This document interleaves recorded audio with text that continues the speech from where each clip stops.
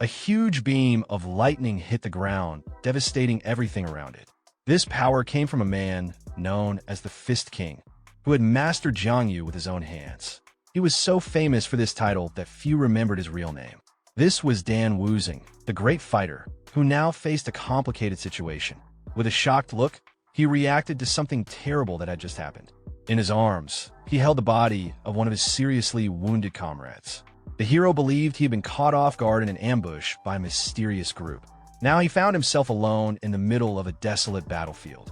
Looking around, he noticed the bodies of his enemies scattered across the ground. However, on a nearby cliff, only 2 opponents were left standing. He saw that both seemed very skilled and wondered where they had come from. Even though he was exhausted, the warrior stared at the 2 with unwavering determination. He then decided to return their subordinate by throwing the body in their direction. The man on the cliff begged for help from the Sword Demon, his leader. However, the Sword Demon ignored the plea and struck down his own companion. Dan Wuzing was completely shocked to witness such cruelty. The enemy had eliminated his own ally without the slightest hesitation. At this point, the protagonist realized that the opponent fought dirty. The symbol on the man's sword, combined with his merciless actions, caught Wuzing's attention. Putting the pieces together, the King of Fists finally began to recognize the foe's identity. He questioned whether the 2 enemies belonged to the demonic faction. The enemy seemed impressed and acknowledged that he was standing before the King of Fists. He praised the hero's resistance, but Wuzing sharply told him to be quiet. Burning with anger, he declared that he would defeat the enemy with just 10 blows. The Sword Demon found such confidence arrogant and charged forward, eager to test the extent of that arrogance. Wuzing, however, managed to defend himself, countering the attacks with his electric fists. The opponent was surprised, unprepared for such speed. At that moment, Wuzing landed a punch and began his count from 1. With a confident gaze, he prepared for the second blow and unleashed a hail of punches until the count reached 6. Then, something strange happened. His attacks began missing the weak points. Looking up, he realized the woman had tied him with purple energy wires. Enraged, he wondered when the villain's accomplice had managed to do that. Taking advantage of the distraction, the Sword Demon retrieved his weapon. In the next instant, he pierced Wuzing's chest. Seriously injured, the warrior suffered massive damage from the attack. The swordsman coldly declared that the reign of the King of Fists ended there. With a look of triumph, he stared down at his nearly powerless opponent. But Wuzing surprised him, grabbing the blade with his bare hand. Alarm spread across the enemy's face as the fighter released one final burst of energy. The Sword Demon watched the scene unfold with a satisfied smile. He then approached the fallen body and praised the Fist King's skill. The explosion left behind a massive crater and a path of destruction. The woman joined her partner and commented that the situation had been extremely dangerous. The villain bent down to mock the warrior in his final moments. But Wuzing summoned his last strength to deliver one final punch to the enemy's face. With that, he completed his 10th blow, leaving the enemy in complete shock. The hero felt his life slipping away and accepted that his reign as the King of Fists had come to an end. In his final thoughts, he regretted one thing he couldn't do. He had wanted to strike the enemy one more time before his journey ended. And so, Dan Wuzing, the King of Fists, was defeated by the demonic faction. Meanwhile, in a safe house on Joa Mountain, something strange was taking place. A mysterious crow watched a young woman inside one of the rooms. Suddenly, someone inside woke up, frightened and disoriented. The young girl ran over in a panic to check on her master. She asked again about his condition, while the man looked around, confused, wondering where he was. He glanced down at his body and questioned whether anyone had tended to his wounds. The man touched his head and looked confused about his current situation. He realized that he had no injuries, and the girl addressed him as Young Master. He accepted the water, but found the title of First Young Master strange. When he looked in the mirror, he saw an unfamiliar face staring back and wondered why he was being called that. Holding the cup, he examined his new hands and noticed how different they appeared. Suddenly, he was startled by his own reflection and jumped back. In a panic, he desperately tried to remove what he believed was a mask from his face. But as he touched his skin, he found no seams and understood that it was truly his face. He stood in shock, while the girl silently watched, unable to make sense of his reaction. Seeing his distress, She quickly said she would call a doctor. Left alone, the fighter continued staring at his hands, still unable to accept what was happening. The girl walked away, confused by how strangely her master was behaving. He began to think through the situation and concluded that not even the demonic faction could have done something like this. Looking at his reflection again, he questioned who the person in the mirror really was and decided he needed to investigate the truth. Attempting to test the new body's movements, he tried to stand but stumbled and nearly fell, unfamiliar with how it moved. He grumbled that the body was too weak, comparing it to a baby deer. Frustrated, he slumped into a chair and called the new body complete trash. At that moment, his attention was drawn to some papers on the table that mentioned a group of merchants. He recognized the name of the large Inhum merchant group. As he read through the documents, he noticed they were addressed to someone named Li Jin. It became clear that the body he now inhabited belonged to Li Jin-un, the eldest son of the household. Scanning the letters, he saw that the requests were mostly about money, gambling, and women. From this, he concluded that the former owner of the body had been a complete failure. He ruled out witchcraft or the use of a mask, and he felt no strange energy within the body. The pieces began to fall into place, and he started to suspect he had been reincarnated. Sitting at the table, he began to wonder if he had completely lost his mind. Just then, a loud call for the first young master echoed through the room. His personal doctor rushed in, asking if he was all right. The hero felt uneasy and wondered who the man was. The doctor explained that he had heard something was wrong. Seizing the moment, the doctor grabbed the young master's wrist to check his pulse. The warrior replied that everything was fine and there was no reason to worry. The doctor was relieved and said he had prepared the usual meal. When the dish was brought out, the hero recognized it immediately as refreshing chicken soup. He knew the soup was good for healthy people, but would be harmful to the body he now possessed. He recalled how the old man had checked his pulse and found it odd that he looked so healthy. The doctor cheerfully claimed that the soup would make him as strong as the young men participating in the upcoming martial arts competition. Curious, the hero asked about the competition and was shocked to learn that 200 years had passed. Processing this information, he refused the soup, claiming he had no appetite. He then sent the doctor away, saying he wanted to return to sleep. Thinking to himself, he calculated that if the competition was nearing its 200th edition, then it hadn't been long since his death. That realization brought him some relief. He concluded that the demonic faction likely still existed. He also began to suspect the doctor and others around him, convinced they were people who deserved a beating. With fierce determination in his eyes, he silently vowed revenge. This time, he would finish all of them with a single punch. Later, a table full of appetizing food was set before him. The servants whispered among themselves, surprised by how much the young master was eating now, so unlike before. The hero returned from a walk looking much healthier than before. Entering the room, he complimented the girls for preparing the meal and requested that meals remain simple like this from now on. The servants continued to whisper, amazed at the change in him. While he was eating, Dr. Gong Sunming called to him from outside. The hero felt annoyed by the interruption, but allowed the man to enter. The old doctor came in with a grim expression while the servants bowed politely. The hero found the doctor's attitude amusing, noting how rude he was despite his formal entrance. But then the doctor's face suddenly shifted into a forced smile as he greeted the young master with enthusiasm. Wuzing didn't understand the sudden change in behavior and decided to trap the doctor. He calmly asked what the doctor wanted. The older man stood there, speechless. The gentleman said he had come out of loneliness and remarked that his effort had been in vain, since the young master appeared healthy. With an ironic smile, the protagonist questioned what kind of effort he was referring to. He then asked if that effort had been an attempt to poison him with the soup. The doctor stood in shock, unable to believe what he had just heard.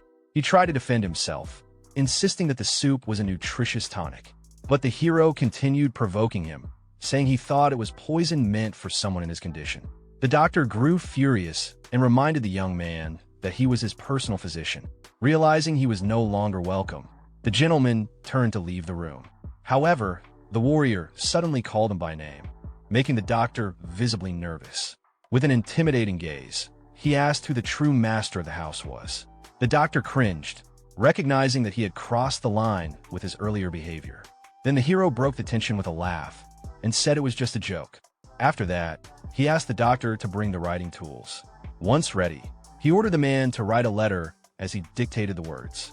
The first line stated that he would stay in the village due to his illness. But when the warrior continued dictating, the doctor stopped writing and scowled. The hero noticed the hesitation and asked why he had stopped. The doctor tried to cover it up and replied with feigned confusion, asking what the young master meant. Suddenly, a small gold bar flew through the air and slammed into the wall, narrowly grazing the doctor's neck and leaving him terrified. With a serious expression, the hero warned him that he was no longer the same Lee Jin-un from the past. The doctor, alarmed, asked what the young master meant by that. The boy began to explain everything, starting with the dragon phoenix soup. He said that for healthy people, the dish could serve as an invigorating tonic. But for someone sick like him, it was practically poison. The warrior insisted that a real physician should have known this. The doctor stood still, quietly analyzing the situation. Then the hero asked whether he had thought the pulse check would go unnoticed. The doctor was even more stunned by that revelation. But the protagonist added that the most important part had yet to come. With no appetite, he ordered everyone to leave the room and take the tonic with them. Looking directly at the doctor, he stated that the man hadn't even managed to hide his intentions. The older gentleman stood glaring at him while holding the bowl of tonic. Knowing the doctor wasn't working alone, the hero told him to write down the name of his boss. The man feigned ignorance, asking how anyone could suspect such a kind soul. The protagonist let out a sigh, exhausted by the doctor's pathetic act. Then the doctor's face twisted, revealing his true nature. With a malicious glint in his eyes, he glared at the hero, who calmly questioned him. The hero declared that the man had finally revealed his true self, and that it had been foolish to even try to appear worthy. At that moment, the villain threatened to eliminate all the servants to silence them forever. He slipped a needle from his sleeve and prepared to attack. But in the blink of an eye, the young master appeared right in front of him. With a swift, accurate strike, the protagonist punched the doctor in the face. Holding a piece of chicken, he warned a man not to get distracted. Then he took a bite from the chicken and added that the doctor shouldn't have let his guard down. Wincing slightly, he muttered about the pain and complained that the body was still far too weak. Determined, the warrior decided he needed to regain his strength as quickly as possible. Once he did, it wouldn't matter if the mastermind behind it all was the Yunha group. He also planned to investigate Gongsun Meng further in the future. But suddenly, the young master's body began to weaken, and he nearly collapsed. A sharp headache struck him, and he wondered what was happening. A familiar voice cried out desperately, calling for its lord. The image of the doctor flashed in his mind as the voice shouted his name. The hero began to deny what he was seeing, confused by the vivid images. He soon realized that he was experiencing the memories of the real Lee Jin-un. The memories were so sorrowful that a tear ran down his face. At that moment, the warrior finally understood the entire story of the boy whose body he now inhabited. Lee Jin-un was the eldest son of the wealthy Inha merchant group, but he was neither as smart as his second brother nor as strong as his third. He was simply the eldest, a young man without many special talents. To compensate for his shortcomings, he relied on money and immersed himself in a life of pleasure. By the time he realized his mistakes and tried to change, it was already too late. His health had been neglected for far too long. Lee Jin-un came from a small family, which is why he was sent to live in an exile village where no one cared much about him. The warrior thought the real problem at the beginning had been not having the body's memories. But now, with everything cleared up, he could finally focus on his martial arts. He regretted the waste of such a naturally gifted body, but he planned to use his own knowledge to make up for it. Then he paused, struck by a realization. His eyes fell on a pile of coins, and he remembered the elixirs he needed. The former owner of the body had been extremely wealthy and could buy anything he wanted. Thinking of this, the boy remembered the doctor he had defeated and decided that he needed to bury the man. A year passed, and the landscape around the village had completely changed. One day, someone approached the place with firm, determined steps. A man wearing an eye patch greeted the servants, who were surprised by the visit. Introducing himself as Mokinsep, he asked to see young master Lee Jin-un. One of the girls pointed the way with a smile. The guard was completely shocked by the scene in front of him. He could hardly recognize the young master, whose physique had changed drastically. The boy now had a muscular, well-defined body thanks to his intense training. Several seasons had passed since the warrior had begun dedicating himself to growth.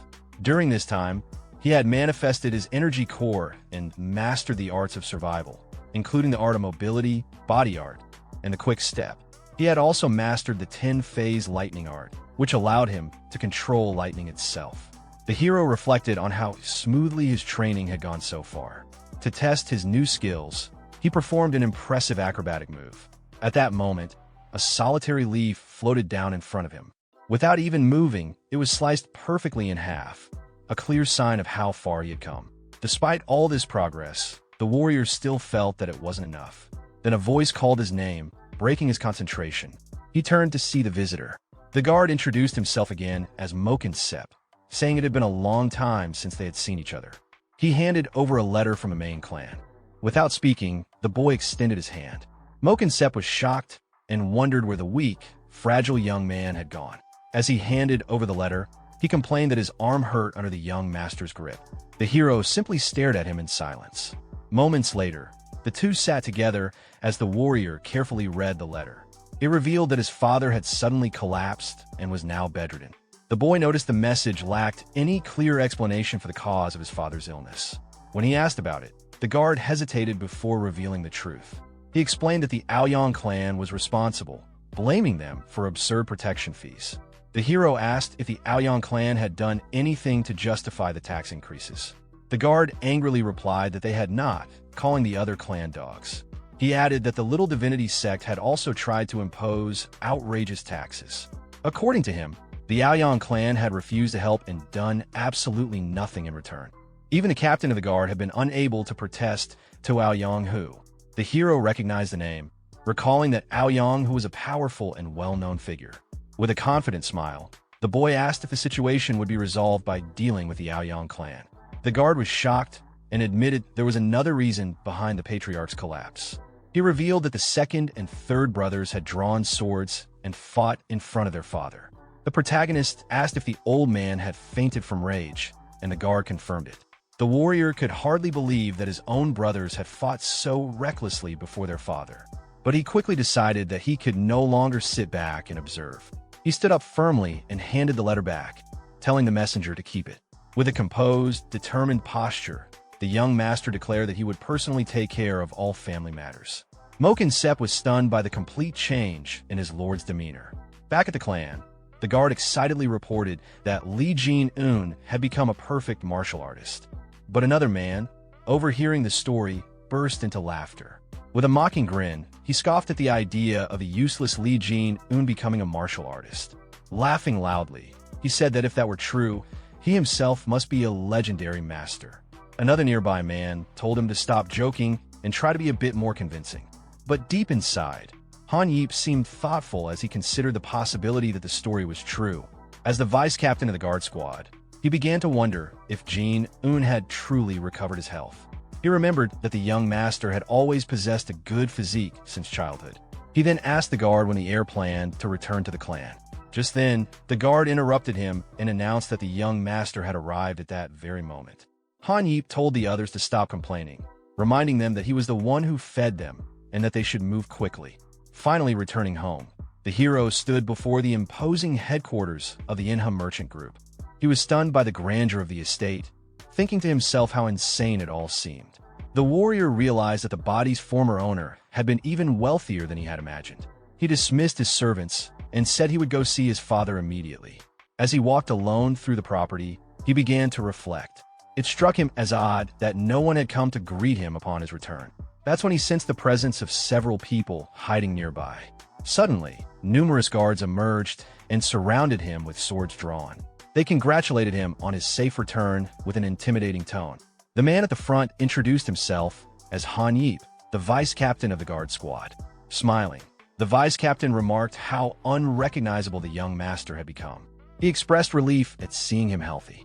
Another guard whispered a reminder that the old Jin-un used to look down on and mistreat them. Despite these memories, Han Yip maintained a calm and neutral expression. The guard expected his captain to be humiliated again, but the hero stepped forward confidently. With a smooth motion, with an ironic smile, he thanked everyone for the enthusiastic welcome. The guards were stunned, and Han Yip quickly offered to escort him to his father. Everyone watched in disbelief. unable to comprehend how the once useless young master was now greeting them with such poise. Moke and Sep reaffirmed that his master had changed, while another guard admitted it felt like they were meeting a stranger. From a distance, Han Yeep watched the young master closely, his expression thoughtful and curious. He gave a small smile, mentally noting how the boy now seemed more like an ally than ever before. Upon arriving at the door, the vice captain paused to speak. He informed the protagonist that the clan leader had already been notified of his arrival. The warrior nodded and thanked him. His younger brother suddenly appeared behind him. With a casual, mocking attitude, the younger one couldn't resist taunting. He called attention to the scene with a sarcastic remark, clearly trying to stir trouble. Both the guard captain and the protagonist turned to look at him.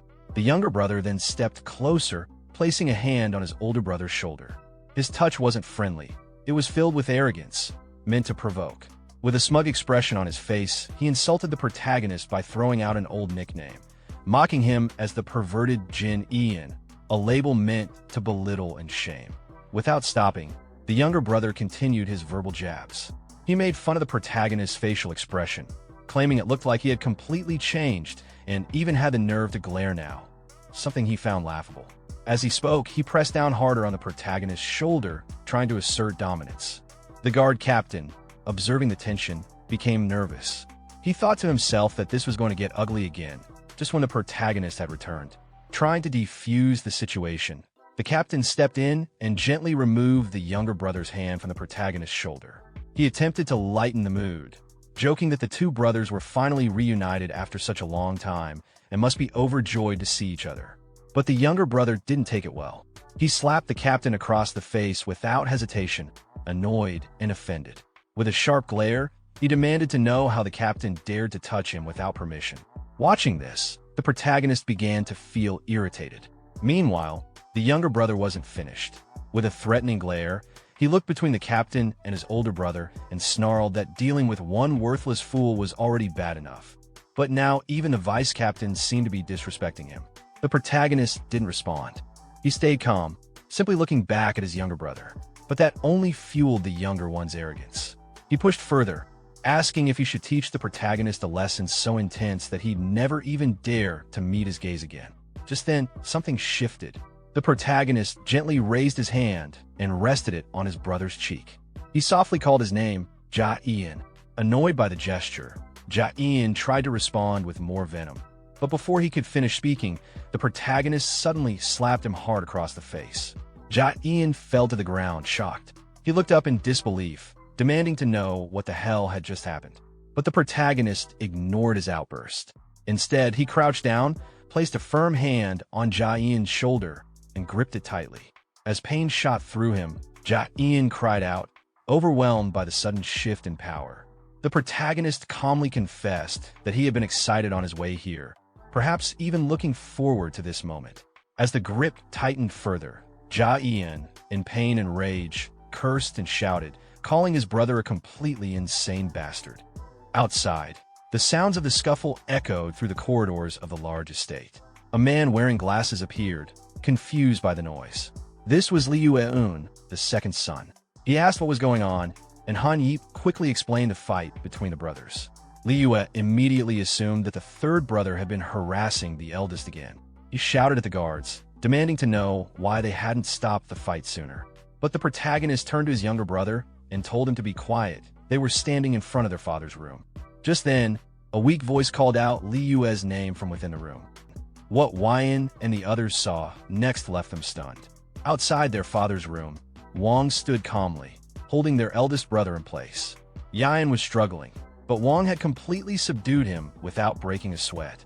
From within the room, a voice called out to Wyan, but he couldn't respond. His mind was still reeling from the sight of Wang's dominance. Nothing about what he was seeing matched what he had expected. The scene shifted to a more composed setting. A quiet room awaited with a steaming teapot on the table, its gentle heat contrasting the underlying tension in the air. Hyan now sat at the head of the table, silent and observant. Wang stood beside a kneeling and restrained Yan, his expression calm and confident, wearing a faint, knowing smile. Hyan took a sip of tea and casually remarked on Wang's return, noting that he appeared to be in good health. He paid no attention to Yan's condition. Wang confirmed that he was indeed well, meeting Hyan's gaze with steady confidence. The overseer then raised his bandaged hand, pointing it out and questioning whether Wang had caused the injury. Before Hyan could explain or wave it off, Wang turned toward Hyan again and landed a sharp, calculated strike across his face. Hyan was forced to endure the pain in silence, completely powerless under Wang's authority. Wang then issued a cold warning to Hyan about the consequences of disrespect.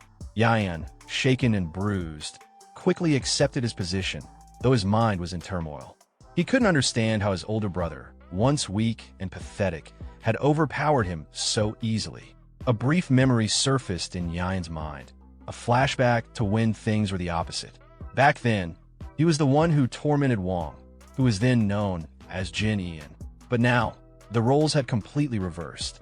Hyan, watching quietly, understood what had happened. Wang had truly humbled the arrogant third brother.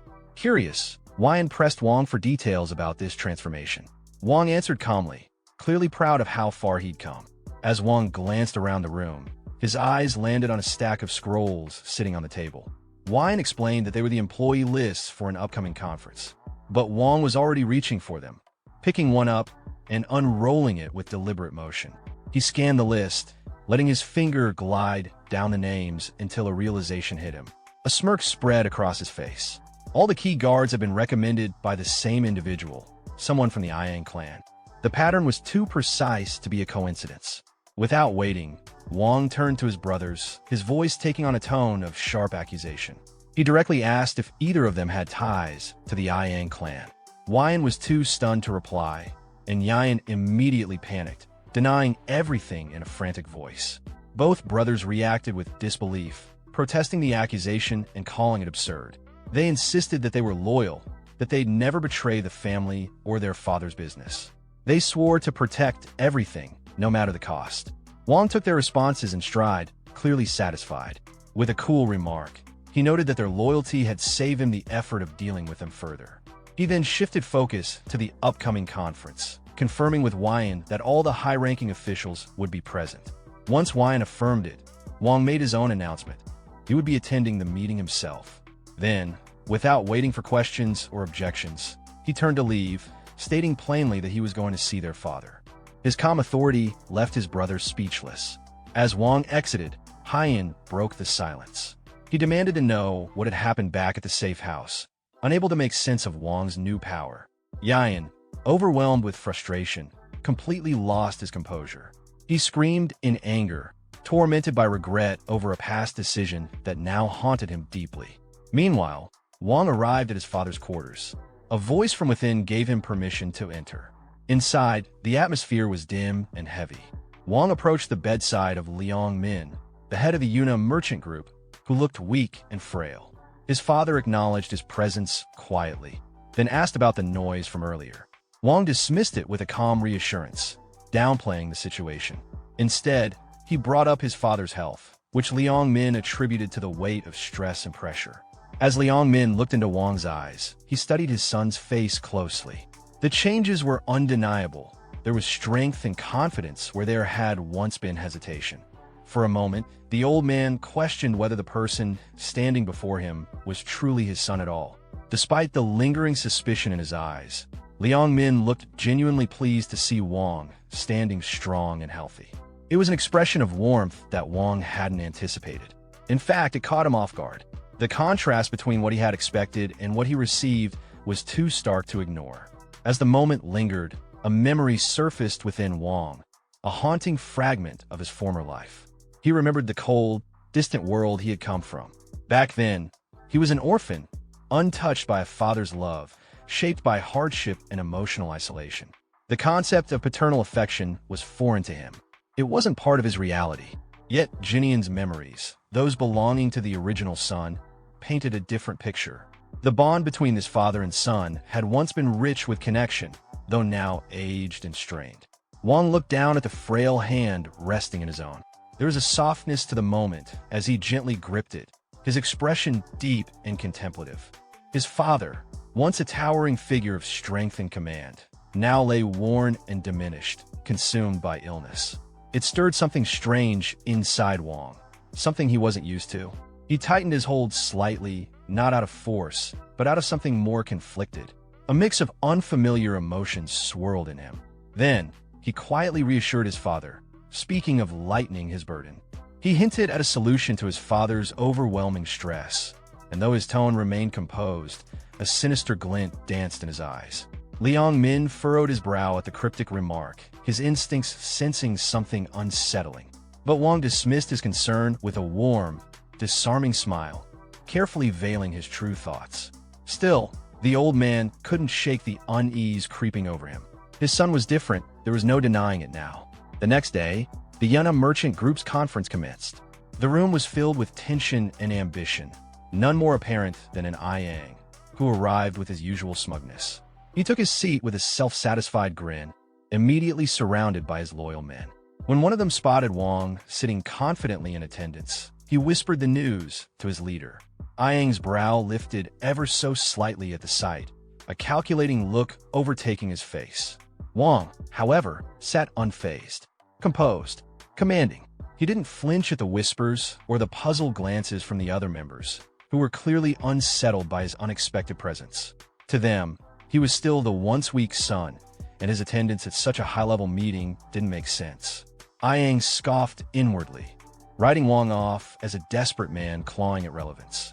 He viewed the appearance as nothing more than a weak attempt to gain favor, a last-ditch effort to remain standing in a game far bigger than him. Meanwhile, Han took charge at the front of the room, trying to carry the meeting forward. He asked if there were any objections to the current topic on the table. Just as he was about to move on, a hand went up. Bold, unexpected, it was Yang. With calculated confidence, Yang took the opportunity to speak, offering what he claimed was the perfect candidate to serve as Wang's personal guard. The move was transparently political, another attempt by the Yang clan to extend their influence deeper into the group. Murmurs of discontent rippled through the room. Some of the members grumbled openly, clearly frustrated by Yang's relentless power grabs. One member was so startled by the brazenness of the suggestion that he crushed the teacup in his hand. Embarrassed, he quickly blamed it on a slip, though it was obvious the tension had gotten to him. Yang offered a fake apology, feigning politeness, but his eyes betrayed him. He was enjoying every second of the discomfort in the room. He then challenged the assembly, daring anyone to oppose his nomination. The room went quiet. He smirked, clearly expecting no one to answer. But just as he began to bask in the silence, a single voice broke through. Across the room, Wang raised his hand. All eyes snapped to him. With unshakable confidence, he calmly stated that he had objections to the current proceedings. Then, rising from his seat, he locked eyes with Yang and made his own proposal, direct and explosive. He called for the dismissal of Aryan Ho, the current guard squad leader. The room exploded into chaos. Yang's supporters burst into laughter, mocking the proposal as pure nonsense. One of them openly jeered, treating the idea as if it were a poorly timed joke. Yang himself laughed dryly, questioning whether Wang had lost his mind. He sneered at the idea, taunting Wang for forgetting his place. To Yang, Wang had no power, no right, and certainly no authority to make such declarations. Wang didn't respond to Yang's mocking tone with words. He simply smiled.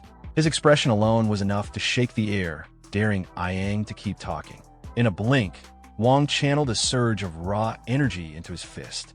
Without warning, he lunged forward, slamming his knuckles into the ground. The entire floor erupted beneath him, a violent explosion of debris and force that shook the room to its core. As dust and stone rained down, Wang stood tall in the center of the destruction, staring down at his completely stunned rival. Yang could barely breathe, his eyes wide with disbelief as sweat dripped from his forehead. The sheer power Wang had just displayed left him paralyzed. With an icy gaze and clenched fists, Wang made a bold declaration. The Manhwa Merchant Group belonged to him now. He turned his back on the room and began walking away, the silence behind him heavy and stunned. Hyan, still in shock, called out, questioning the recklessness of Wang's challenge. But Wang didn't stop. Instead, he turned slightly and called back to Hyan, asking what happens when a martial artist is underestimated. A smirk played on his lips, sharp and knowing. He answered his own question, the one making assumptions gets devoured. Then, he gestured toward the gathered crowd, directing Hyan's attention to something more urgent. Their merchant group, Wang pointed out, was already rotting from within. Ayang's people were everywhere. Yan followed his gaze, his eyes widening in alarm as he finally noticed the sheer number of Ayang clan members surrounding them. Wang stepped closer and firmly gripped his brother's shoulder. He told him not to worry. As the older brother, he'd handle everything. Yan was left speechless, trying to grasp what Wang meant by handling it. His brother's methods were unpredictable, chaotic even. The scene flashed back to the wreckage. Amid the dust and shattered floor, Yan's thoughts spun. He demanded to know what Wang's violent display meant. Now, armed men were closing in, surrounding Wang. A few of Ayang's subordinates sneered, assuming the so-called troublemaker had finally lost control. But before they could act, one of Wang's loyal guards stepped forward, furious. He placed himself between Wang and the attackers, declaring their actions a disgrace. Drawing weapons on the young master was beyond insolence. In moments, Wang's personal guards formed a defensive line. Despite being outnumbered, their resolve was unshakable. Wang stood at the center, cold and still. With a quiet voice, he agreed their enemies were out of line, lifting his head with open contempt. The air grew thick as Wang stared into their eyes, questioning how they could dare threaten their own employer. Even his own guards were caught off guard by the intensity of their master's presence. Wang calmly commented that his enemies must have a death wish. From a distance, Ayang observed everything unfold. He casually offered compensation to the opposing guard captain, a thinly veiled bribe. But Wang met his gaze with a smirk. He said he wasn't sorry for the chaos, only for utterly ruining Ayang's plans. Then his voice sharpened. He revealed the truth. During his recovery, Ayang had hired a physician, an assassin, meant to kill him. But the plan had failed. Wang went further. He exposed Ayang's entire strategy, how he had manipulated the brothers from the shadows, hoping to fracture them. With the siblings turned against each other, the Ayang clan would have seized control of the merchant group like puppeteers pulling strings. The revelation struck like a thunderclap, but Ayang didn't flinch. He erupted into derisive laughter, brushing off the accusation as delusion. Wang took a step forward, his presence heavier than ever. He was just getting started. With a calm but piercing voice, he dropped the final bombshell. The assassin sent to eliminate him had already been dealt with by his own hand. The room fell silent again. Ayang reached out in disbelief. He looked him in the eye and calmly confirmed it. He had swiftly eliminated the assassin. Wang stood calmly. He openly mocked his rival, pointing out the glaring flaws in his clumsy, half-formed takeover attempt. His words stung, and Ayang's composure finally cracked under the weight of humiliation. Fueled by fury, Ayang gathered a surge of energy into his fist. The air around him crackled as raw power coiled in his arm, and he stepped forward with murderous intent. But Wang didn't flinch. He simply watched the incoming blow with a knowing smirk. This was exactly what he wanted. Ayang lunged, unleashing a savage, energy-infused punch aimed directly at Wang. In response, Wang summoned his own vibrant blue energy, meeting the attack head-on. The two fists collided with a thunderous explosion of light and force, sending shockwaves through the conference chamber. Ayang was thrown backward, pain surging through his arm as it trembled from the impact. He stared at Wang in disbelief, the realization dawning. Wang had mastered a formidable martial art. The sheer force of the exchange left no room for doubt. His own guards, witnessing this display, stood frozen. None of them had known the depth of their master's strength. Wang tilted his head with a playful smirk and casually asked if it was really okay to hit someone fresh out of recovery. Then, with a mocking chuckle, he added that if the duel was official, then surely everything was fair game. Ayang's face twisted with rage as he sensed his rival's confidence bleeding into every word. Seeing their captain challenged so brazenly, Ayang's men quickly jumped in, shouting to declare the battle an official duel, with the entire room as witnesses. The guard captain grinned, thinking Wang had been cornered by the formal terms. But Wang simply adjusted his robes with calm precision, shaking his head. He rejected the offer flatly. He wanted none of their rules. Instead, he raised his fist and demanded a life-or-death duel, no constraints. Ayang's expression shifted. He begrudgingly acknowledged Wang's advanced skills, assuming the strength came from training under some prestigious sect. Without another word, he rushed in, declaring that Wang's inexperience would be his downfall. But the moment Ayang's leg came flying, Wong moved with elegant precision, effortlessly parrying the kick. He smirked and mocked his opponent, questioning what exactly counted as experience in his eyes. Ayang's disbelief deepened as Wong stood there, crackling with lightning, dismissing the lecture on experience entirely. Then, with a sudden motion, Wong fired a devastating counterattack. Ayang's body was launched across the room, a blur of limbs as he crashed into the ground, completely overpowered. Blood stained his lips as Ayang struggled to process what just happened. Wong approached, his smirk deepening, now ready to deliver a true lesson in combat. Activating his enlightened mobility art, Wong distorted the space around him, blinking forward at impossible speed. In an instant, he was in front of Ayang. Ayang barely had time to raise his sword before Wong's hand caught it mid-swing. Sparks exploded as flesh met steel, but Wong didn't budge.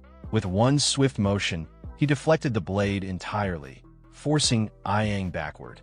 His boots carved trenches into the ground as he fought to stay upright. The duel intensified. Blow after blow, the two clashed in a blur of strikes, each movement laced with lethal precision. But Ayang was slipping. He barely managed to block the next strike, and in that instant, he understood something was terribly wrong. The way Wong moved, the timing, the power, the footwork, none of it aligned with a novice. It wasn't just raw strength. It was technique refined through brutal mastery. Ayang suddenly felt as though he were facing not a young upstart, but a seasoned martial grandmaster. Unwilling to accept the truth, Ayang pushed down the fear rising inside him. With a snarl, he summoned his energy once more, readying a desperate counterattack. His men, watching anxiously from the sidelines, erupted in cheers. They were certain their captain was about to unleash his finishing move. Ayang gathered every ounce of strength he had left, channeling it into his most powerful technique.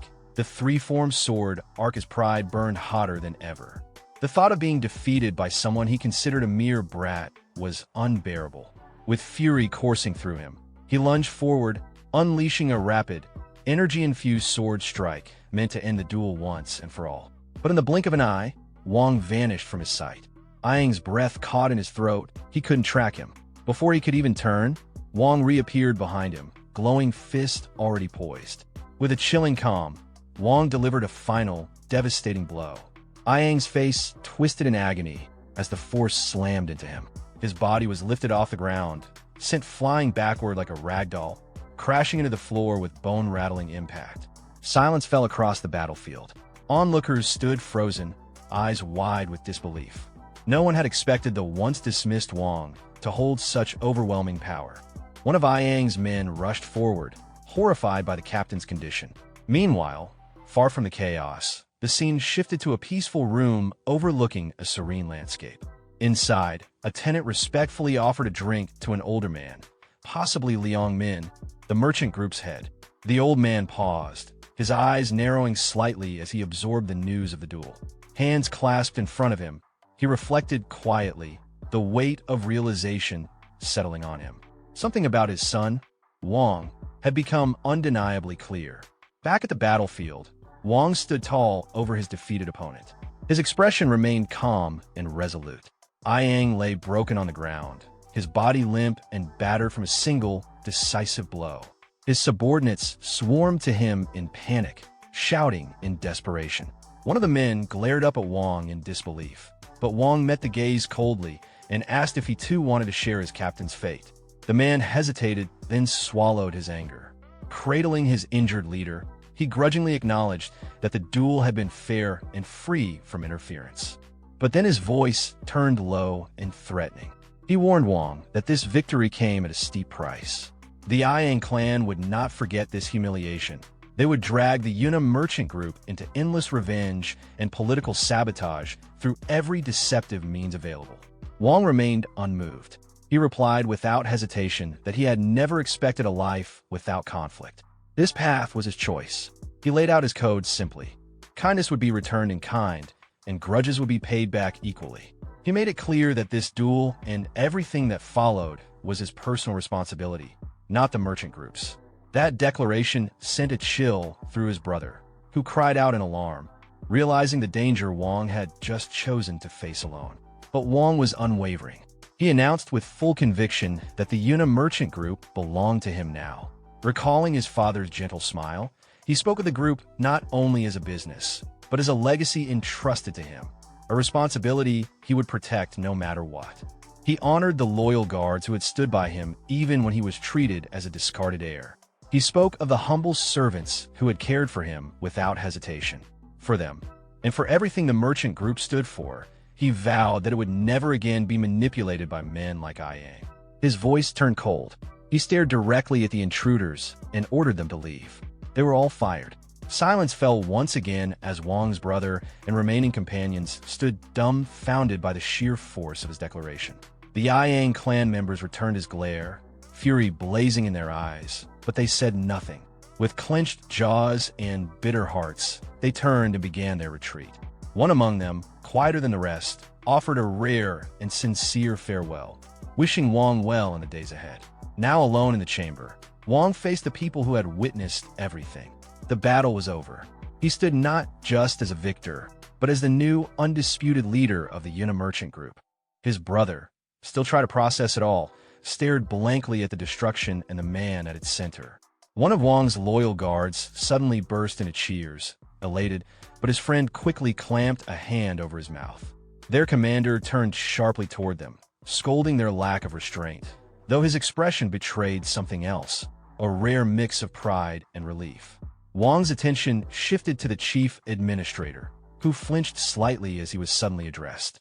With a commanding gesture, he demanded an elixir, requesting that it be taken from the merchant group's funds.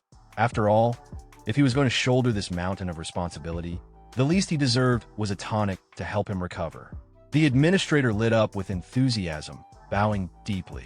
He promised to retrieve the finest tonic available, nothing less for the new leader of the Yuna merchant group. Wang, standing firm as the new head of the Yuna merchant group, begins assigning responsibilities with sharp precision. He outlines the administrator's new duties, emphasizing the urgent need to hire a completely new guard squad. His tone leaves no room for negotiation. The old system is being torn down.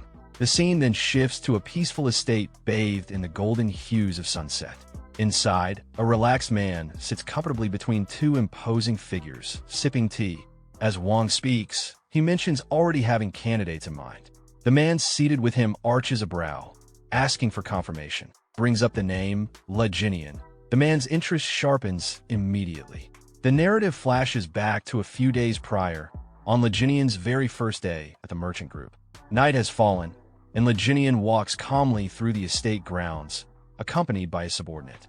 His eyes are sharp, scanning every detail around him with a measured, thoughtful gaze. As they pass the vice captain, Leginian casually asks if the man has had a meal yet. The surprised officer admits he's been working non-stop since sunrise, with no time to eat. Leginian doesn't respond immediately. He simply files the information away with a knowing look. A sly grin creeps across his face, hinting at the gears already turning in his mind. He then turns his gaze downward from a balcony, watching a cluster of guards fooling around while on duty. The contrast is obvious. Where the vice captain was dutiful and focused, these men were lazy and indifferent. Leginian quietly unclenches his fist. He's already made up his mind. These freeloaders need to go. But he also knows the harder part isn't firing them. The real challenge is replacing them with people who are actually worth something. His subordinate, watching the changes in his expression, finally begins to understand just how large and calculated Leginian's plan truly is. Their search leads them to a bustling, lantern-lit establishment filled with smoke, noise, and laughter, a den for gamblers, drinkers, and rough types. Exactly the sort of men Leginian is looking for. Inside, one especially loud man enjoys a smoke, completely oblivious to the eyes watching him. Some patrons recognize Leginian instantly. They snicker among themselves, calling him the merchant group's famous pushover. Their tones are mocking, but Leginian doesn't flinch. He stands with his hands clasped calmly behind his back, surveying the room like a general analyzing a battlefield. He turns, gaze sharp and predatory, and begins walking toward a roped-off area marked restricted. A large bouncer, armed with a trident, stands in front of a set of ornate double doors. The bouncer smirks at his approach, mockingly greeting him as young master. expecting yet another bribe or groveling favor. But Li Jinian's expression turns cold. He dismisses the man's familiarity and commands him to open the door. The bouncer, caught off guard, sputters in disbelief as Li Jinian brushes past him without hesitation. His firm stride signals a dramatic shift. This is not the same man they once knew. Inside the private room, the rowdy atmosphere quiets as the occupants notice Li Jinian's entrance. Their leader, Como, greets him with a smug grin. But when his eyes meet Li Jinian's, he senses something is different. Li Jinian stares back with icy resolve. Two bald men, Yuk Jimbo and Yakiongo, offer a cold, dismissive welcome. Como scolds them with mock concern, scolding their lack of hospitality and putting on an exaggerated show of care for his old friend.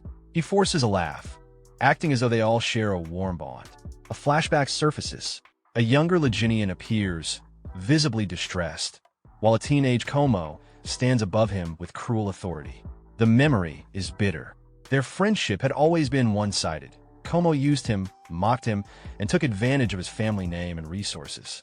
Back in the present, Li Jinian studies their faces in silence. He watches the lies play out, pondering what they even think friendship means. Como then tosses him a bag of coins with a smug grin, telling him to have fun, his tone dripping with condescension. He laughs about finally having his favorite pushover back, promising a big treat, all at Li Jinian's expense. But this time, Li Jinian doesn't play along. His silence unnerves Como. The room grows tense. Como frowns, uncomfortable with the uncharacteristic lack of response. But Li Jinian breaks the quiet in a chilling tone, stating he's simply deep in thought. His gaze narrows. With calm menace, he admits he's contemplating whether or not to end Como's life right then and there.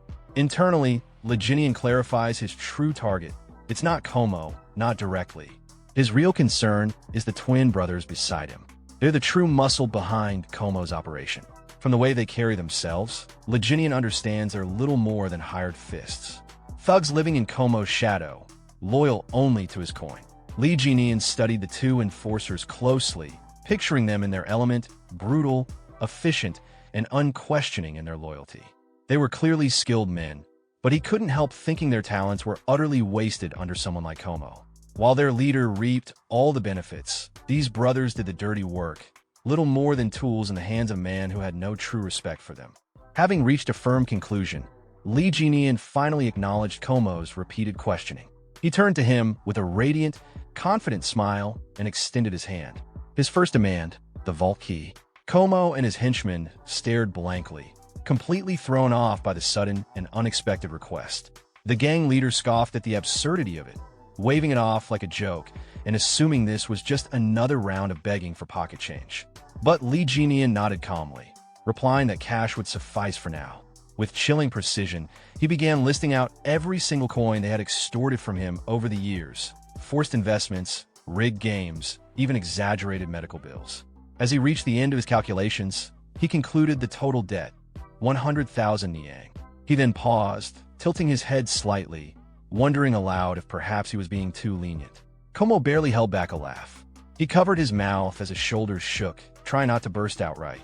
But soon enough, he erupted in hysterical laughter, slapping the table in disbelief. To him, this was pure comedy. Through tears of laughter, he mockingly praised Li Jinian's sudden mastery of mathematics. Still chuckling, he leaned forward and sneered, calling Li Jinian a complete madman. His tone shifted. Como now spoke with dark amusement, boasting that the vault didn't just contain money, it held a fortune in jewels and precious metals. He took a deliberate step closer, amusement giving way to menace. He got in Li Jinian's face and growled that none of it was meant for him. With a sneer, he offered Li Jinian a patronizing loan, mockingly asking where all this vault talk was coming from. Li Jinian remained stoically silent. Annoyed, Como grabbed his chin, trying to provoke a reaction. Still, Li Jinian did not flinch. His silence only agitated the gang leader further. Como's expression twisted in frustration.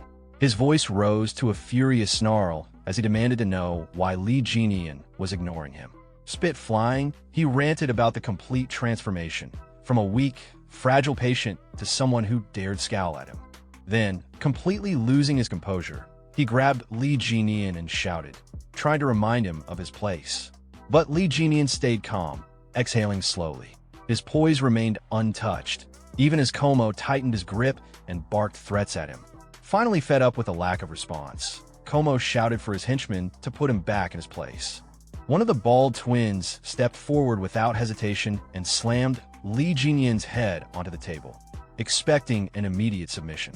But something fell off. As he held him down, a bead of sweat began to trickle down the enforcer's face. Li Jinyan wasn't reacting, not even flinching. He wasn't resisting, but he also wasn't yielding. A smirk spread across Li Jinyan's lips. He muttered that he had tried to show them kindness. Then, in one swift and explosive motion, he shattered the enforcer's grip and flipped the large man clean over his shoulder, slamming him hard into the ground. The room erupted into stunned silence. But before he could react, Li Jinyan was already moving. He pivoted and sprang forward with incredible speed, using the table as a springboard. With perfect aim, he launched a devastating kick straight into the second brother's midsection. The blow landed hard, utterly destroying his guard and sending him hurtling across the room.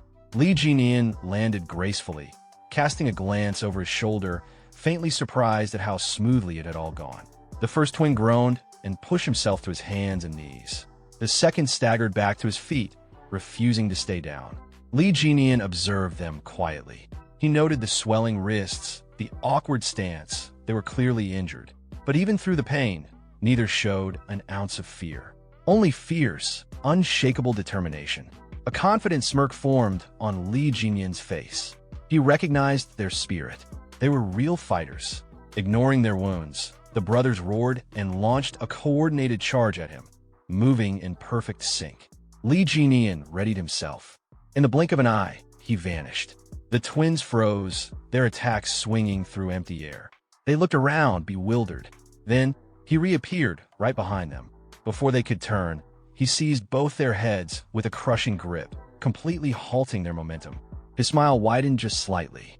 Their strength was admirable, but they lacked leadership.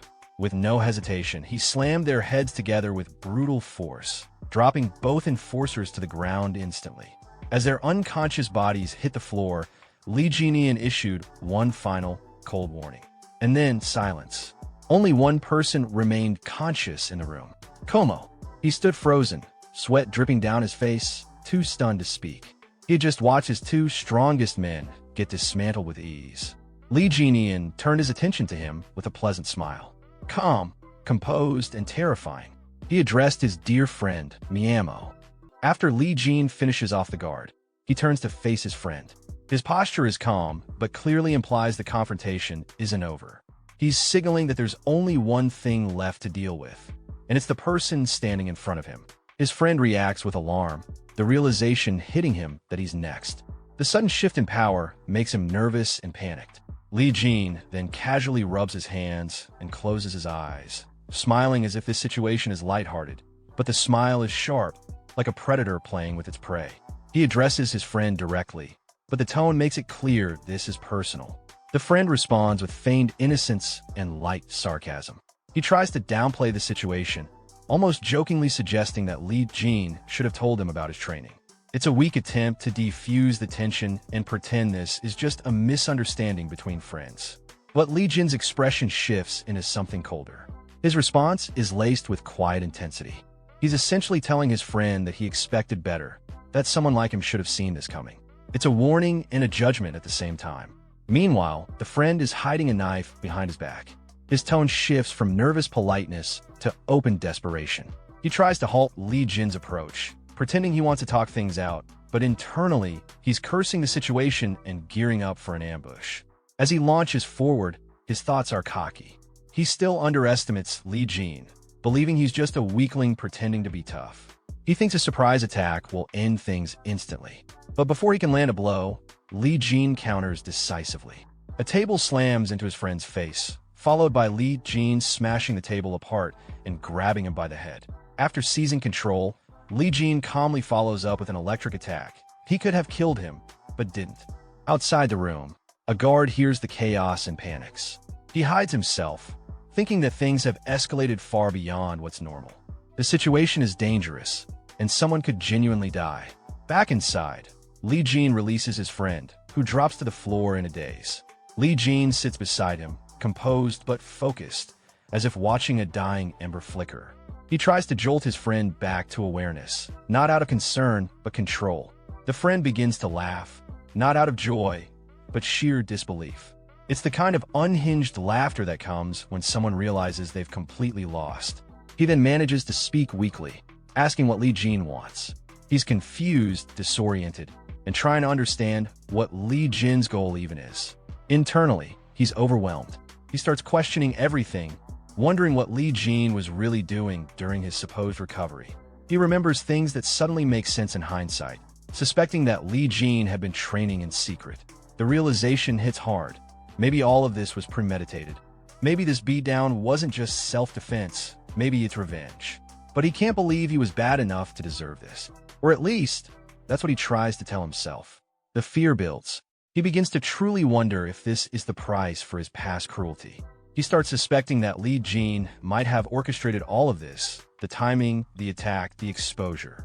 In an effort to shift the mood, he suddenly stands and acts overly cheerful, a complete 180 from just moments ago. His performance is clearly fake, but he hopes to divert Li Jin's attention. Instead of offering what was demanded, he suggests an alternative, anything really just to stall or misdirect. Li Jin responds with interest, but doesn't make his intentions clear. This ambiguity gives his friend a sliver of hope, which he clings to. Sensing a possible opening, the friend becomes excited. He references their long-standing relationship, appealing to nostalgia and shared history. It's a manipulative move, trying to reframe the conflict as a misunderstanding between old friends rather than consequences for betrayal. Li Jin acknowledges the sentiment in a neutral way, appearing to accept the idea of friendship, but without much emotion. His friend takes this as a good sign, becoming animated, relieved. He even celebrates the moment as a turning point, convinced that things are resolved. He suddenly pulls Li Jin into a hug, acting as if everything's forgiven. His promises to stop bullying and hitting Li Jin feel performative, like lines rehearsed by safety. Not because he means it, but Li Jin's expression doesn't change. He doesn't return the hug or acknowledge the excitement. He simply stares ahead with a flat, disinterested look and says something that makes it clear. His words suggest that the friend's touch and the entire charade disgusts him. Hearing Li Jin's cold rejection, the friend quickly lets go of him and tries to reset the mood with exaggerated optimism. He puts on a wide, glowing smile, acting as if everything's fine now. He insists that they're not just friends, but brothers. His tone is overly dramatic, clearly fake, and meant to cover his fear and shame from earlier. To solidify the performance, he turns to the two guards nearby and loudly orders them to treat Li Jin with reverence. He demands they greet Li Jin as their new big brother and show proper respect, even congratulating him on how much stronger he's become. It's his way of saving face and pretending he's still in control. The guards don't question it. They respond instantly, congratulating Li Jin in a way that's respectful but feels automatic. It's clear they recognize strength and have started to shift loyalty. Internally, however, the so-called friend smirks. His thoughts are full of contempt. He scoffs at the idea of friendship or brotherhood, clearly seeing it all as an act. Deep down, he still views Li Jin as someone who used to crawl at his feet, obedient, weak, and pathetic. In his mind, he's already planning to escape. Once he gets out of this mess, he intends to grab the twins, likely his loyal subordinates or bodyguards, and disappear. He believes that with them by his side, starting fresh somewhere else will be easy. But as he begins to walk away, Li Jin's voice cuts through the room. He calls out to the two guards by name, reminding them that when he swears brotherhood with someone, it's for life, not a passing moment. His tone is heavy, implying a deeper commitment and warning them to consider their stance carefully. The twins immediately turn to look at the friend. Their eyes are uncertain, perhaps even judgmental. They're silently questioning whether they should still trust or follow him. Feeling the pressure and not liking the attention, the friend snaps back. His voice becomes defensive, frustrated. He demands to know why they're looking at him like that, and reminds them loudly that he and Li Jin are sworn brothers now, trying to reassert authority, but it sounds desperate in response. The guards face Li Jin and declare their loyalty to him with complete seriousness. They announce that they'll now follow him as their big brother. It's an official transfer of allegiance. They're no longer under the friend's influence. Seeing the shift, the friend fakes a smile, and pretends to support it. He plays along, complimenting their attitude, but there's no sincerity. Inside, he's boiling. Lee Jin then speaks again, his voice smooth and calm, suggesting everything is settled, but only on the surface. Then, suddenly his tone shifts. It grows darker, more threatening. He states that if they truly are brothers, then it's time to determine who the biggest brother is. With a quiet but unmistakable command, he tells the guards to step outside. Whatever comes next, it's going to be private and decisive. The friend is completely caught off guard. Panic flickers across his face. He tries to interrupt, pleading for a pause, but the guards are already moving. A moment later, he finds himself alone in the room with Lee Jin. Lee Jin looks at him with narrowed eyes and asks what he's trying to do. The friend, growing more uneasy, begins to question Lee Jin's motive. In his head, he's wondering, what exactly is Lee Jin after? Lee Jin gestures for him to hurry up and make a decision. This throws the friend off. His thoughts spiral. He wonders if Lee Jin isn't after money, as he originally assumed. Could there be something else? Lee Jin responds again, now openly critical. He calls out how the friend had used the guards for personal gain, manipulating their loyalty for selfish purposes. He's calling out the way the friend operated and declaring it wrong. Then, surprisingly, Lee Jin smiles brightly. The mood shifts for a moment. As he raises a fist with resolve, he declares his new intention: to properly guide those who followed the wrong leader. It's not about revenge, it's about setting things right. And this time, he's the one taking responsibility. Hearing this, the friend sighs, not from relief, but from resignation. His face falls, disappointment clouding his expression. He weakly tells Lee Jin to just take the money and be done with it. He grabs his head in frustration and despair. Emotion spills over as he bitterly complains. Lee Jin has already beaten him up, and now he's even taking the two people who were closest to him. It's too much. Then his frustration explodes. He screams that what Lee Jin's doing is no different than telling him to die, that he's being pushed to the edge. Lee Jin turns slightly, calm as ever, and repeats the word kill, as if he's considering it. And then, without another word, he kicks his friend in the face. The blow is brutal and sudden, meant not just to hurt, but to humiliate. His face shows a mocking expression, and the words that follow sound like sarcastic praise, pretending to thank him for his efforts. But it doesn't stop there. Lee Jin launches a series of punches, not even giving his opponent a moment to breathe. Each strike is fast, merciless, and unrelenting. There's no hesitation, just raw, controlled fury. The friend, now overwhelmed and terrified, thinks he might actually die. The pain, the power, the relentlessness, it all becomes too real. For the first time, he fears that Lee Jin isn't just proving a point. He might be serious. Barely able to speak, he manages to get a few words out, a plea. He says he'll hand something over, but Lee Jin only leans in with a cold, unreadable look. His face shows no pity. He says he can't hear him, forcing the broken man to repeat himself. With no pride left, the friend finally says it clearly. He'll give up the keys. He begs for mercy, asking to be spared. After Lee Jin's final mocking remark, Myung-go, beaten and bruised, tried to regain some control over the situation. He asked sarcastically if he should show respect now that they were supposedly friends. But instead of responding with words, Lee Jin suddenly grabbed him and threw him hard toward the door. Myung-go crashed through the door, breaking it as he tumbled outside. The two guards standing nearby saw him fall and immediately called out his name, shocked by the sight of him in that condition. Lee Jin watched him with an unreadable expression, silently wondering how Myung-go still had the nerve to laugh in that state. Lying on the ground, Myung-go was overwhelmed by disbelief. In his thoughts, he questioned whether Lee Jin was even sane anymore. The guards, seeing their former boss sprawled out like that, asked if he had really lost. With a weak voice, Myung-go admitted defeat. He told them that from now on, they should serve Jin Eon instead. Inside, he felt deeply embarrassed but held back his emotions. Still, he tried to reason with himself. Maybe it was better for the twins to follow someone like Lee Jin, someone who could give them a better life, perhaps in a more stable place like the Alinha Merchant Guild, instead of keeping them stuck in this run-down gambling den. As he thought about it, a tear slipped from his eye. He had spent a long time with them and believed they shared a bond. But before he could dwell on that feeling, the twins spoke in unison. They said they understood, and they thanked him sincerely. Hearing that, Myung-go looked at them with irritation. Later, He muttered to himself in frustration, calling them ungrateful and cursing the old saying about never trusting those with black hair. He then made his way upstairs toward his room. On the way, people in the building recognized him and started whispering. They called him the walking corpse and commented that now, without the twins, they might actually be able to beat him. He ignored the voices and kept walking, head lowered. But suddenly, a group of men stepped in front of him, surrounding him. One of them mentioned that now that the twins were gone, things had changed. Myungo looked at them calmly and acknowledged how bold they were all being now.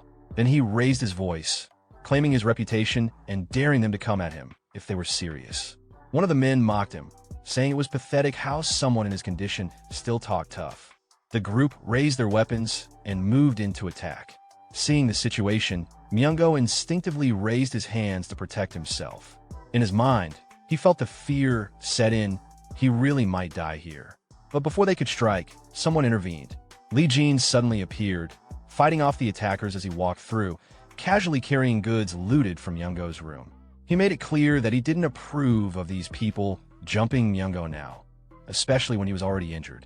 He reminded them that these same people were once too scared to even look at Myungo properly, and now that he was weak, they were trying to pile on. After dealing with the attackers, Lee Jin continued walking, barely looking at Myungo as he passed by.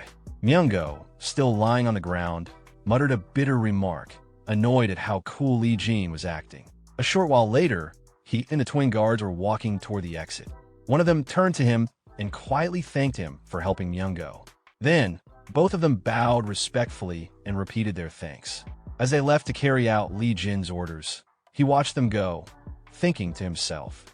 He recalled how many people had wondered why the twin guards stayed loyal to Chul Myungo for so long. From old memories, he remembered that some said they had been brought there and sold as slaves, while others believed they followed him purely out of fear. Even Lee Jin once thought that way. But now, looking at them with a more thoughtful gaze, he realized the truth. They hadn't been slaves, and they hadn't stayed out of fear either. As he walked on, he quietly acknowledged something else to himself. Even in this second life, understanding people's real intentions was still difficult. Unbeknownst to Lee Jin, someone was secretly watching him from behind pillar. The observer, wide-eyed in disbelief, whispered to himself. He couldn't believe what he was seeing. In his thoughts, he questioned it again. Could that really be Jineon? Sometime later, the scene shifts to Jan, who is grumbling to himself. Ever since Jean came back, there hasn't been a single peaceful day. He's clearly frustrated. Just the other day, Jean returned with a ridiculous amount of money out of nowhere and brought along 2 big guys as well. At this point, Jan has concluded that he simply doesn't like him. While in the middle of his complaining, he notices some movement.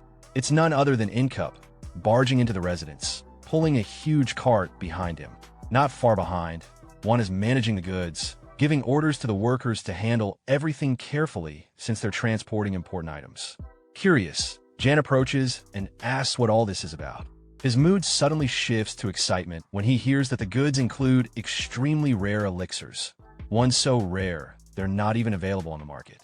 Just then, a familiar voice draws everyone's attention. It's Jan's father, the old man, who steps out and casually mentions that he was the one who ordered them. Juan immediately urges him to stay indoors since he's not in great condition, but the old man waves it off, saying he's doing much better now. Jan and the turd both ask the old man what he plans to do with all the elixirs. The turd gets especially hopeful, assuming that since Jean only needed one, surely some of the rest must be for him too. But that little dream is crushed the moment the old man clearly states that all of it is for Jean. Still disbelieving, the turd asks again if all those precious elixirs are really just for Jean. The old man explains that one elixir alone isn't enough to change Jin's fate. He reminds them that he's already spent a fortune on the trash guards before, so this isn't a big deal in comparison. In addition, he's already sent letters to their company's regional branches, contacting old friends and respected merchants. He told them he would be buying high-quality elixirs to help the company recover from its current crisis. Since the company's collapse would affect them all, they took his words seriously. He acknowledges, though, that his biggest mistake was putting a rat in charge of the escort group. So now, he feels obligated to clean things up properly. Hannah praises the decision, saying the young leader has the potential to become a great warrior. Everyone around seems to admire Jin's effort and potential, while Jan, and especially the turd, struggle to understand what's going on. The old man laughs joyfully, clearly proud, saying this is finally his chance to spend all the money he's been saving up his whole life. Meanwhile, the turd, his hopes fully shattered, can't even speak. Sometime later, having mentally snapped, the turd is seen wildly swinging his sword like a man possessed. Earlier, he had asked his father where his elixir was, only to be met with silence. The old man had looked at him with clear dissatisfaction and questioned whether he really needed one. Now, driven mad with envy, the turd rants that he can't even breathe peacefully anymore. Everywhere he turns, it's all about Jean. He sulks and cries, convinced everyone's playing favorites and discriminating against him, wondering what sort of miracle Jean must have experienced. That's when he notices movement again. In a blur, Jean runs past him at incredible speed, barely pausing to say that he's just out for a walk. The turd gets pushed aside in the process, and as Jean disappears into the distance, he realizes something strange. Jean is dragging a huge boulder behind him. Not only that, but he has weighted shackles strapped to his legs. Despite being completely out of breath, Jean continues walking without slowing down. Watching this, the turd is left in disbelief. It finally hits him. Jean really is putting in the work. As the sun begins to set, Jan collapses onto the ground, exhausted. Despite the fading light, he grips his sword tightly and keeps swinging it, refusing to stop. He's clearly trying to imitate someone, probably Jean, and even mutters a few overly dramatic lines to himself, as if role-playing. But no matter how much effort he puts in, it's obvious his moves don't come close to what Jean had displayed earlier. That's when Jean suddenly appears, catching Jan off guard. With fear written all over his face, Jan jumps slightly and asks why Jean is back so soon. He thought he'd gone out for a walk. Jean replies bluntly, saying that if Jan is going to try and copy techniques, he should at least do it properly. He points out that Jan managed to mimic one of his own finishing moves surprisingly well, and tells him to try replicating it again using the sword. Embarrassed, Jan realizes Jean had been watching the entire time. Jan gives it another try, swinging with all his strength, but ends up breaking the training staff. Jean admits the move was powerful, but immediately follows up by critiquing the form, saying the stab was extremely sloppy. This stings Jan's pride. Just as he turns around in frustration, Jean suddenly throws a punch at him. To his own surprise, Jan manages to block it. Jean calmly says he just let his guard down on purpose, then quickly follows with a kick that sends Jan crashing to the ground. Jean explains that in that moment, Jan panicked, and that's what made him fall. Lying on the ground and convinced that Jean has lost it, Jan begs to talk things out. But Jean isn't listening. With no other option, Jan grabs his sword and charges. But just as he looks up, Jean is gone. In the next instant, Jean appears behind him. He says that when people are pushed into a corner, that's when they usually reveal their trump card. But in Jan's case, all he did was tremble. That's why Jean held back, collapsed on the ground. Jan realizes just how close he came to death. Jean, meanwhile, offers some calm advice. Stabbing attacks have a lower hit rate than slashes. He explains that Jan's technique, whatever it's called, is a one-strike move, and because of that, he had to be cautious. Jean adds that the difference in a split second of movement could decide the outcome. As he continues lecturing his brother, Jean reflects on his own strength. In his past life, he wouldn't have even let a weak escort captain draw a sword on him. His current body is still nowhere near as strong as the one he had before. Even as the renowned Fist King in his previous life, there were still people he couldn't surpass. That thought unsettles him. It's not enough. Clenching his sword tightly, he tells himself that this time, he'll become stronger than ever, stronger than anyone. Just then, one of the guards comes to inform him that someone is waiting for him outside. As Jean leaves, he flicks his brother on the forehead. Jan starts complaining, but Jean pays him no mind and walks out without another word. Meanwhile, outside, some visitors nervously exchange opinions. They're trying to convince themselves that there's no way Jean could have learned martial arts. After all, wasn't he just obsessed with girls? But one of them, Guang, says he saw something strange with his own eyes. He recalls passing by the gambling den run by Manga while drunk and catching a glimpse of Jean. Shocked, he says that before he could process what he saw, he vomited, and by the time he looked again, Jean was gone. The others, Ju Jar Yang and Samaguk, dismiss the story, thinking he's exaggerating. But as they confidently push open Jin's room door, they all freeze. Inside, Jean stands before them, completely jacked, muscles toned, and presence overwhelming. The group immediately closes the door in disbelief. Turning to Jin's maid, they ask if this is really Jean. She confirms it, shocking them even further. Still trying to process the change, they wonder if they were just drunk the last time they saw him. But their thoughts are cut short as the door opens again. Jean stands there, expression cold. He first tells his maid to take the twin guards to the dining hall and make sure they eat to their heart's content. Then he turns to the two visitors, his gaze sharp. "What are you waiting for?" he says, stepping aside. With a heavy look, he orders them to get inside. Shaking, the two pray silently for someone, anyone, to come save them. As soon as Lee Jian laid eyes on his friends, a wave of memories from the original owner of his body surfaced. In his mind, he recalled their identities with surprising clarity. These are the self-proclaimed four heavenly kings of wine and women. A bunch of eccentric men chasing after dreams and pleasures. Sima Guk, the one from Miram Alliance, was known for his ambition, but also for his unfortunate condition, irritable bowel syndrome, and being a perpetual exam taker. Then there was the youngest heir from the West Wind escort establishment, try to make a name for himself. The other two included the infamous heir of the Yunha merchant group and another who never quite let go of reckless youth. They were all here, gathered in one place, having heard the wild rumor that their long-forgotten pushover friend had returned. A rumor so unbelievable, they had to see it with their own eyes. Later, inside a quiet room, Lee Jian sat with them, sharing drinks. The atmosphere was thick with unspoken thoughts, as everyone silently observed him. From the expressions on their faces, it was clear they were trying to figure out the man he had become. But Lee Jian, now in full awareness of his inherited memories, looked at them and thought to himself with distaste, not these fake friends again. The memories rolled in. He remembered clearly how these guys used to always be together, chatting endlessly about booze and women. They used to call themselves something ridiculous, maybe the four unruly drunken idiots, or perhaps the four total wrecks. Whatever it was, the name perfectly matched their carefree, chaotic behavior. The silence was finally broken when one of them hesitantly called out to him, asking if he was really back. Another chimed in, pointing at him and expressing concern about his well-being.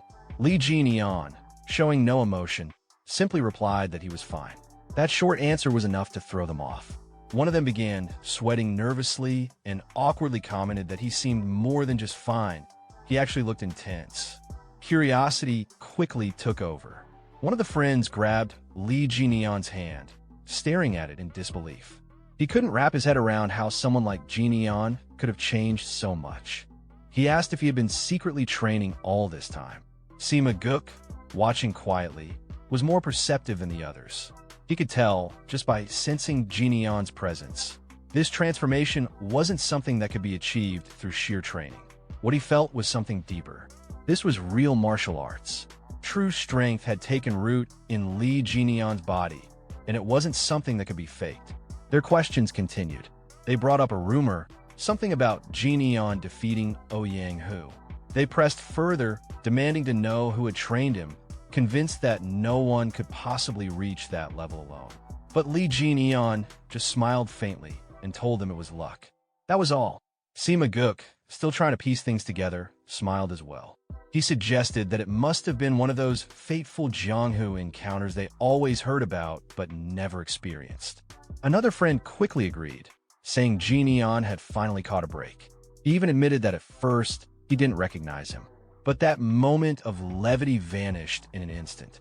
With a cold and serious tone, Lee Jian raised his cup to his lips and stated something chilling. The man they once knew as Lee Jian was dead. The room froze. Every one of them stared at him, beads of sweat appearing on their faces. The weight of those words hit them hard, and none of them could laugh it off. Breaking the awkward silence, Zhu Jiaoyang, one of the group, nervously asked what he planned to do next.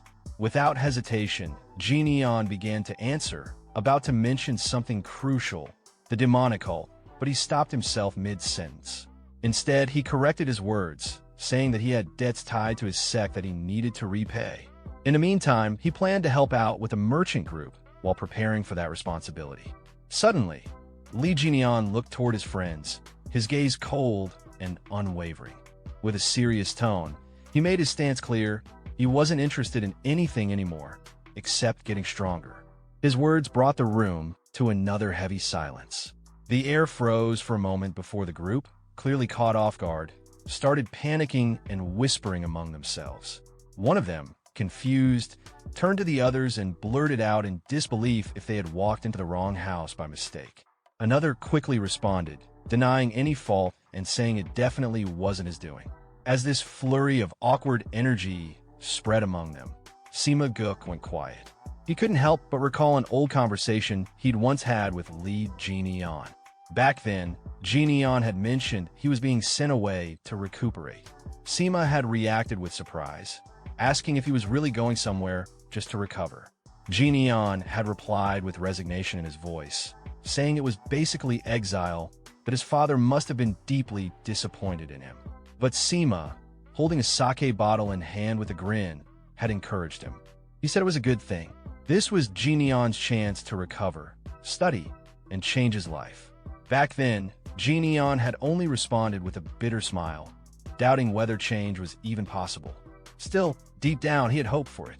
Now, returning to the present, Sima Guk poured a glass of wine for Jineon and offered a heartfelt congratulations. He looked at him warmly and remarked with a smile that Jineon had really changed. Hearing that, Jineon froze for a moment, shocked and confused. The sincerity in Sima's voice caught him off guard. The others fell quiet, watching the exchange, and then slowly they too softened. With a smile, one of them chimed in that it really was something worth celebrating. Another added, jokingly, that he always knew this would happen, that they should have kidnapped Jineon before he got sent away. He even blamed the others for not showing up that day. Sima Guk chuckled at that and teased one of the guys, reminding him that he was too hungover to even make it that day. That friend quickly turned away and defensively claimed he was just busy. But the teasing didn't stop. Sima responded with sarcasm, suggesting that taking a dump probably didn't count as being busy. A playful argument broke out as they all started teasing each other. Watching them banter so naturally, Lee Jineon smiled quietly to himself. In that moment, a warm thought passed through his mind. Turns out, even Jineon had real friends. Then, Jineon poured himself a glass of wine and muttered softly, as if confirming something within himself. He looked at the group with a calm, yet confident gaze and declared that he had changed. Then, with a faint smirk, he asked, "What about them?" That question stunned the group for a moment, but they quickly laughed it off, brushing it aside with their usual carefree energy. One of them joked that if they were the type to change easily, they wouldn't be themselves. Feeling the shift in mood, Jineon awkwardly suggested they stop talking about such things. Everyone raised their cups and clinked them together, laughing loudly, the tension melting away into genuine camaraderie. As the laughter faded, Ju Jaryong looked quietly into his cup, deep in thought. He recalled their old days together, back when they were just a bunch of naive kids. They had all thought of themselves as frogs stuck in a well, unable to see the vast world outside. But now, looking at Lee Jineon, he realized that one of them had already climbed out and seen that world for himself. Some time passed, and the gathering began to wind down. One of the friends told Jineon he had a good time today, and that if he ever needed anything, even from a bunch of wrecks like them, he should reach out. Ju Jaryong called out with playful excitement, urging Jineon to train hard so he didn't get beaten up somewhere again. Sima Guk patted Jineon on the shoulder with a proud smile and congratulated him once more on his transformation. As they finally prepared to leave, Jineon walked with them to the gate, waving goodbye. His friends waved back, their faces lit with sincere warmth. Later, as they walked through the streets of the city under the night sky, Guang looked up and let out a quiet thought. Among all of them, the one who had been the biggest screw-up had come back, all grown up, and that made it feel like their youth had truly come to an end. Sima Guk, feeling a bit tipsy, rubbed his head and admitted that he was feeling strangely lonely today. He told the others it was time to go. One of his friends quickly asked where they were heading, jokingly suggesting a brothel. But Sima Guk immediately shut that down, annoyed, saying they were going home. He reminded the guy he had flunked out and told him to go study. calling him an academy dropout. Zhu Jiaoyang laughed and, not taking offense, repeated what he always said, that it's not that he's bad at studying, just really bad at exams. Guang then looked at Sima Guk and casually asked if he wanted to stop by Sweet Scent House for one last drink. The scene shifts to the Sweet Scent House. A warrior was kneeling in front of the little deity sect leader, Yom Jisong, reporting what happened at Li Jinian's gathering. When Yom Jisong heard the report, he hit the table and asked in disbelief if Ouyang, who was really dead. Then he asked whether the heir of the Yunhe merchant group was actually that strong. The man confirmed it with a disappointed look. The fight hadn't even lasted 30 moves. Ouyang, who had been completely outmatched. He thought back to the fight, clearly frustrated, and admitted to himself that Jinian's skills were on another level. Yom Jisong, now a bit more composed, commented that it was impressive. He asked what kind of weapon Jinian had used. The man answered that Jinian fought using only his fists. Yom Jisong raised an eyebrow. A swordsman losing to someone who didn't even use a weapon, it wasn't a good look. He shook his head and said it was a disgrace. The man hesitated, then asked about taking revenge. Yom Jisong replied that there was no reason to. It was a fair duel, and they weren't the kind of group to seek revenge over that. Still, the man pushed the issue.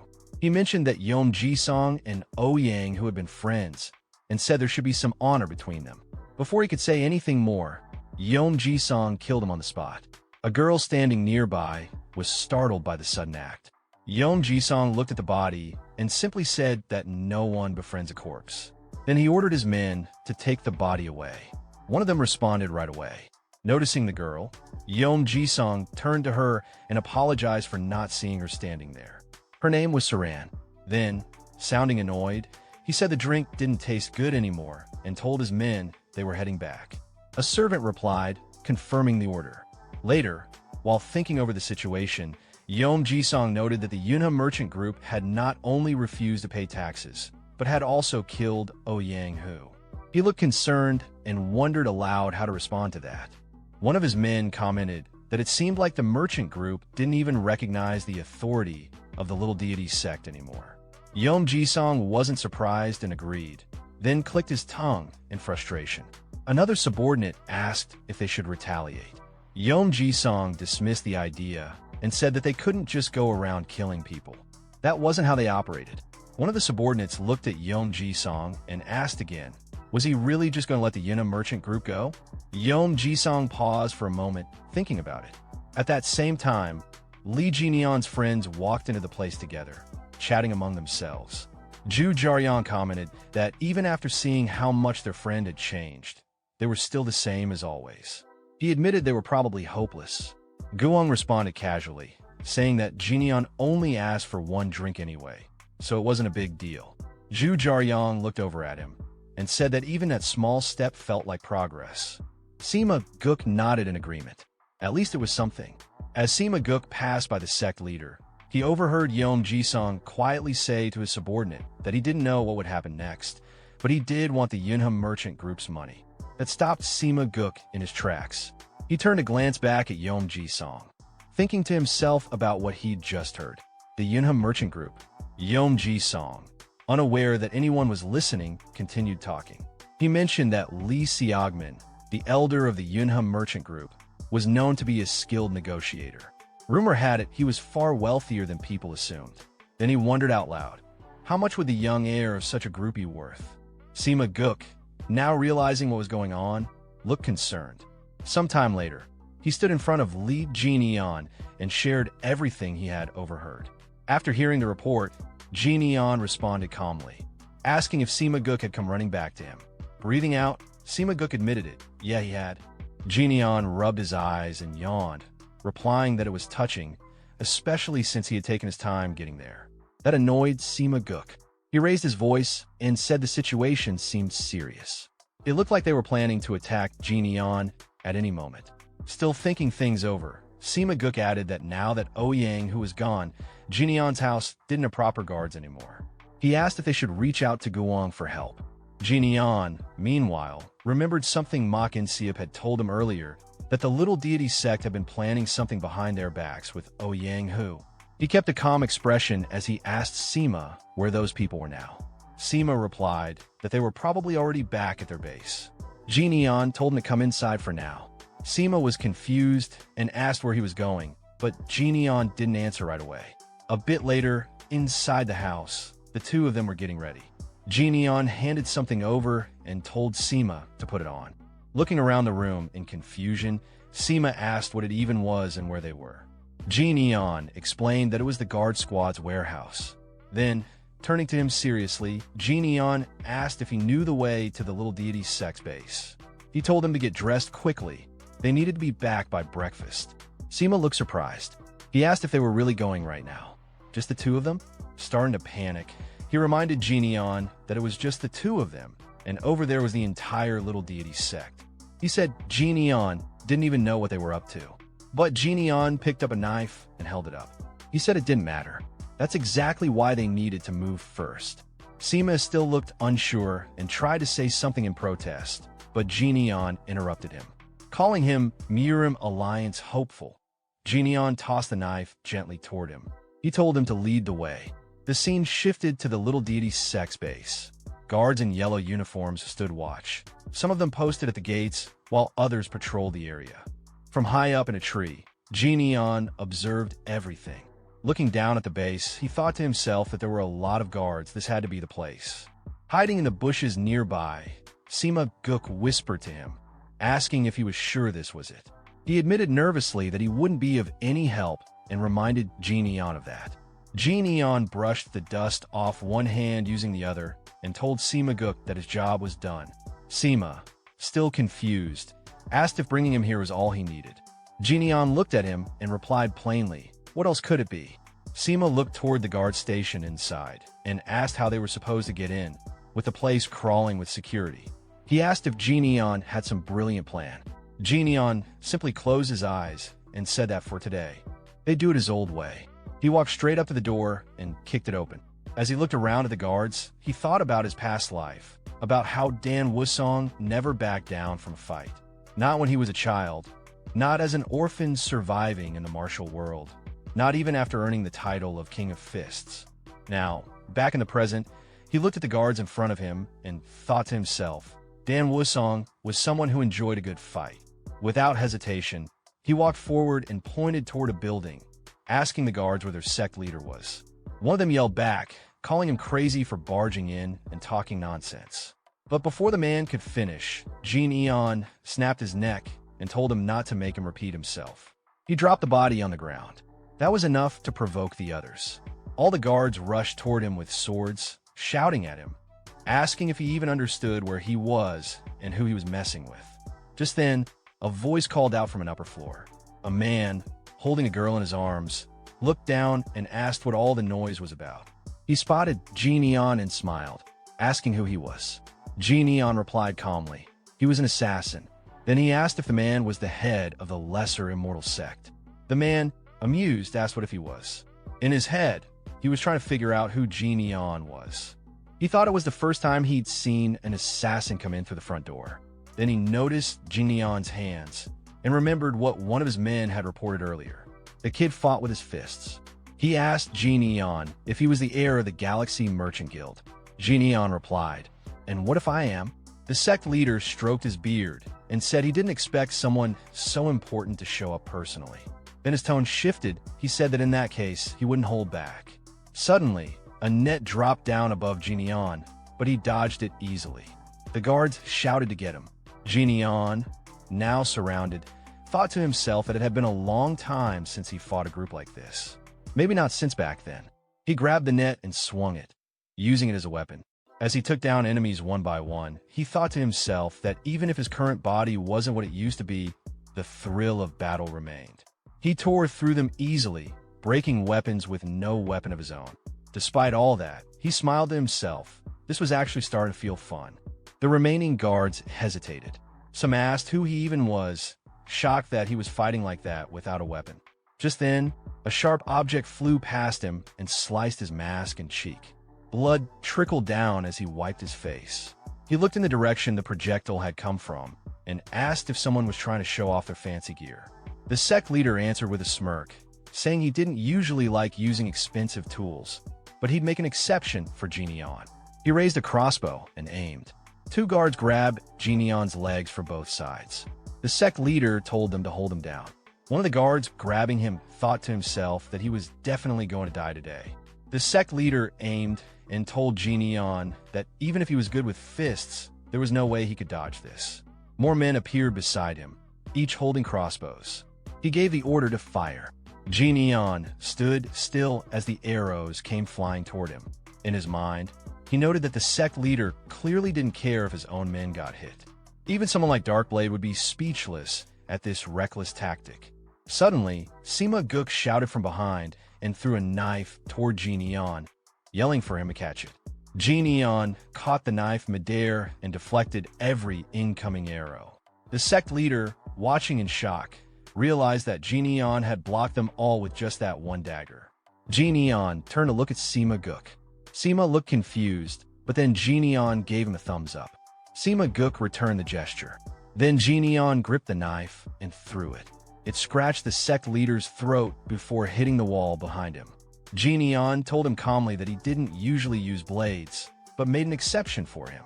The sect leader, clutching the small wound on his neck, cursed under his breath and called Jinion a psycho.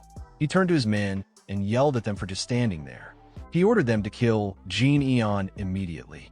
But before they could react, Jinion dashed forward and closed the distance in an instant. The sect leader could barely process what was happening. Jinion was already in front of him. Jinion readied his fist and said that his real strength was in his fists. The sect leader quickly pulled the girl in front of him, trying to use her as a human shield. But Jinion didn't stop. He used his lightning martial arts to strike with force. The explosion from the impact shook the room. As the dust cleared, Jinion was holding the girl safely in his arms. He gently let her go and told her to stay back. The sect leader sat on the ground, shaking from fear. He looked up at Jinion and wondered what kind of person he really was. If Jinion was the heir to the Galaxy Merchant Guild, he should be a young man, but the way he fought felt like someone who had survived countless battles. Jinion looked down at him coldly and asked what he was staring at. Did he have something to say? The sect leader tried to save himself. He laughed awkwardly and offered money. He said he had plenty stashed away and promised to reward Jinion generously if he spared his life. But Jinion stepped on him and told him to stop putting a price tag on people's lives. He pulled back his fist and said he didn't need any of it. The sect leader could keep his money. Then Jinion drove his fist into the man's chest, piercing through his heart and killing him instantly. The room fell silent as everyone looked on in shock. Jinion pulled his hand back out and glanced at the body. He muttered one final word as he looked at the corpse. Filthy. As morning arrived, the protagonist, his friend Sima Guk, and the girl he had recently saved were walking together. Along the way, Sima Guk turned to Jinion and mentioned that he would be taking a different route. He offered to escort the girl instead. Jinion agreed and entrusted her to his friend. Sima Guk and the girl then walked away from Jinion. After a short while, the girl looked at him and asked if he was young Master Sima Guk. He was surprised and asked how she knew. The girl chuckled softly and explained that she had seen him at Danhyang multiple times. She also added that since he was clearly close with Jinion, it wasn't hard to figure out. Understanding her point, Sima Guk nodded. The girl then gave a respectful bow and thanked him for what he had done that day. She promised that if he ever returned, she would serve him a bottle of top-grade rice wine as a token of gratitude. Sima Guk waved her off casually, saying there was no need. He hadn't done anything noteworthy. He also mentioned that he didn't plan to visit the pleasure quarters anymore. The girl looked at him and commented that he had truly changed.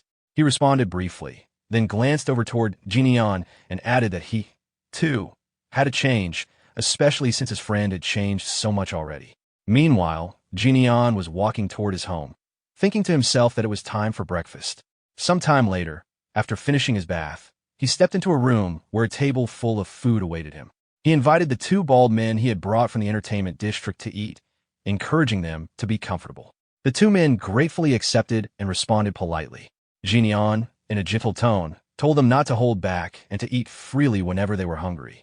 One of the men expressed amazement at the generosity of the trading company, while the other jokingly asked if eating 7 meals a day was acceptable. Jinion calmly confirmed that it was. As they chatted, the two bald men noticed Jinion's wound had already closed. They asked if he had been all right the previous night. Neon gave a vague response while holding his chopsticks, but in his mind, he reflected on the situation. He realized that the sudden incident had shaken his core, something that wouldn't have happened in his previous life.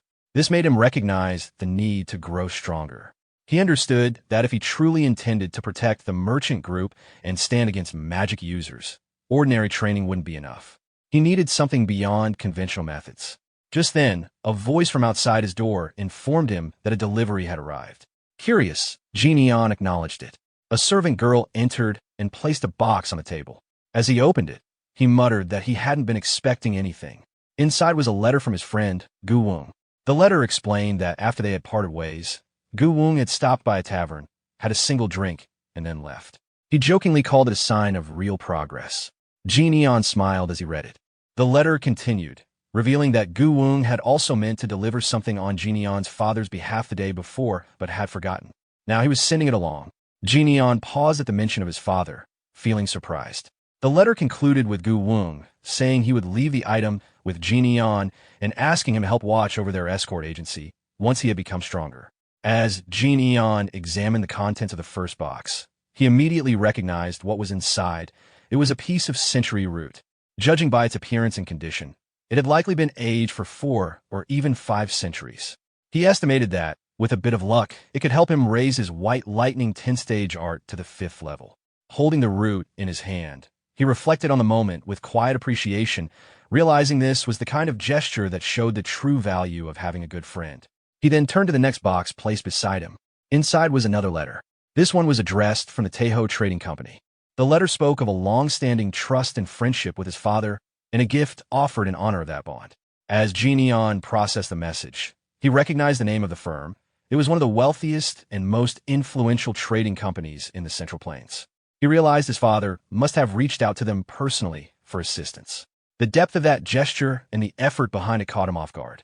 He hadn't expected such care and foresight. Inside the box was a bottle, and as soon as he saw it, he was struck with surprise.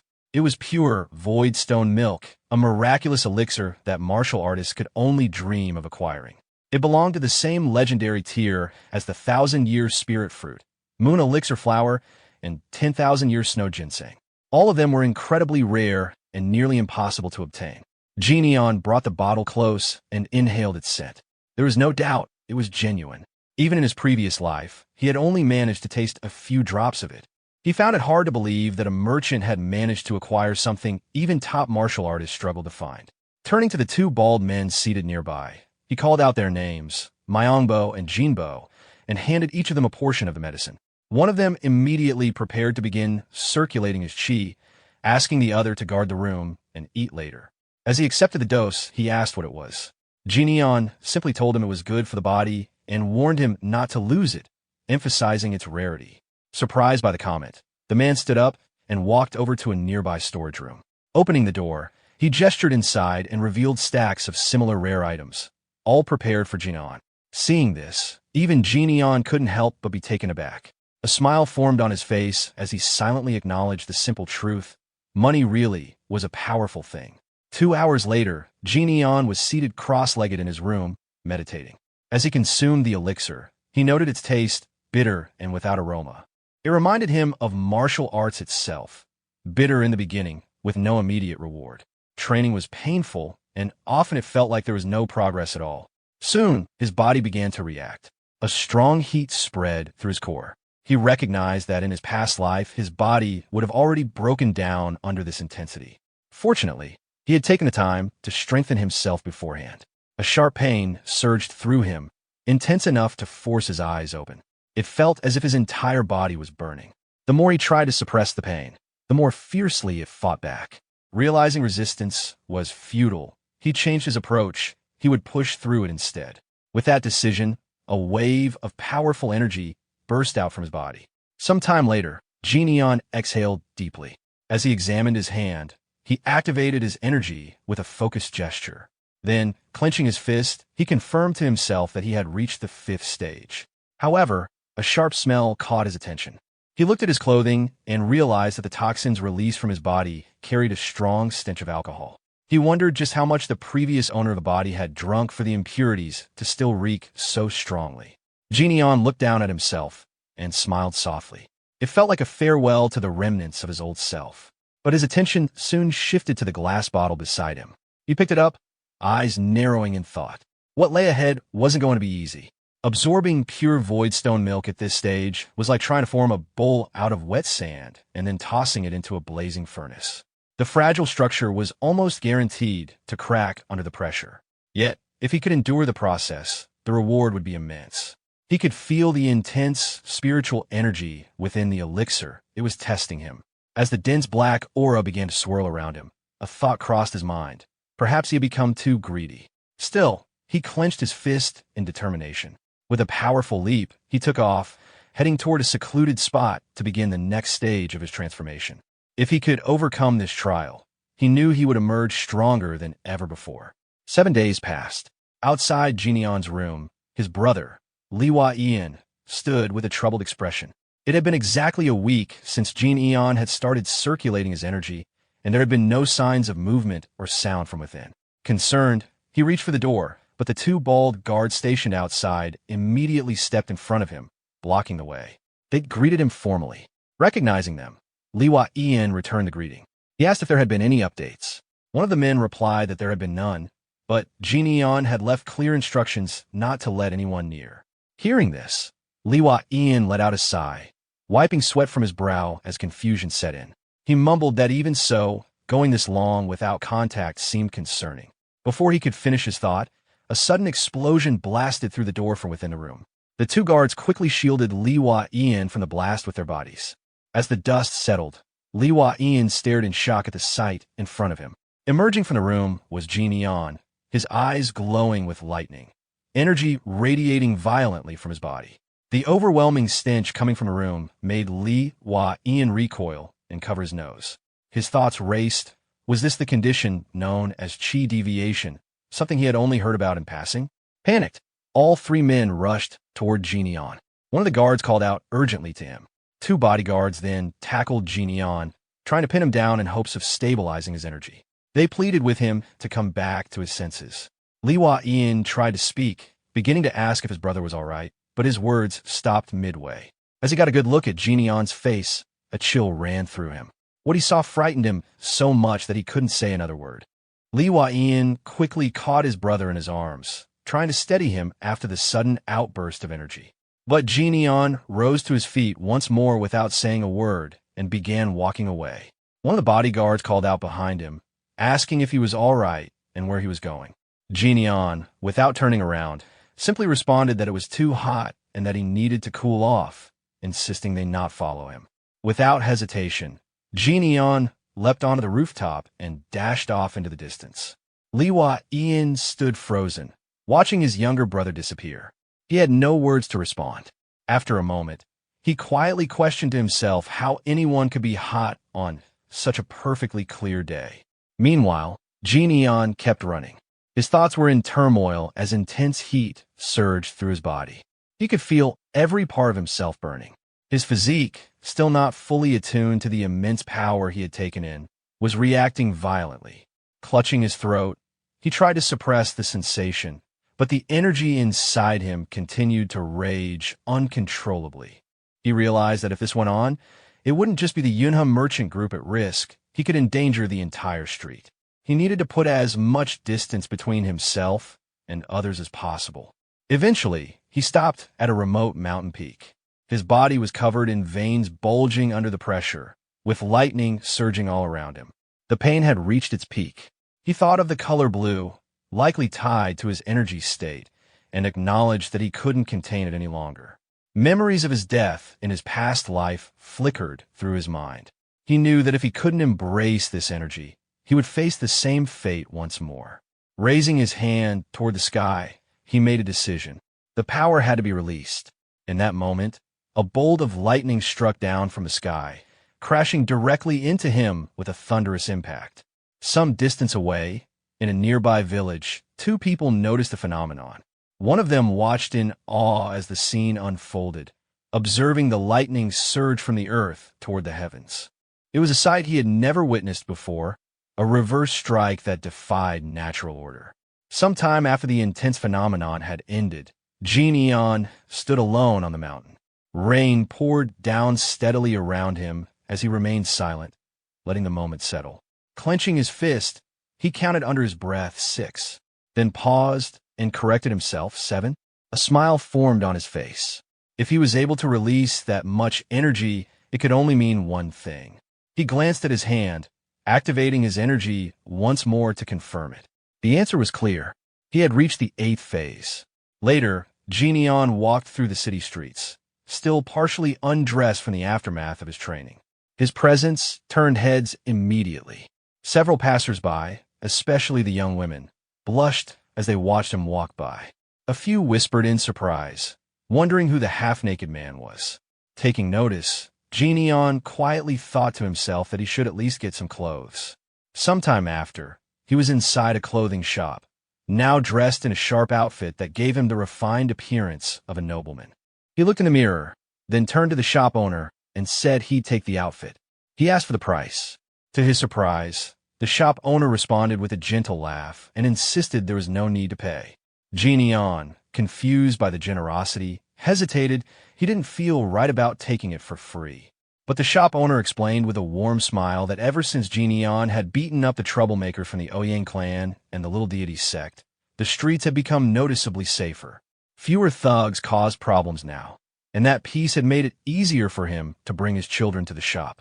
He pointed to his child nearby and expressed gratitude, saying that the free clothes were his way of repaying Neon.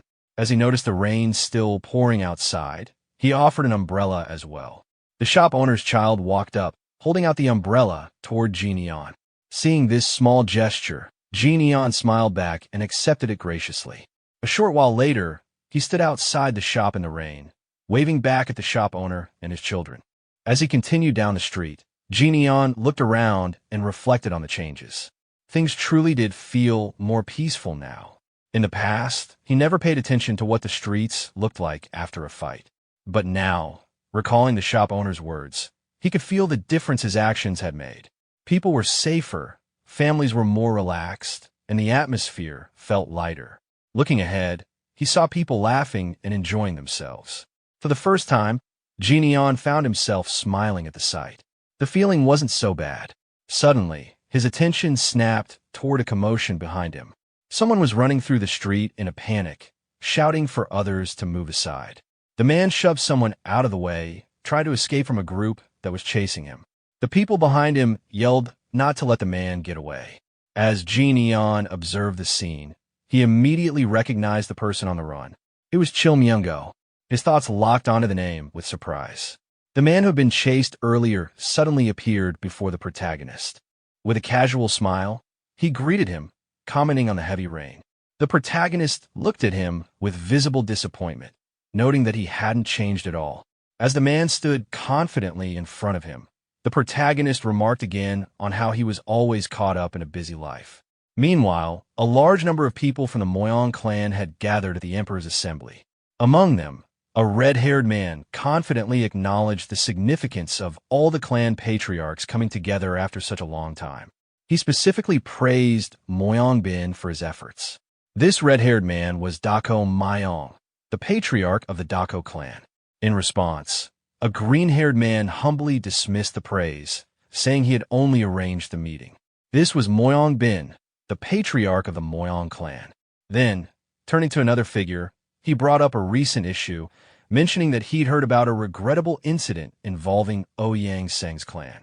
He stated that Ouyang, who had apparently challenged a member of a merchant group to a duel and died as a result, asking if it was true. Hearing this, Ouyang Seng, the patriarch of the Ouyang clan, looked visibly irritated and surprised.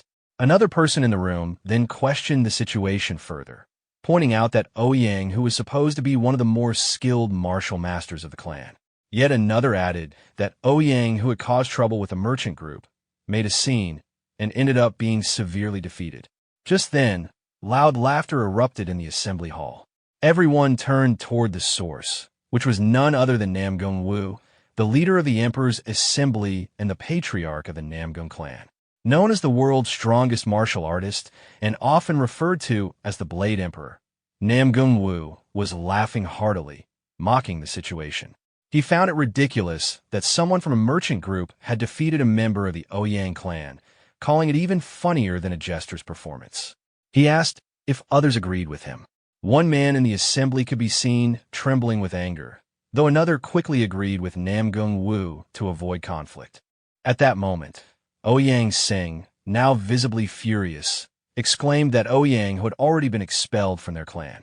With his frustration boiling over, he declared that it was time to remind the merchant group of the true power of the Ouyang clan. Back on the street, the protagonist stood with his friend.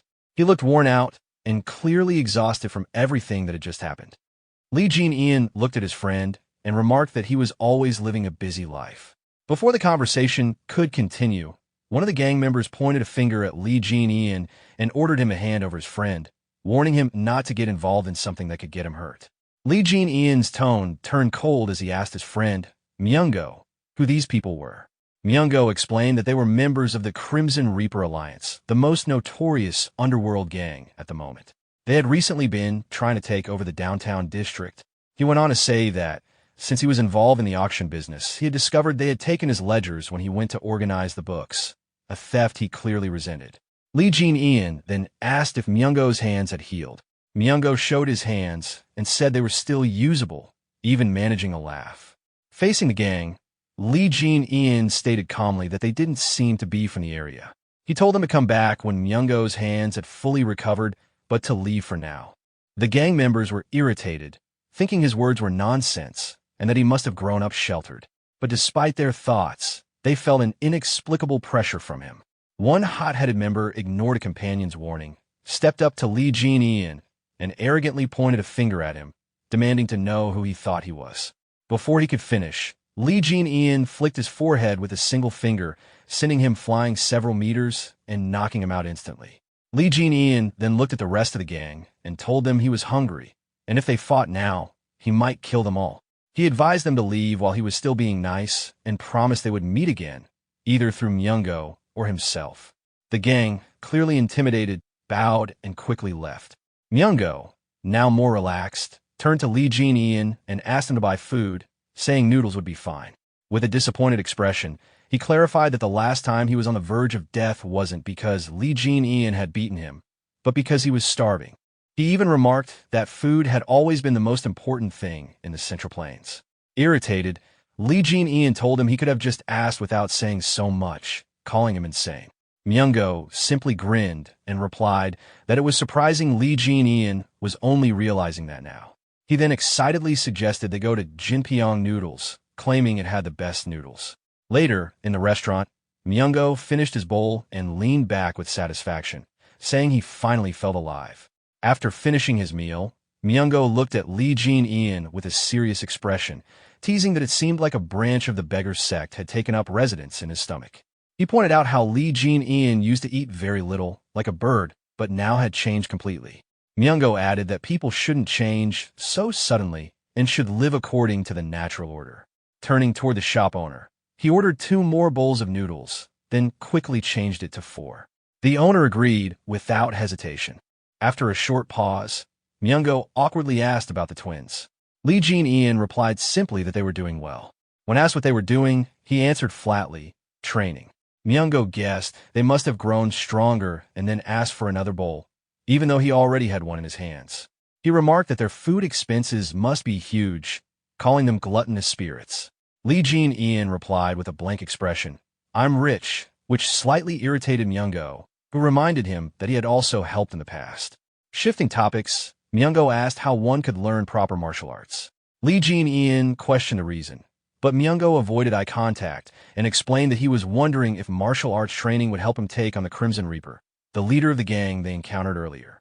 He described the Crimson Reaper as someone with countless subordinates who attacked in overwhelming numbers and retreated quickly when needed. Lee Jin-ian asked Myungo if he wanted to be taught martial arts. Myungo hesitated for a moment before saying he'd be grateful. Crossing his arms, Lee Jin-ian asked if Myungo would follow his instructions exactly, to which Myungo confidently replied that of course he would. After all, he was the poisonous fox, Chul Myungo. Lee Jin-ian then pointed at the ground and told him to bow. Myungo rubbed his head in mild irritation, calling the request embarrassing, but eventually bowed without further complaint. Standing back up, he jokingly threatened that if Lee Jin-ian didn't teach him, he'd make a scene in front of the Yunhe Merchant Group's gates. Instead of responding seriously, Lee Jin-ian swung the shop's borrowed umbrella and held it out, telling Myungo to hold it like he did. Myungo was stunned at the simplicity of the lesson and asked if that was really it. Lee Jin-ian simply asked what else he expected. Myungo grew frustrated, complaining that he had even bowed and threatened again to cause trouble. Before he could finish, Lee Jin-ian struck him with the umbrella and told him to shut up, instructing him to take the umbrella with one hand. Myungo held the umbrella and asked what to do next. Lee Jin-ian explained that it was a gift and couldn't be given away, but Myungo could borrow it. He instructed him to swing it exactly as demonstrated 100,000 times and then return it. He emphasized that if Myungo didn't want to commit to this, he should give up on learning martial arts entirely. Shocked, Myungo confirmed the number, clarifying that it wasn't 1,000 or 10,000, but a full 100,000 swings. Lee Jin-ian, unfazed, told him to stop talking so much and either get to work or leave. When Myungo questioned whether he was serious, Lee Jin-ian grabbed his collar and reminded him that learning a few basic moves wouldn't be enough to kill someone. He explained that with 100,000 repetitions, Myungo could at least defeat half of those men they had faced earlier with just a wooden sword. Instead, Myungo had run away like a frightened animal. Lee Jin-ian told him bluntly that if he was going to live such a pitiful life, he might as well die, prompting Myungo to nervously say he didn't want to die. Releasing him, Lee Jin-ian told him to remember whether he was a rat or a poisonous fox, and to stop making empty boasts. Outside, the rain continued to fall. Myungo suddenly stood and asked to borrow the umbrella. Before he could leave, the shop owner approached Lee Jin-ian and asked him to pay for Myungo's food as well. After paying, Lee Jin-ian thought to himself that he would wait to see if Myungo would take the training seriously. He then shifted his attention to the Crimson Reaper Alliance, recalling his promise to seek them out and deciding it must be kept. The scene then moved to the Crimson Reaper Alliance headquarters. Inside a dimly lit room, a man sat on a bed while two bloodied corpses lay on the floor. In front of him, the group from earlier knelt in submission. A red-haired man looked at them and asked why they had allowed Chul Myungo to escape. The red-haired man questioned his subordinates, repeating their claim. They had almost caught everyone, but one of the poisonous fox's friends had stopped them, and they were saying that a merchant group's son had stood against all of them. The subordinates, sweating and visibly shaken, swore it was true. They explained that the man was extremely skilled in martial arts, with rumors calling him the strongest in the Yanhua region. Before they could finish, the red-haired man's gaze sharpened, his red eyes silencing them. He then gave the order, have the men on standby, find both of them, and kill them. The scene shifted to Lee Jin-ian, who was hearing troubling news. One of the twins explained that the Crimson Reaper was infamous for his brutality, preferring to tear opponents apart with his bare hands. The leaders of multiple sects, the Jangsen sect, the Nopio sect, the Horn Dragon sect, and the Hongrak Pavilion, had all been killed by him. He had absorbed several factions in the Yukwan region, forcing tribute money from every business, from escort agencies and merchant groups to inns and pleasure houses. Even Chul Myungo had been extorted. The twins added that just the day before, the Crimson Reaper had taken over an entire auction house. Lee Jin-ian listened, toweling off sweat from training, and acknowledged that if the Crimson Reaper discovered his identity, the merchant group could become involved in unnecessary trouble. He decided he should confront the man first, before that could happen. Night fell over the Yukwan shopping district. At the Passion House, the building was busy, with guests filling every floor. Two women conversed, one instructing the other to check if guests in a certain room had left. Suddenly, a scream rang out, and another woman was comforted by her colleagues. She had gone into the Crimson Reaper's room, and something had happened. Worse, another woman named Seoli was still inside. One of the women, Zhonghua, was informed that a new guest had arrived downstairs. She instructed the others to take the shaken woman away, let her rest, and avoid disturbing the Crimson Reaper. Lee Jin-ian entered the establishment. Zhonghua approached with a welcoming smile, introducing herself as the manager and beginning to explain the house. But Lee Jin-ian interrupted her with a direct question. Was the Crimson Reaper here? Zhonghua froze, startled, and asked him to repeat himself. Lee Jin-ian repeated himself to Zhonghua, saying he was looking for the Crimson Reaper. She became slightly flustered, her voice trembling as she asked if he meant the association leader and whether he had made an appointment. Lee Jin-ian answered simply, no, and told her to just confirm if the man was upstairs. Hesitating, Zhonghua glanced at a crimson subordinate nearby, debating whether to answer. Finally, she told him that the Crimson Reaper was indeed upstairs. Without waiting to hear more, Lee Jin-ian walked past her, calling her by name and instructing her to evacuate the others. Her mind flashed back to an earlier thought. Seoliai was still inside that room. Nervously, she warned him that heading up would be difficult, as the association leader's temper was rough. Lee Jin-ian only smiled and said it was fine. As he approached the stairs, one of the Crimson subordinates stepped forward, blocking his path. The man demanded to know who he was, warning that this wasn't a place anyone could enter freely. Lee Jin-ian didn't respond, continuing up the stairs. The subordinate struck at him in anger, but Lee Jin-ian quickly caught the man's spear and threw him to the ground. The commotion drew the attention of the other Crimson men. They surrounded him, demanding if he even knew where he was. Lee Jin-ian looked at them with a sharp, threatening gaze and asked which floor the Crimson Reaper was on. His words only enraged them further. They attacked, shouting insults. Lee Jin-ian calmly replied that if necessary, he would find the Crimson Reaper after killing all of them. As one man swung at him with a sword, Lee Jin-ian seized the attacker's head, took the weapon, and used it to defeat them one by one. He fought using only the weapons he took from his opponents, systematically knocking each one down until the floor was clear. Finally, he stopped and looked at a nearby door. With certainty, he remarked that it wasn't the right room. Lee Jin-ian prepared to attack again, asking aloud if he needed to smash every room. He began breaking into each one, sending the occupants fleeing in panic. After clearing several, he paused in front of another door, shouting in frustration that the Crimson Reaper wasn't there, and concluded he must be on the next floor. Meanwhile, in his private room, the Crimson Reaper sat calmly on his bed. Suddenly, two men were thrown inside, sent flying by Lee Jin-ian's assault. One of them, trembling on the floor, reached toward the leader and tried to speak. Stammering, he identified Lee Jin-ian as the merchant group's son. Before the man could finish, Lee Jin-ian stepped on him, slamming him back to the ground. Confidently approaching, Lee Jin-ian told the Crimson Reaper he had found him. The leader looked him over, speaking with casual arrogance. He guessed that Lee Jin-ian had come to pay Chul Myung-go's debt in his stead. Lee Jin-ian ignored the remark, noting to himself that the leader's room was on the 5th floor and that it was unnecessarily high. The Crimson Reaper stood and walked toward him, asking if the welcome party wasn't to his liking and if the climb had been difficult. Lee Jin-ian, now surrounded by many Crimson subordinates, stated that it hadn't been a problem, as stomping on his way up was his specialty. The two men now stood face to face. The Crimson Reaper smirked, saying his own specialty was looking down from above. Lee Jin-ian, rather than being intimidated, thought to himself that this was why he liked dealing with underworld types. Beating them was always satisfying. He then noticed something on the bed.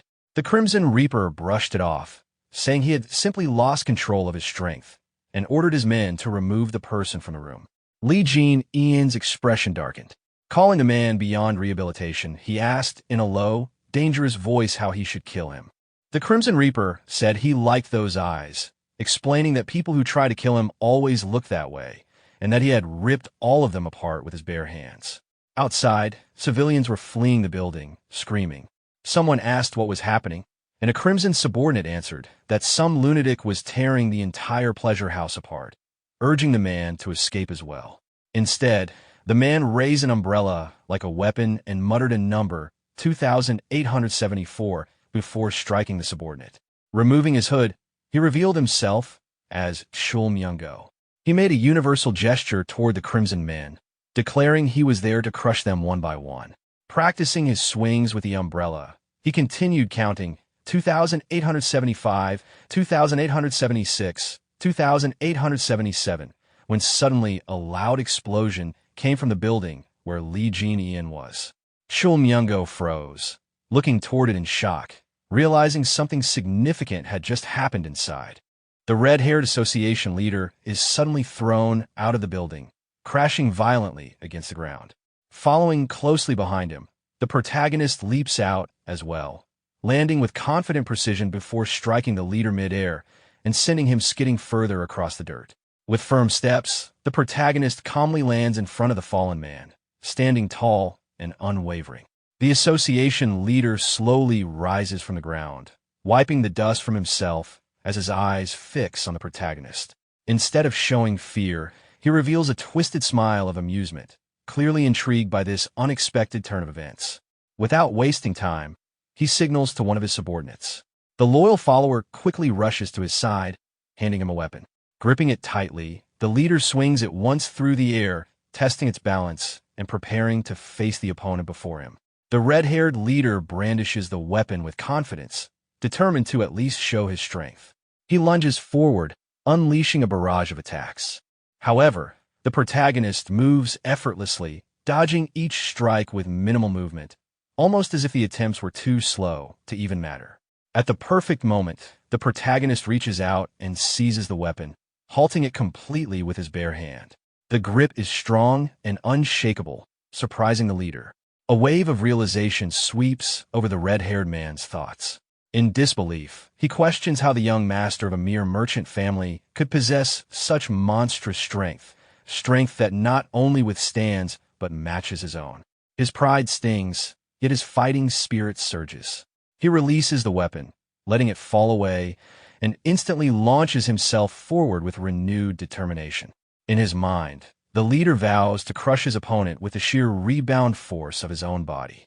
Gathering strength in his fist, he prepares a direct strike, intent on breaking through any defense, daring the protagonist to block the blow. The protagonist, however, observes carefully. His sharp eyes take note of the man's technique, recognizing the influence of meteor hammer skills combined with refined fist techniques. The precision in his movements reflects training under a legitimate orthodox martial artist. His execution is clean, sharp, and deliberate. Yet, the protagonist's expression remains calm, even slightly impressed, as he analyzes every detail. Without hesitation, he counters. His thoughts steady, he acknowledges the difference. The association leader may have skill, but his true opponent now is someone far beyond his level, the one known as the Fist King. With explosive speed, the protagonist drives his fist directly into the leader's stomach. The impact resonates, forcing the air out of the red-haired man as his body buckles under the sheer power. Coughing and stumbling, he staggers back, clutching his abdomen.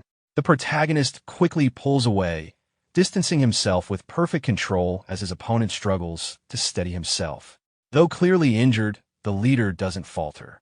He grits his teeth, forcing a laugh between pain breaths. Despite the damage, he acknowledges the strength of the man before him, realizing that he, too, has trained in formidable fist techniques. Determined not to lose, the leader raises his arm once again, declaring his intent to fight with everything he has. His voice roars with defiance as he charges, consumed with rage, claiming he will tear his enemy to pieces. But in the clash that follows, the protagonist's dominance is absolute. He meets the attack head-on, overpowers him with sheer force, and throws the red-haired man back down onto the ground once more. The leader groans in agony, his body writhing under the weight of defeat. As he lies there, thoughts cloud his mind. He cannot comprehend it. Despite giving his all, every ounce of his strength and skill, he is being utterly overwhelmed. Shock and disbelief consume him. For the first time, he questions whether victory is truly possible. The protagonist suddenly grabbed the face of the association leader with his hand, forcing him down against the ground. He stood above him, looking down with a cold expression, his presence dominating the moment. Without hesitation, the protagonist activated his electric martial arts, sending a current of energy through his palm into the leader's body. The energy pulsed violently, growing stronger with each stage he unleashed. First came the second stage, releasing a sharp jolt that made the association leader convulse in pain. His scream echoed as electricity surged through him. The protagonist showed no mercy, immediately pushing further. The energy increased again, third stage. The leader's body shook harder, the shock tearing through him. The protagonist continued, raising it to the fourth stage, and then again to the fifth stage, each level amplifying the damage. The overwhelming current left the association leader writhing, unable to resist. Nearby, one of the leader's subordinates watched with wide eyes, his face dripping with sweat. He stuttered, barely able to speak, questioning if they should step in to stop it. But before anything could be done, something unusual appeared in the sky. The subordinate's expression shifted to shock as he pointed upwards, realizing what was about to happen. The protagonist raised his hand and unleashed his ultimate technique. White lightning 10-stage art. Thunderclap. A massive lightning dragon formed, descending with explosive force. The ground erupted with a deafening blast as the dragon struck the association leader directly, vaporizing him in an instant. The impact left onlookers speechless, many of them frozen in shock. Some whispered in disbelief, saying the attack was nothing less than the purge of the dark path. The leader of the association, feared by so many, had been completely obliterated before their eyes. With the battle finished, the protagonist turned his gaze toward the remaining subordinates. His eyes were sharp, filled with disdain, as he confronted them. He demanded to know who they thought they were, collecting tribute from the weak. His voice was steady as he questioned their purpose and their right to drain the lifeblood of powerless people. The subordinates trembled, their bodies shaking under his words. None dared to respond properly, fear weighing heavily on them. The protagonist made his stance clear. If they wanted to flaunt strength, they should come directly to him instead of preying on the helpless. He adjusted his hair with visible disgust, his expression making it clear he looked down on them. Then he warned them all, stating firmly that if they continued down this path, they would end up just like their fallen leader. That final statement only fueled their panic. Some, however, desperate and angry, tried to rally together. They shouted at one another not to be afraid, reminding themselves it was just one man standing against them. With rage clouding their judgment, they charged at the protagonist, screaming that they would kill him. As the fight reached its conclusion, the onlookers began whispering among themselves, still shaken by what they had witnessed. They struggled to process the sight of the fearsome association leader, the so-called Red Reaper, being utterly defeated. Some muttered in disbelief, wondering if the Red Reaper was truly dead. Others questioned the identity of the young man who had stood against him, trying to understand where such overwhelming power had come from. Confusion spread quickly. If the Red Reaper was gone, and his men were about to be wiped out, then who would they be forced to pay tribute to now? A sense of cautious relief stirred in them, but just as quickly, doubt followed. What if this new figure, the one who had just crushed the Red Reaper, demanded tribute himself? Before the uncertainty could grow further, the protagonist's companion stepped forward. He placed his mask back on and addressed the gathered crowd with calm certainty. He assured them that the protagonist was not that kind of person. When some of the onlookers looked uncertain, he reinforced the claim, confidently repeating it. He even added that the protagonist had more than enough wealth already, leaving no reason for the people to worry about being exploited again. After that, the masked companion casually began swinging his umbrella in hand, almost as if nothing serious had just taken place. He started counting aloud, his numbers precise: 2,877, 2,878. His behavior left the crowd stunned and bewildered.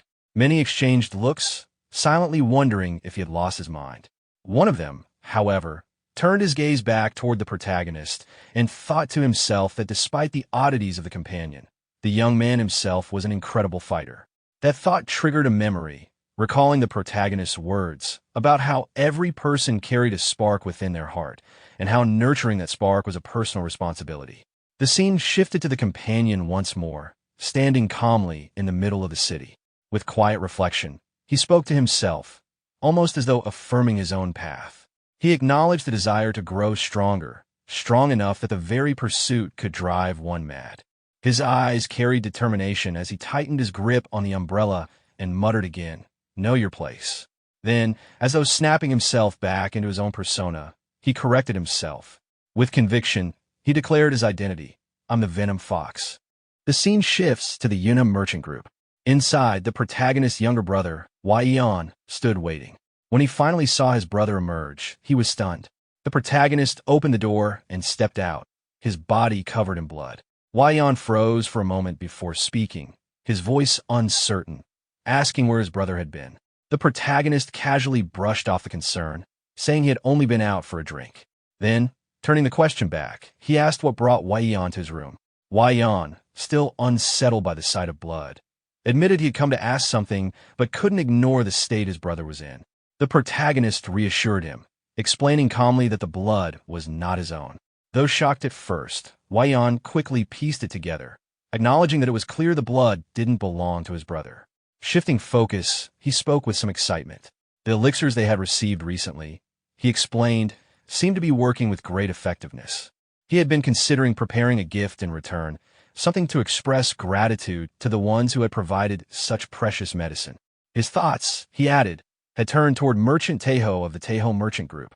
At that moment, the protagonist silently recalled the Taeho Merchant Group, the very people who had provided the azurite essence. Even their father had been curious about its true value.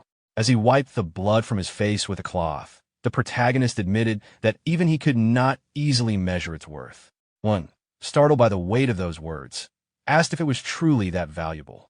If so, then what could they possibly offer in return? The protagonist replied that money or goods would not be appropriate. The gift they had received was priceless. Confused, Wei Yan pressed further, asking what should be done instead. Without hesitation, the protagonist answered, they should form a merchant's alliance. The suggestion left Wei Yan shocked. A merchant's alliance? He quickly pointed out that while great merchant groups like Taeho had contributed elixirs, smaller groups had as well, such as the West Wind Escort Establishment, which lacked even its own defense force. If an alliance were to form, and protection was offered to everyone, it could indeed serve as repayment. But wasn't such a plan far too ambitious? The protagonist calmly reassured him there was no need to begin with something grand. They could start small, first with the Taeho Merchant Group and the West Wind Escort Establishment. With confidence, he added that since they had received something money could never repay, they must answer in kind with something greater, an alliance built on protection and strength. Wei Yan, still uncertain, raised another question. What about the rules or membership fees? Shouldn't an alliance have structure? The protagonist answered that the rules should remain simple, just as their ancestors had once done. For the time being, there would be no membership fees. When Wei Yan pressed further, asking what the true purpose of the alliance would be, his brother paused. Memories surfaced, merchants thanking him after he had dealt with the Ouyang clan and the Little Deity sect, saying that since then, troublemakers on the streets had decreased. He also recalled Wei Yan's words from the past, urging him to one day protect their own escort establishment when he became stronger. With that thought, the protagonist spoke clearly. The alliance would exist to protect the lives of merchants. He explained further, suggesting the establishment of a system for quick communication, so that problems could be addressed without delay. Wei Yan admitted it was a sound idea, but raised another concern. What if the situation was beyond the ability of even the Taeho Merchant Group's escort warriors to handle? The protagonist, recalling everything that had occurred in recent days, considered it carefully. If such a problem arose for a group as large as Taeho, it would likely mean martial arts factions were involved, possibly even those from the darker corners of the Jianghu. In that case, he declared with certainty, he would step in personally. Shocked, Wei Yan asked if he truly meant to involve himself directly. The protagonist explained that the medicine they had received was priceless, and it had indeed granted him tremendous strength. When Wei Yan asked if it truly made him stronger, he simply replied yes. At that, Wei Yan leapt up in excitement, fully convinced. Determined, he asked what they should name the alliance. He proposed calling it the Great Merchants Alliance. His brother, however, looked disappointed. With a gloomy expression, he corrected him, better to call it the Great Merchants Association. The word alliance, he admitted, bothered him. Wei Yan, smiling gently, accepted his brother's choice and promised to prepare everything accordingly. As he turned to leave the room, he paused briefly, remarking that since his brother's return, his own workload had only increased, leaving him swamped with responsibilities. The protagonist offered an awkward apology, but Wei Yan brushed it off with a smile, saying that for merchants, the busier they were, the better it was. The protagonist returned his smile. Just then, a voice rang out from outside the room, calling for young Master Jinian and the chief administrator. The door burst open, and their companions stepped inside, flustered, exclaiming that they were finished. After hearing the urgent shout, the protagonist's brother asked for clarification, wanting to know what exactly had been done. The The response came back with tears and fear, explaining that they were doomed because Lord Ouyang himself had arrived, accompanied by his disciples. The protagonist's brother was instantly struck with shock. Sweat ran down his face as he processed the news, unable to believe that such a formidable figure had truly come. The scene then shifted to the Yuna merchant group's main hall. Sitting calmly while sipping tea was none other than Ouyang Seng, the patriarch of the Ouyang clan. As he drank, his mind drifted back to past events, and with visible frustration, he thought of the humiliation his clan had suffered during the ruler's meeting. Just recalling the disgrace made his blood boil. Determined to restore his clan's pride, he turned to the three men seated before him. He declared that each of them must face Jin Eon of Yunha, trading in combat. He emphasized that one victory alone would not be enough to regain their lost honor. His expression hardened as he made his intent clear. Jin Eon must not be allowed an easy death. Instead, his suffering would serve as repayment for their humiliation. The three men acknowledged his orders with unwavering voices, fully committing themselves to the task. One of them then raised a practical question, asking whether the others planned to use weapons. He himself stated that it did not matter, since he always fought barehanded. This man was Shin Sobik, the Ouyang clan's in-law. Another spoke up, saying that he too preferred not to use weapons, as striking with fists felt more natural and satisfying. This was Ouyang Mayong, the clan's second son, known as a skilled swordsman. Finally, the third joined the discussion. This was Ouyang Woon, the clan's third son and a bladesman. He admitted with honesty that he lacked confidence and would prefer to rely on his blade instead. Ouyang Seng, displeased, immediately challenged his words. He questioned why Woon felt uncertain when the opponent was only a merchant's son. But Woon quickly defended his hesitation, pointing out that Jin Eon had already defeated Ouyang Hu. Although who had only been a distant relative, he was still a man with solid experience in the Jianghu, and his loss had proven Jin Eon was far from ordinary. The patriarch dismissed this reasoning with irritation. To him, whose defeat had nothing to do with experience, it was simply a matter of lacking true skill. At that moment, a servant approached carrying tea, but Ouyang Seng waved for the chatter to end. He commanded that Jin Eon be brought out immediately, ready to settle the matter. However, as he looked more closely at the person bringing the tea, his eyes widened in recognition. It was not an ordinary servant. It was the twins, the trusted bodyguards of Jin Eon, standing before him in disguise. The twins stepped forward and conveyed a message to Ouyang Seng.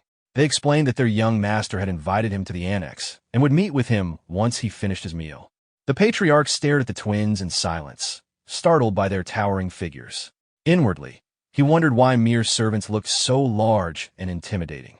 A short while later, the twins escorted Ouyang Seng along with his sons and in-law.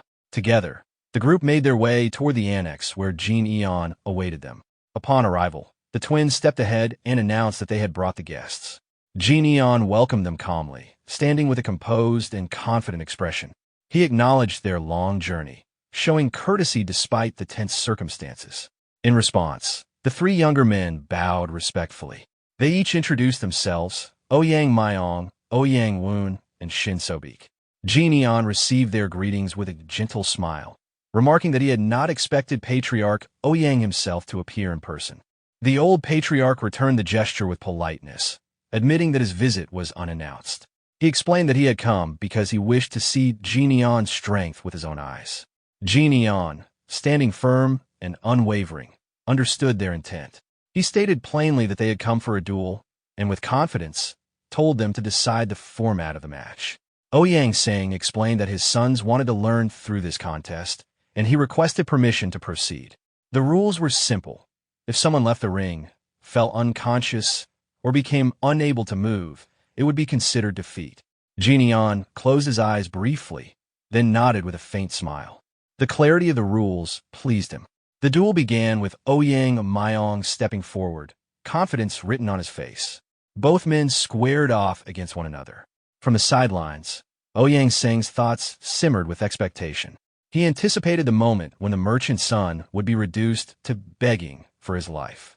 Yet Ouyang Mayong himself began to feel uneasy. Standing across from Jin Eon, he sensed something unusual. The young master of Yunha did not feel like a mere merchant's son at all. Instead, He gave the impression of a warrior seasoned by the harsh life of the Jianghu. Doubts crept into Mayong's mind. Perhaps Jinion's victory over Ouyang, who had not been a fluke after all. Jinion slowly raised his hand, inviting his opponent to draw his weapon. But Mayong bristled at the suggestion, insisting that he would fight on his own terms. Before he could finish speaking, however, Jinion suddenly moved. His speed was overwhelming. With a single strike to the face, he sent Mayong hurtling backward, crashing violently into the wall. The spectators gasped in disbelief. Even Ouyang Sing, caught off guard, spilled his tea as his hands trembled. Jinion stood over the defeated opponent, calm and steady. His words carried a sharp edge of confidence as he remarked that Mayong should have drawn his sword. Then, turning his eyes toward the next challenger, he called for the fight to continue. Woon looked toward the protagonist and expressed his intention to step into the fight. Before leaving, he asked young Master Shin to take care of his older brother while he fought. Mayong, without hesitation, acknowledged the request and agreed to take care of his elder sibling. Then, he drew his sword and addressed the protagonist, stating that judging by his skills, there was no need to hold back during the match. He looked forward to a worthy challenge. The protagonist, with a calm and friendly demeanor, greeted him and invited the duel to begin. Mayong, locking eyes with the protagonist, prepared to attack with fierce determination. He launched himself at the protagonist with full force. Observing his opponent's boldness and swordsmanship, the protagonist admired his skill, recognizing that he was someone suited for the blade. But before he could think further, he swiftly moved and blocked Mayong's attacks with his bare hands. Mayong, stunned, wondered how the protagonist could read the flow of his sword strikes and counter them so effortlessly with just his fists. His mind raced with disbelief. At that moment, the protagonist's hand began to emit lightning energy. He internally acknowledged that this was the 5th phase, yet powered at the 3rd phase of strength. Without warning, the protagonist ready to punch and delivered it with force. His mind labeled the move as the White Lightning 10-phase art, Lightning Roar. The impact was overwhelming. From a single strike, Mayong was defeated and sent flying. Observing the scene, Shin could hardly believe how easily the 3rd young master had been pushed back. Lying on the ground, Mayong turned toward Shin and suggested that they should end the sparring session. He worried that if all 3 of them were beaten so easily, it would create a huge uproar. Shin, however, immediately rejected the suggestion with a firm response. Without delay, he advanced into the arena. Standing before the protagonist, he explained that although the eldest young master was a skilled martial artist, he himself specialized in palm strike techniques and couldn't let this opportunity pass by. He then asked if he could spar with the protagonist. The protagonist smiled at this and, internally, felt at least somewhat reassured there was someone at least decently skilled. With a composed expression, he accepted the challenge and agreed to the match. Immediately after agreeing to spar, both the protagonist and Shin engaged in combat. They skillfully blocked and countered each other's attacks, exchanging rapid strikes and defenses. Their moves were precise, and neither gave an inch. Suddenly, Shin smiled at the protagonist and, surprised by his cautious defense, asked if he was only going to block without counterattacking. As if to challenge him further, Shin prepared a new, more aggressive attack and taunted the protagonist to block it as well. Shin then launched his special technique called the whirling wheel-crushing palm strike, moving swiftly toward the protagonist. But the protagonist, with astonishing reflexes, dodged the attack effortlessly and reacted with a shocked expression, exclaiming, "Oops!" The protagonist then smiled and pointed out that while Shin's movements weren't terrible, they were unnecessarily large and lacked finesse. Without warning, the protagonist grabbed Shin's legs with speed and precision, and in a cold tone, complimented him by saying it had been a good duel. In an instant, he threw Shin to the ground with incredible force, in a way that resembled the Hulk playfully overpowering Loki in the Stark Tower, a visually satisfying and overwhelming scene. Watching the scene unfold, Mayong, lying on the ground, thought to himself that if he had also been defeated, what pride could he possibly have left? His thoughts were filled with frustration and disbelief. Meanwhile, the protagonist, with arrogance and a smug expression, turned his attention to the elder Ouyang and announced that the duel was over. However, he couldn't help but mockingly wonder aloud why Lord Ouyang looked displeased despite the duel's outcome being clearly in the protagonist's favor. As the protagonist observed, Lord Ouyang's face reflected deep anger and tension. Internally, Ouyang lamented that the merchant group's young master had consecutively defeated his men. He acknowledged that this opponent was no ordinary person and feared that even bringing in more members of the Ouyang clan wouldn't suffice to turn the tide. His mind spiraled into worry that their reputation would be destroyed and that they would be mocked endlessly if the defeats continued. After a deep sigh, Ouyang composed himself and invited the protagonist to take a walk together, trying to mask his concern. As they walked through the city, Ouyang commented that it seemed to be a peaceful town and that the merchant group must have numerous suppliers here. He then stated he would be direct with the protagonist, turning to face him with a smile. He proposed that the protagonist join the Rulers Association, not as a representative of the entire merchant group, but as an individual martial artist. He explained that if the protagonist joined, the association would extend its protection to the entire Yunhe merchant group. The protagonist, hearing this, was visibly confused and asked about the association, not fully understanding what it entailed. As the conversation progressed, the protagonist reflected inwardly about the Rulers Association. He knew it was an organization dominated by 4 powerful clans, Dako, Shimin, Namgung, and Moyong, but notably excluded the Tang clan. However, he also knew that behind the formal structure, there are deeper political motives and rivalries at play. With that in mind, the protagonist suddenly asked Ouyang whether they weren't merely a group that had left the Miram Alliance. He pointed out that the Miram Alliance's focus on the 9 great sects had caused others to branch off. His question implied that their association might not be as honorable or independent as it claimed to be. Ouyang, without hiding it, admitted that it was true but brushed it off by saying it wasn't a problem. He argued that it was better described as a group formed in friendly competition with the Miram Alliance rather than a rebellious faction. The protagonist, analyzing Ouyang's face, thought to himself that the Ouyang clan had only recently joined the association, and this explained why Ouyang seemed so obsessed with saving face and rebuilding prestige. Ouyang, picking up on the protagonist's silent judgment, spoke candidly. He revealed that the men under Ouyang who had been spreading stories about the protagonist everywhere, damaging his own reputation. Still, he quickly added that he wasn't blaming the protagonist, despite knowing that the rumors were likely related to him. Then, with seriousness, Ouyang placed his hand on the protagonist's shoulder and urged him to join the association to help restore his honor. He framed it as a simple request and asked if it was really that difficult for him to comply. However, in Ouyang's mind, his true intention was clear. This was a calculated move to bring the eldest young master of the Yunhe merchant group into the association, thereby making it appear as though he, Ouyang, had control or influence over him. But the protagonist didn't respond to the request directly. Instead, he sharply countered with a question: what if he refused? His tone was calm, but challenging. This caught Ouyang by surprise. His eyes widened in shock, and he asked why he would refuse, pointing out that there would be nothing to lose. He implied that a son of a wealthy and influential merchant group should easily recognize the benefits of such an alliance. Unfazed, the protagonist responded with cold logic. He questioned what benefit joining the association would bring to the son of a prosperous merchant group like himself.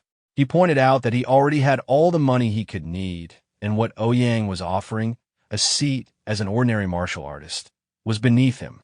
Without wasting another word, the protagonist turned and began to walk away. Before leaving, he waved his hand dismissively and told Ouyang that if he wasn't there to fight, the conversation should end. He made it clear that the walk with him had not been enjoyable. Ouyang, not willing to back down, called out to the protagonist with a threatening voice, warning him to stop. He gave him one last chance, asking if he truly wished to see the entire Yunhe merchant group slaughtered. He emphasized that with the strength of the Ouyang clan, they could spare only the protagonist and label him a public enemy of the martial world. He asked, rhetorically, if the protagonist really thought they couldn't carry out such a threat. Ouyang closed the distance between himself and the protagonist. With a threatening expression, he placed his hand on the protagonist's shoulder and pressed further, challenging him. He asked whether the protagonist was truly strong enough to stop him, and even if he were, whether he could handle making the entire Rulers Association his enemy. Ouyang's tone suggested that the protagonist was foolish for rejecting his offer and spurning his goodwill. Before Ouyang could finish his sentence, the protagonist acted without hesitation. He grabbed Ouyang by the throat, pinning him against the wall with a firm grip. His voice, cold and threatening, cut through the air. He told Ouyang to stop right then and there.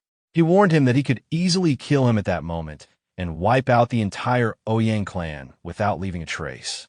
Furthermore, he could shift all the blame onto Ouyang's eldest son, ruining him entirely. Despite being cornered and threatened, Ouyang didn't flinch. Instead, he mocked the protagonist with a smile, calling his words the most vile he'd ever heard. He criticized the protagonist for speaking without manners, restraint, or shame, but added that such words should be saved for after proving one's strength in battle. Without wasting another moment, Ouyang launched his attack. He unleashed a green poison gas that quickly surrounded the protagonist, a deadly technique he had practiced for defeating the leaders of the four great clans. As the gas spread, Ouyang's thoughts echoed with confidence, certain that no matter how strong the protagonist was, he wouldn't be able to withstand the poison-toned palm strike. However, the protagonist remained unfazed. Suddenly, he appeared unharmed, a sheet of lightning forming in front of him. Ouyang's expression shifted to shock. He stammered in disbelief, wondering how this was possible. Inwardly, he realized that his poison was burning away, consumed as if lightning itself was eating through it. Without hesitation, the protagonist counterattacked, sending a lightning strike at Ouyang. The force of the attack made Ouyang scream in pain. After delivering the strike, the protagonist stood over him, calmly releasing him from his grip. He remarked that despite how high and mighty Ouyang acted, he was far weaker than expected. Inwardly, the protagonist thought that this was due to the advanced stage his White Lightning 10-phase art had reached. Now at the 8th phase, his power exceeded what most could handle. Even lying on the ground, Ouyang didn't stop laughing. His eyes glinted with defiance as he spoke. He challenged the protagonist, saying that if he wanted to kill him, he should do it right then and there. Even if he were to kill him, it wouldn't matter, as he'd simply be seen as a public enemy. Ouyang reminded him that the Rulers Association stood behind him and warned that the real loser in such a conflict would be the protagonist himself once the repercussions unfolded. Without hesitation, he moved instantly, grabbing Ouyang by the head with lethal force. His eyes were cold and unforgiving as he spoke with a threatening voice, promising that Ouyang Singh would regret those words for the rest of his life. Sometime later, all the members of the association had gathered together. Several disciples were seen tending to the injured, bandaging their wounds. The atmosphere was tense, but calm as the association worked together to recover. Suddenly, in that very moment, the door swung open and the protagonist entered. He was dragging Namgung by the hair, causing immediate shock among the gathered members. All at once, they cried out in surprise and concern, calling out Patriarch and Father in alarm. Myong, stunned by the scene before him, turned to the protagonist with a shocked expression and asked what he was doing. The fear and confusion in his eyes were evident. The protagonist, with a cold and threatening look, silenced him immediately, warning him to be quiet or risk suffering the same fate as Namgung. His tone left no room for argument. Woon, equally shocked, questioned if their father was still alive, his voice wavering with uncertainty. Without hesitation, the protagonist flung Namgung to the ground and, with a dismissive tone, told him that for now he was still alive. Then, turning to one of his aides, he instructed Mok Inseop to prepare a carriage outside at once. A subordinate approached the protagonist promptly and responded with a respectful, "Yes, sir." At this, Myong, unable to hold back his concern, asked the protagonist if he had a justifiable reason for acting in such an extreme way. The protagonist, wearing a devilish smile, scoffed at the idea of needing a reason. He then fixed them with a threatening glare and explained that Namgung had coerced him. If he hadn't helped, Namgung would have destroyed the Galaxy Merchant Guild and framed him as the culprit. The association members were struck speechless, staring at him in shock and disbelief. They exchanged glances but said nothing. The protagonist, unbothered by their silence, pointed his finger at them and announced that they would immediately head to the Emperor's assembly to report the incident. He ordered the guards to accompany him and serve as witnesses. Just then, Shin appeared and confronted the protagonist. He stopped him and asked if he even knew where the Emperor's assembly was, pointing out that the assembly didn't have a central headquarters. He further explained that the gathering place of the assembly was simply the homes of the 4 patriarchs, the so-called emperors. The protagonist calmly responded that the closest location would be the Moyong clan's residence. Shin confirmed that the protagonist's assumption was correct. Turning to his subordinates, the protagonist instructed the guards to keep an eye on the twins to ensure they didn't attempt anything foolish. Finally, he looked to his brother, Wyan, and ordered him to compile a detailed report of the day's events and send it to the Martial Alliance. Upon hearing the instructions, the protagonist's brother immediately nodded in response, sweat forming on his face as he confirmed his obedience. Without hesitation, the protagonist once again instructed everyone to move forward, directing them toward the Moyong clan's residence. Sometime later, the protagonist and the members of the association were seen traveling in a carriage. The protagonist sat quietly, gazing out of the window with a slight smile playing across his face, as if contemplating something to himself. Meanwhile, Namgung, sitting nearby, grew visibly uneasy. His eyes shifted toward the protagonist, and with worry in his expression, he asked where they were heading. The protagonist, unbothered, simply responded that they were going to the Moyong clan. At that moment, Ouyang, seated beside one of his men, expressed his thirst and requested water. The man hesitated, his face covered in sweat, unsure whether the protagonist would allow it. He nervously replied that he didn't think the young master would permit such a request. Without missing a beat, the protagonist lightly placed his hand on the man's head and, with a playful tone, scolded him for being cold-hearted toward the patriarch's simple request. His smile seemed almost mocking. Then, shifting his expression into something more severe, he accused the man of not being a true martial artist of the Gu family clan and questioned whether he was, in fact, an assassin. Before the man could answer, the protagonist unleashed his martial arts technique. A surge of electricity burst forth from within the carriage, crackling violently, and causing the surrounding area to flare with intense energy. Hearing the sudden disturbance, the protagonist's subordinates outside the carriage grew alarmed. They shouted in concern, asking what was happening. The protagonist, remaining composed, reassured them that it was nothing serious and told them to keep moving forward. Inside the carriage, the protagonist turned his attention back to the tied-up man and asked directly if he and the others were hired killers. The man, trembling, admitted that they were indeed assassins. The protagonist pressed further, demanding to know the name of their organization. The man explained that they belonged to the Gold and Silver Assassins, which was split into 2 factions, Gold and Silver, with him being a part of the Silver Group. The protagonist pondered for a brief moment before commenting that the name made it clear they were nothing more than mercenaries driven by greed. He then addressed the man bound before him by name, asking how much had been paid for all of them. Ouyang, confused by the question, asked why the protagonist wanted to know. The protagonist, wearing a dismissive expression, explained that he still had plenty of untouched body parts, implying that their situation could easily turn fatal. He then ordered the carriage to be stopped for a moment. Ouyang, perhaps resigned, finally answered that each man had been paid 800 niang.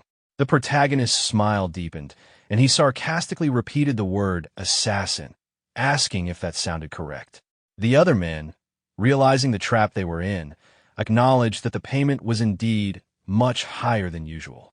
With deliberate precision, the protagonist pointed his finger at the bound man and confirmed that the amount included not only their service, but also their eventual deaths.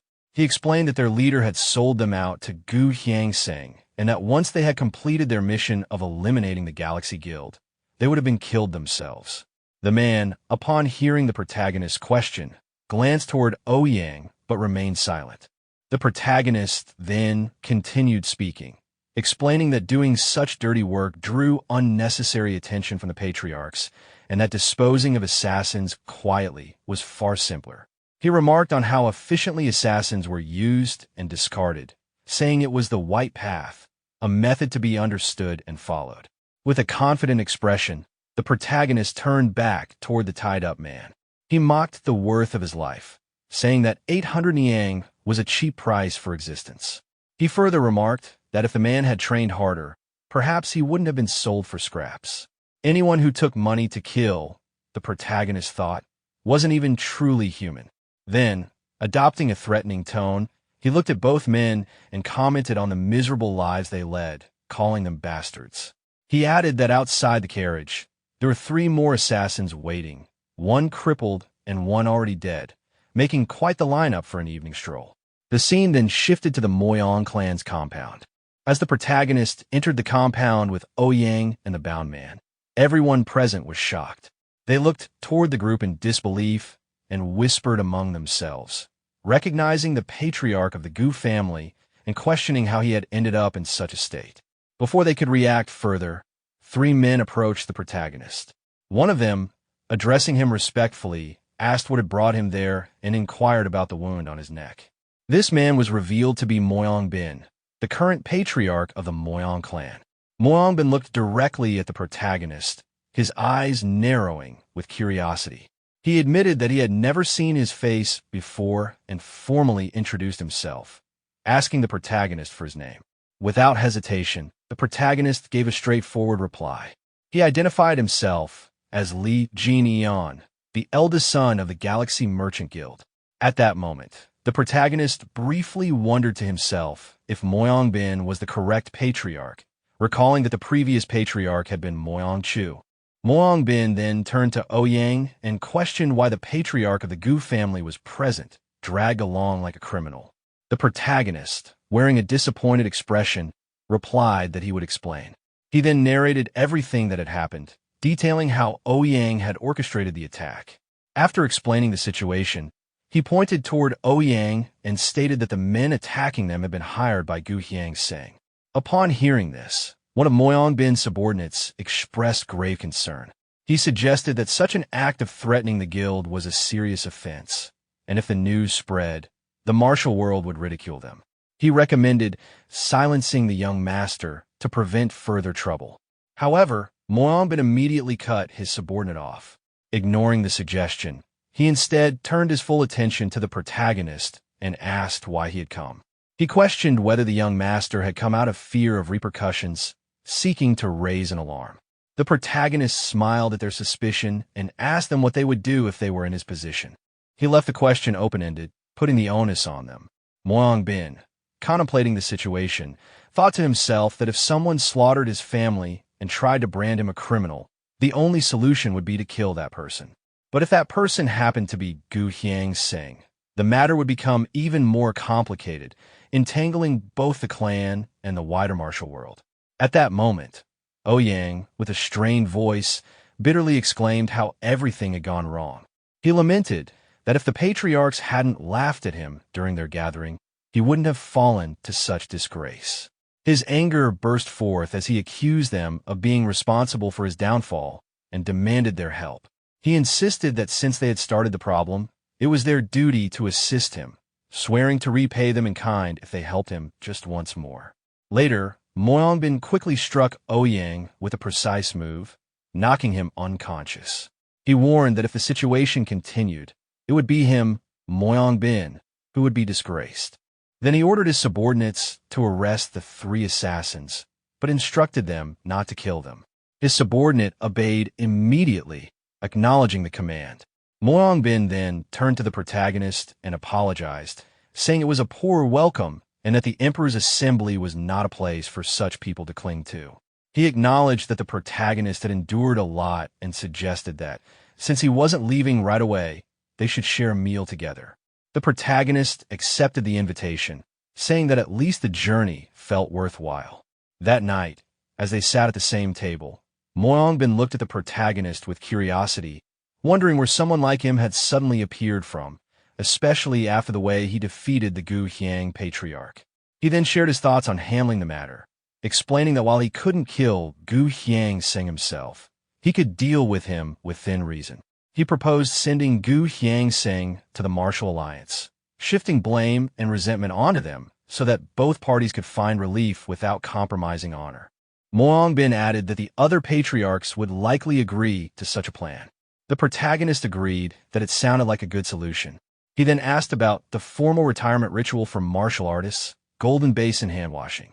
Moang Bin explained that his father had been missing for over a year, and despite sending out search parties, they had been unable to find him. This left him branded as an unfilial son. The protagonist realized that this disappearance coincided with the time he reincarnated, suggesting that Moyang Chu must have died as well.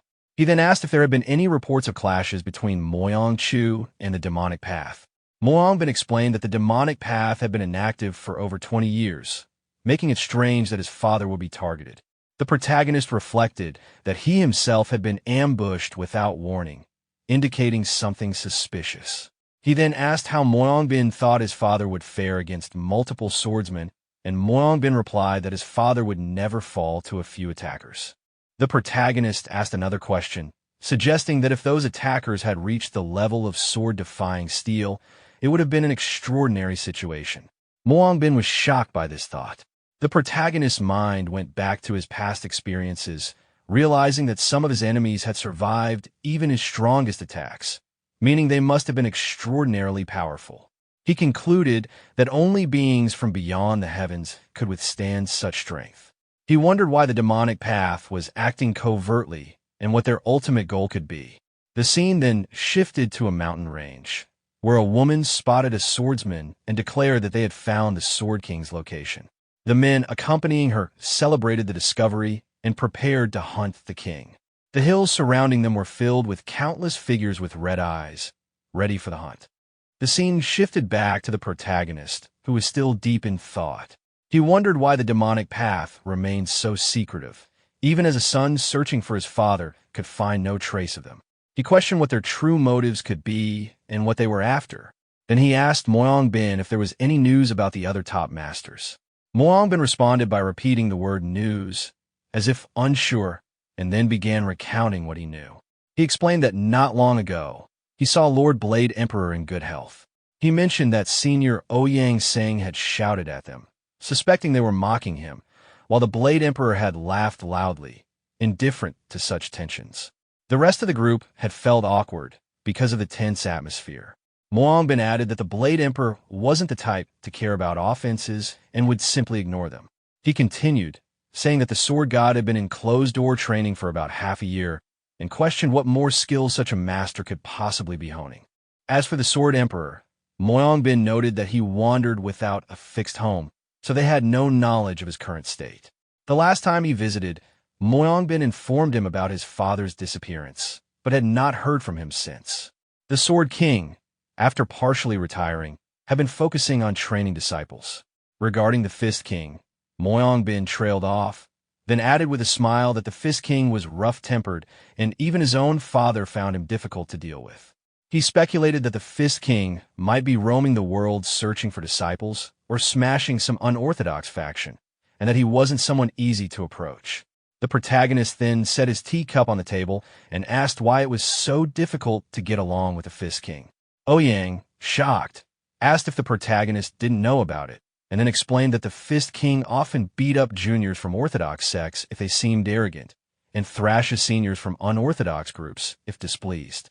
He killed heretics whenever he encountered them, and even among the great clans, many young heirs have been slapped by him. The protagonist listened quietly, thinking for a moment but saying nothing, only expressing a thoughtful. Moang Bin then added that despite his rough nature, the Fist King was straightforward, kept every promise, and never hesitated to challenge seniors to sparring matches. From what Moang Bin had been told, the Fist King seemed like a warrior through and appeared to live a rather lonely life. The protagonist smiled slightly and replied that it wasn't all that lonely. Moang Bin, surprised, asked what he meant, but the protagonist ignored the question and simply said that he had eaten well. Then, as the conversation ended, Moyang Bin asked if the protagonist would be returning to the Merchant Guild. The protagonist replied with a simple yes. Moyang Bin then suggested that if the protagonist had no urgent matters, he could personally visit the Murim Alliance, since the Fist King headed there. The next day, at the Moyang clan, the protagonist prepared to leave. Before departing, Moyang Bin spoke to him, expressing that it was a wise decision to testify in person. This would allow them to shape the outcome according to their will. Then, Moyang Bin introduced a man to the protagonist. He explained that the man had just returned from an assignment near the clan's territory, so it would be helpful to introduce him in case the protagonist chose to accompany him. The man was Baek Hangyeon, a member of the Murim Alliance. Baek Hangyeon briefly introduced himself to the protagonist. Afterward, Moyang Bin turned his attention to Oh Hyang and mentioned that they would take care of his escort. He advised the protagonist and Baek Hangyeon to set out ahead using light footwork, ensuring a swift and quiet departure. The protagonist acknowledged this instruction without hesitation. Before leaving, the protagonist requested Moyang Bin to take care of the Galaxy Merchant Guild during his absence. Moyang Bin, smiling gently, reassured him that the Moyang clan's warriors would be guarding the trading company in his absence. The protagonist then expressed his gratitude, stating that he would not forget the clan's kindness, and added one more important matter. He informed Moyang Bin that the assassins seemed to be part of an organization known as the Silver Blood Assassins. He asked that the Emperor's assembly investigate this group. Furthermore, he promised to lend his strength if their base was discovered. Moyang Bin agreed without difficulty, confirming that it would be easy to arrange. The protagonist smiled and remarked that, in truth, he had come prepared to cause trouble with the Moyang clan. However, thanks to Moyang Bin's wise judgment, he could leave without worry. He expressed his gratitude once more. With that, the protagonist and Baek Hangyeon set out from the clan's territory. Watching them leave, Moyang Bin smiled to himself, amused by the young master's boldness. He thought about how the protagonist came alone, seemingly ready to stir up trouble, and found it entertaining. The scene then shifted to 4 days later. Inside a city, the protagonist arrived and Baek Hangyeon walked through the middle of the streets. He observed the protagonist and thought to himself that the protagonist was as blunt and straightforward as he was. He also reflected that, during the past few days, this was the only conversation they had shared. The scene began with Baek walking through the city. While passing by, he accidentally bumped into a man and immediately apologized, saying, my apologies. As he noticed the cut on the man's face, he recalled something from a wanted poster and thought to himself, immoral guest, remembering that this was someone on the Martial World's wanted list.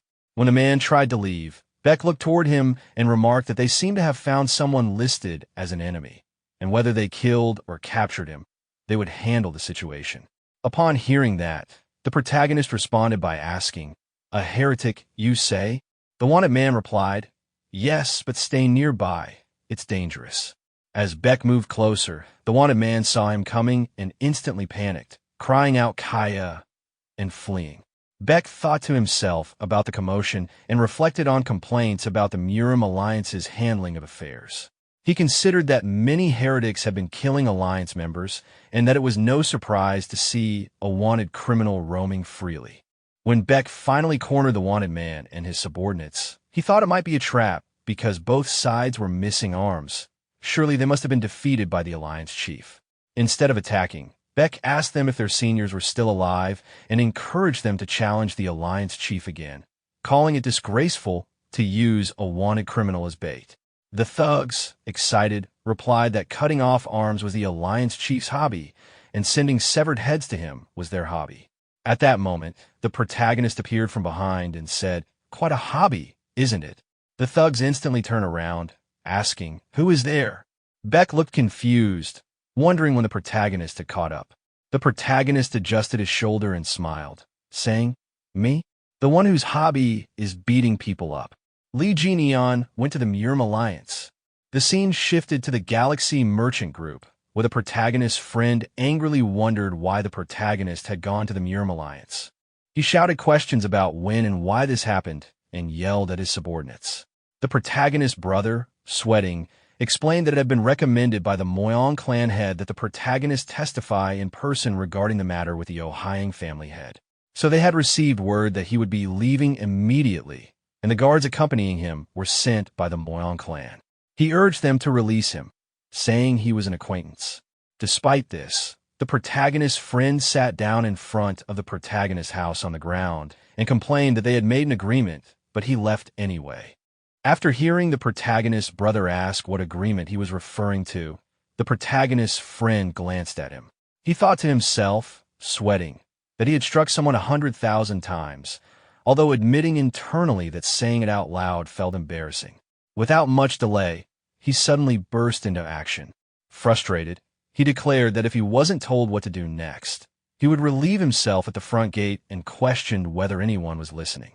Seeing this outburst, the protagonist's brother and all the subordinates were instantly shocked. They quickly closed the door and advised the friend that if it was truly important, it would be better to chase after the protagonist and settle the matter in person. One of them mentioned being busy and excused himself. The protagonist's friend, disappointed, stood up from his seat. He expressed regret that the protagonist had already rushed off to the Murim Alliance.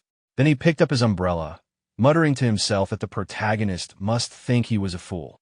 But he quickly corrected himself, insisting that he was no fool, he was the infamous Venom Fox. Gripping the umbrella tightly, he once more resolved to take action.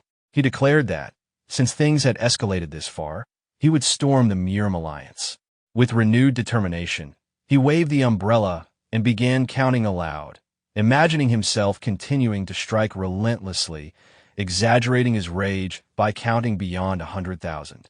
As the group watched, one thug made a mocking remark to the captive, acknowledging the elder's presence and treating the situation as if the captive were worthless. Another thug used the distraction as an excuse to slip away, claiming urgent business. The protagonist responded with a direct provocation aimed at the captive, drawing his attention and provoking a sharp retort. The protagonist then remarked, without emotion, that there was no need to get worked up over ordinary impulses and asked Baek Hangyeong whether they had the authority to execute a registered public enemy on the spot. Baek confirmed that the Murim Alliance maintained a verified register of public enemies, and that with such verification, immediate execution was permitted. The protagonist adjusted his hand bandage and considered the idea of execution, while Baek, who had been traveling with him for 3 days, noticed internally that this was the first time he had seen the protagonist smile. The protagonist returned the observation with a brief expression of approval. The thugs reacted to the protagonist's composure by advancing, weapons raised and hostility clear. One of them rushed forward and threw 3 knives toward the protagonist. The protagonist dodged, caught one of the knives midair, and returned the weapons so that 2 of the attackers were struck. One managed to avoid being hit. The remaining thug watched in stunned frustration, suspecting that the protagonist had intentionally spared him. The protagonist moved in close and asked the captive what had motivated the attack. Rather than panic, the captive answered defiantly. His assault had been driven by spite and contempt, centered on a perceived disability of the protagonist. One thug lunged at the protagonist, declaring he meant to tear the object off and insulting him as he advanced. The attack was crude and aggressive. The thug justified his violence by saying the protagonist showed no use for the item, so he would take it himself. The protagonist looked down at the attacker with a composed, unreadable expression and interrupted the assault by seizing and crushing the thug's hand. The attacker screamed in pain, immediately realizing he had no chance to win. Inwardly, the thug acknowledged his helplessness and, panicked, offered to surrender. He proposed going to the Murim Alliance to accept punishment and try to bargain, claiming he held information about other operations that might be valuable. The protagonist leaned in, questioning the point of surrender. The thug, sweating and desperate, argued that surrender would close the case and that his information could be profitable. He attempted to continue, but never finished his plea. The protagonist ended it with a single, decisive strike to the face that killed the thug instantly. Standing over the body, he noted plainly that he was not a member of the Murim Alliance, and so had no need to accept formal surrender. At a short distance, the protagonist's companion watched the exchange without intervening. After the fight, the protagonist paused and considered whether he should have brought the man to the alliance instead of killing him. His companion disagreed. He regarded the thug as the sort who deserved death and advised not to worry about it. They moved on quickly.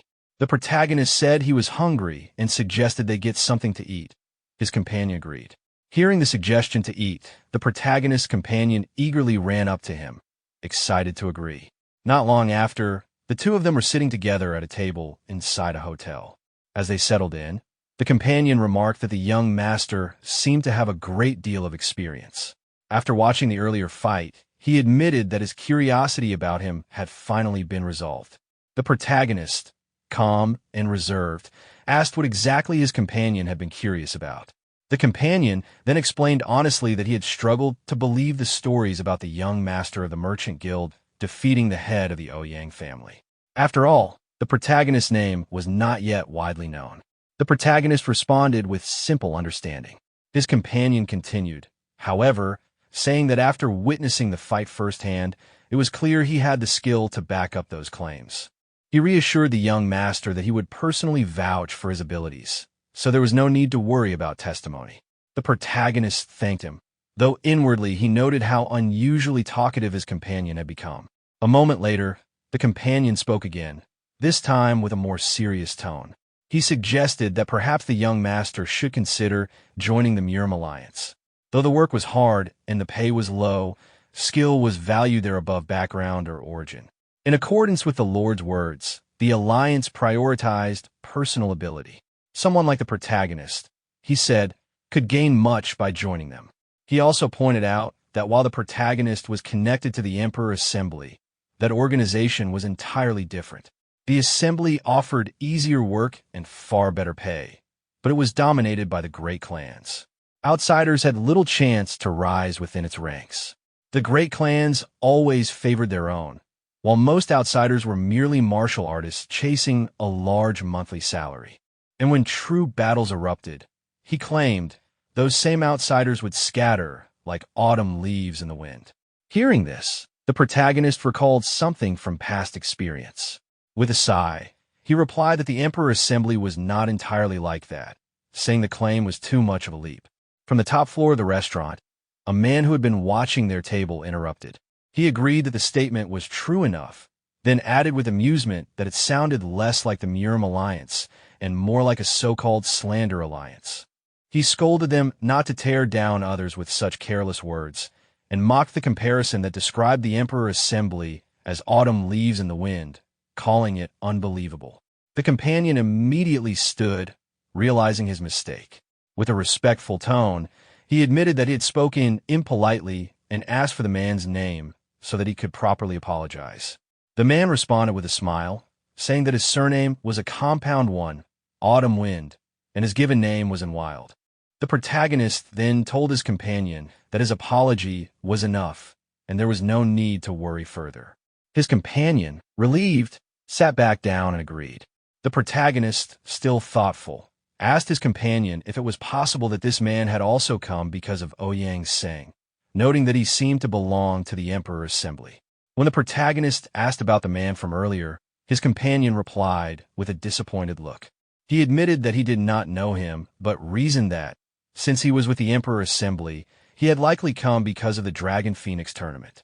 The protagonist repeated the name of the tournament, acknowledging it. His companion then looked at him thoughtfully and asked if he was perhaps interested in it as well. He explained that, being young and exceptionally skilled in martial arts, the protagonist was perfectly qualified to take part. Since the Dragon Phoenix tournament was a grand event watched by the entire martial world, it would be a valuable experience. The protagonist simply answered that he was not interested. Surprised, his companion pressed further, asking if he really would ignore such a chance to build his reputation. The protagonist calmly explained that reputation was not something built through a single event. As one grew stronger, it would naturally build on its own. His companion could only reply that it was a shame because the alliance leader had promised a top-grade elixir as the reward for the winner. The moment he said this, however, the protagonist's attitude shifted completely, and with sudden excitement he declared that he would participate. Caught off guard by the quick reversal, his companion stared in shock, admitting that he had not expected the change and apologizing. The protagonist brushed it off, saying it was fine, since everyone makes mistakes, but added that his companion should have led with the part about the elixir from the beginning. After finishing their meal, the two got up to leave, politely thanking the innkeeper. The companion reminded the protagonist that just a little farther ahead they would reach the Murim Alliance. But before they could step outside, the man from earlier, the one who had joined their conversation, passed by with his group. Clicking his tongue, he mocked them, saying that instead of the Slander Alliance, they now looked more like the Slow Alliance, starving them right at the gate. Hearing this, the companion grew irritated and thought to himself that these people were clearly holding a grudge. He then turned to the protagonist and suggested, half seriously, that from this point on they should run as fast as the autumn wind. The protagonist looked at him in confusion but agreed, and the two instantly took off at high speed. The dust cloud they left behind made one of the group members from the Emperor Assembly furious. He angrily remarked that their actions were obviously intentional, pointing at the dust they had kicked up. But the man named Autumn Wind, their young master, simply gave instructions to his group. He told Yinseal to follow along slowly with the guests, while he himself dashed off after the protagonist and his companion, determined to show them what real light footwork looked like. The group encouraged him, shouting for him to teach the two a lesson. One of them, a girl, simply wondered to herself what was driving him to act that way. Not long after, all three, Autumn Wind, the protagonist, and his companion, were racing ahead at incredible speed. They reached their destination almost at the same time, but the protagonist landed first. The other two touched down just after him. The companion stared at the protagonist in shock, thinking to himself how impossible it seemed for him to be so fast. He grew nervous, realizing that at this rate, the Emperor Assembly's young master might actually win. Both Autumn Wind and the companion sped up to catch up, and soon they landed together. The companion, out of breath, asked the protagonist to confirm who had won, insisting that he thought he had barely managed to take first place. But Autumn Wind immediately mocked him, saying his eyes must be failing if he thought that was the case. Still struggling to breathe, the companion urged the protagonist to hurry and tell them the result. But before the protagonist could answer, a man suddenly approached with confidence. He interrupted, questioning what meaning their little race even had. Both the companion and Autumn Wind instantly looked up in shock and addressed him with respect, calling him the Alliance Leader. The Alliance Leader, calm and authoritative, declared that in any case, the winner was the young master standing before them, the protagonist. The Alliance Leader acknowledged Hangyong's efforts, recognizing that he had done well. At that moment, Wai Yunwal of the Hua clan stepped forward, formally introducing himself and greeting the Alliance Leader with respect. The Alliance Leader then turned his attention to the protagonist, noting that he must be the young master of the Galaxy Merchant Guild. Upon realizing this, Wai Yunwal regarded the protagonist carefully and thought to himself that this was the one who had defeated the head of the Ouyang family, and that it now made sense why he had such a strong reputation. In response to the Alliance Leader's words, the protagonist identified himself as Li Jin Eon of the Galaxy Merchant Guild. The Alliance Leader then formally introduced himself as Yu Zhonghong, stating it was a pleasure to meet everyone. Yu Zhonghong's gaze then shifted back to Wai Yunwal as he asked if he had come to participate in the Dragon Phoenix tournament. Wai Yunwal confirmed his purpose. After that, Yu Zhonghong looked again at Li Jin Eon, wishing him good luck and asking if the two of them were heading to the tournament hall. He then offered to accompany them. The protagonist responded with a confident smile, agreeing without hesitation. The group began walking together. Before leaving, Wai Yunwal bowed respectfully to the Alliance Leader, but then turned briefly to the protagonist, declaring that he would see him at the Dragon Phoenix tournament. With that, he departed, while the protagonist watched him leave with a blank expression. As they continued inside, the Alliance Leader spoke once more, pointing out that Hangyong had come in last place during the lightness skill test. Embarrassed by this, Hangyong protested, insisting that it couldn't be true, as he thought they had all arrived at almost the same time. The Alliance Leader explained to Hangyong that he hadn't given his full effort during the lightness skill test. Since he was preparing for the Dragon Phoenix tournament, He likely wanted to conserve his strength while gauging the competition. Laughing lightly, the alliance leader added that it seemed Hangyong, not wanting to lose, had ended up running alongside him. Embarrassed by this observation, Hangyong turned a red face toward the protagonist and asked if he had known about it. The protagonist didn't respond directly but smiled knowingly, giving away his awareness. Hangyong realized this and observed that the protagonist was the type to notice subtle schemes. The protagonist, smiling calmly, remarked that there was nothing to resent about hiding one's strength before a duel. It was natural for anyone preparing for a serious contest. The alliance leader responded with mild exasperation, but reassured him that there was no need to feel embarrassed, smiling gently at the protagonist. Sometime later, the scene shifted to the Murim Alliance Tournament Hall. As the alliance leader entered the main hall, everyone accompanying him greeted him respectfully. Standing in the center of the hall, he instructed everyone else to leave, stating that only the young master of the Merchant Guild was to stay. He explained that the matter regarding Ouyang Seng would be decided after confirming the young master's strength. Everyone acknowledged his orders and exited. The alliance leader then called the protagonist closer. Sweating slightly, the protagonist obeyed, addressing him respectfully. As he approached, he reflected internally on the gravity of standing face-to-face with Yu Zhonghong, the leader of the Murim Alliance. He recalled Yu Zhonghong's fame, his near-equal standing to the three divine stars, and his pivotal role in the final battle against the demonic sect during the Five Dragons War, commanding the entire Orthodox faction at the forefront. This was a man truly worthy of respect. Noticing the protagonist's serious expression, Yu Zhonghong commented on it, noting that in the martial world he often encountered people like him. Yet, he found juniors like the protagonist easier to deal with, since what they displayed outwardly matched what was inside. Surprised by the comment, the protagonist allowed himself a small smile, which the alliance leader noticed, gently remarking that he looked even better when smiling. Suddenly, Yu Zhonghong's gaze intensified, and he asked the protagonist if he was a disciple of the Fist King. The question shocked the protagonist. Seeing no immediate response, Yu Zhonghong clarified, asking if the protagonist had learned any techniques from the Fist King. The protagonist's expression darkened with disappointment as he asked the alliance leader how he could possibly know such details. The alliance leader, noticing his reaction, tilted his head and asked why he was upset, pointing out that he practiced fist techniques. The protagonist confirmed this with a simple yes. The alliance leader then asked if he wielded lightning chi, to which the protagonist affirmed. He went on to explain the major sects known for using lightning chi in the martial world: Seomun, Namgung, Bakery, and Oreo. He elaborated that Seomun specialized in the way of the sword, Namgung the way of the blade.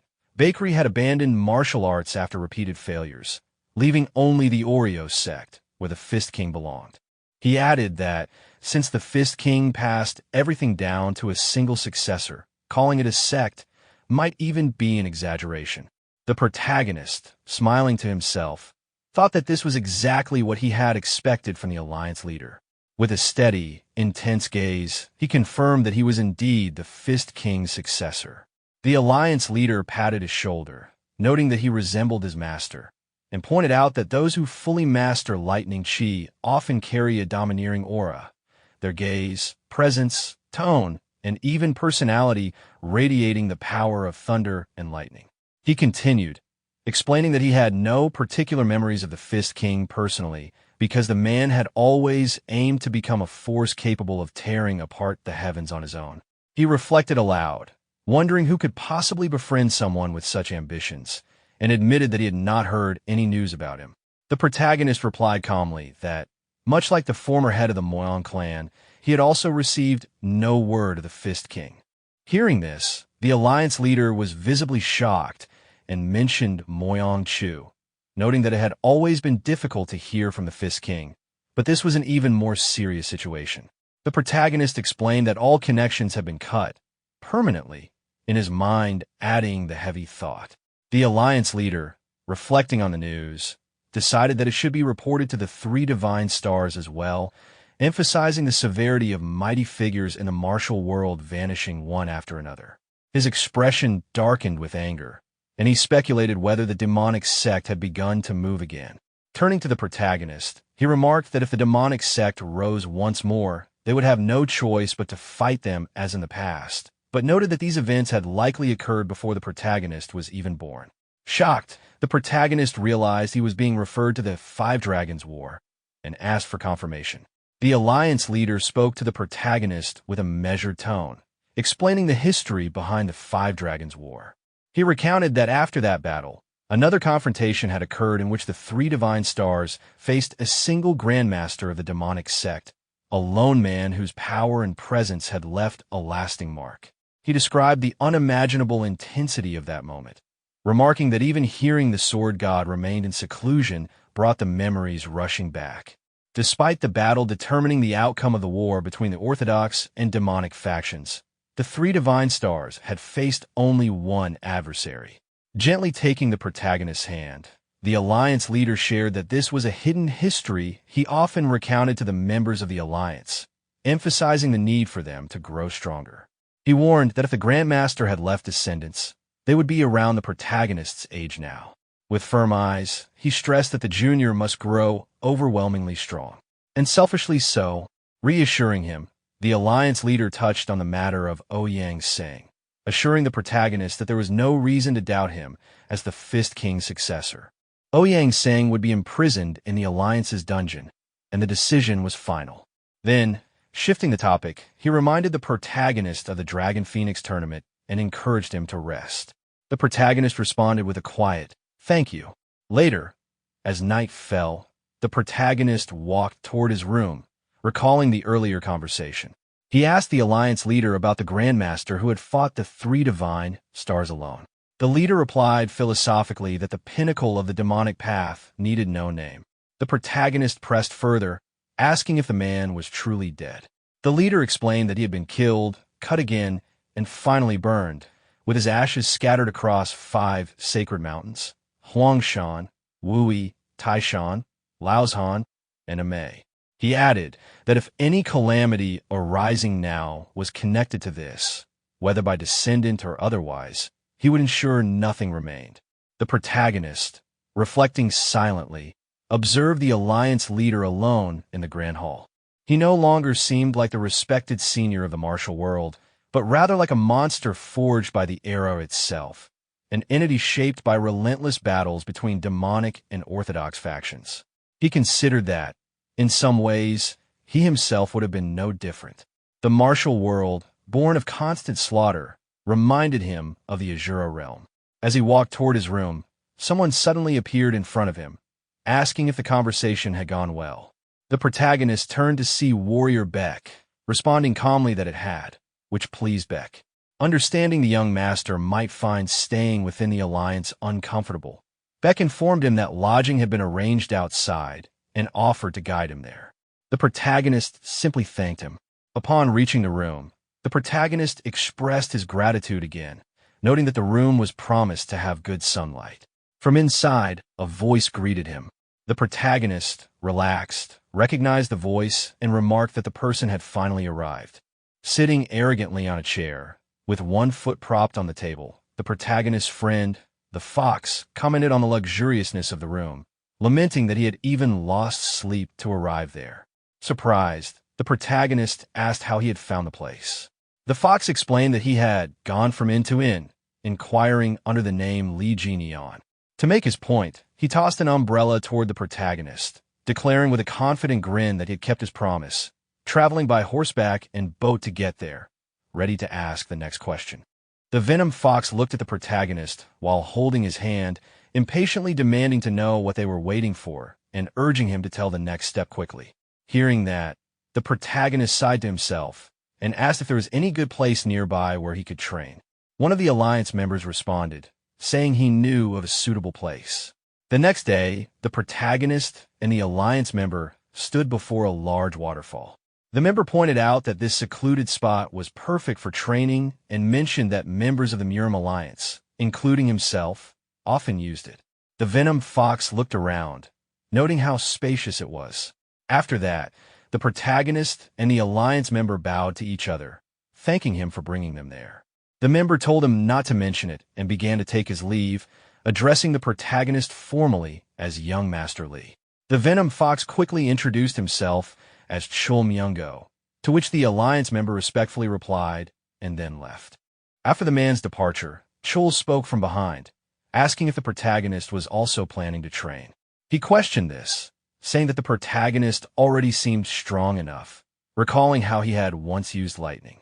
Both of them stood atop a cliff as the protagonist explained that he couldn't rely solely on the white lightning 10-phase art anymore. Since his inner energy had deepened, he wanted to practice the Phantom Blossom Divine art as well. Chul looked confused, asking what the white lightning technique even was. The protagonist, with a hint of sarcasm, brushed him off, telling him he wouldn't understand. This irritated Chul, who snapped back angrily, demanding to know if he was being looked down upon. After a brief pause, the protagonist decided to explain it anyway, telling Chul to listen carefully since he would only say it once. He began to describe the white lightning 10-phase art, saying it was focused purely on powerful offensive techniques. As he spoke, energy surged around him, lightning flickering across his body. He then explained that offense alone wasn't enough to overcome true martial masters. That's why he needed something more balanced. The Phantom Blossom Divine art, he said, specialized in countering, exploiting, and redirecting an opponent's techniques. Chul listened seriously, thinking about how the art allowed one to turn opponent's strength against them.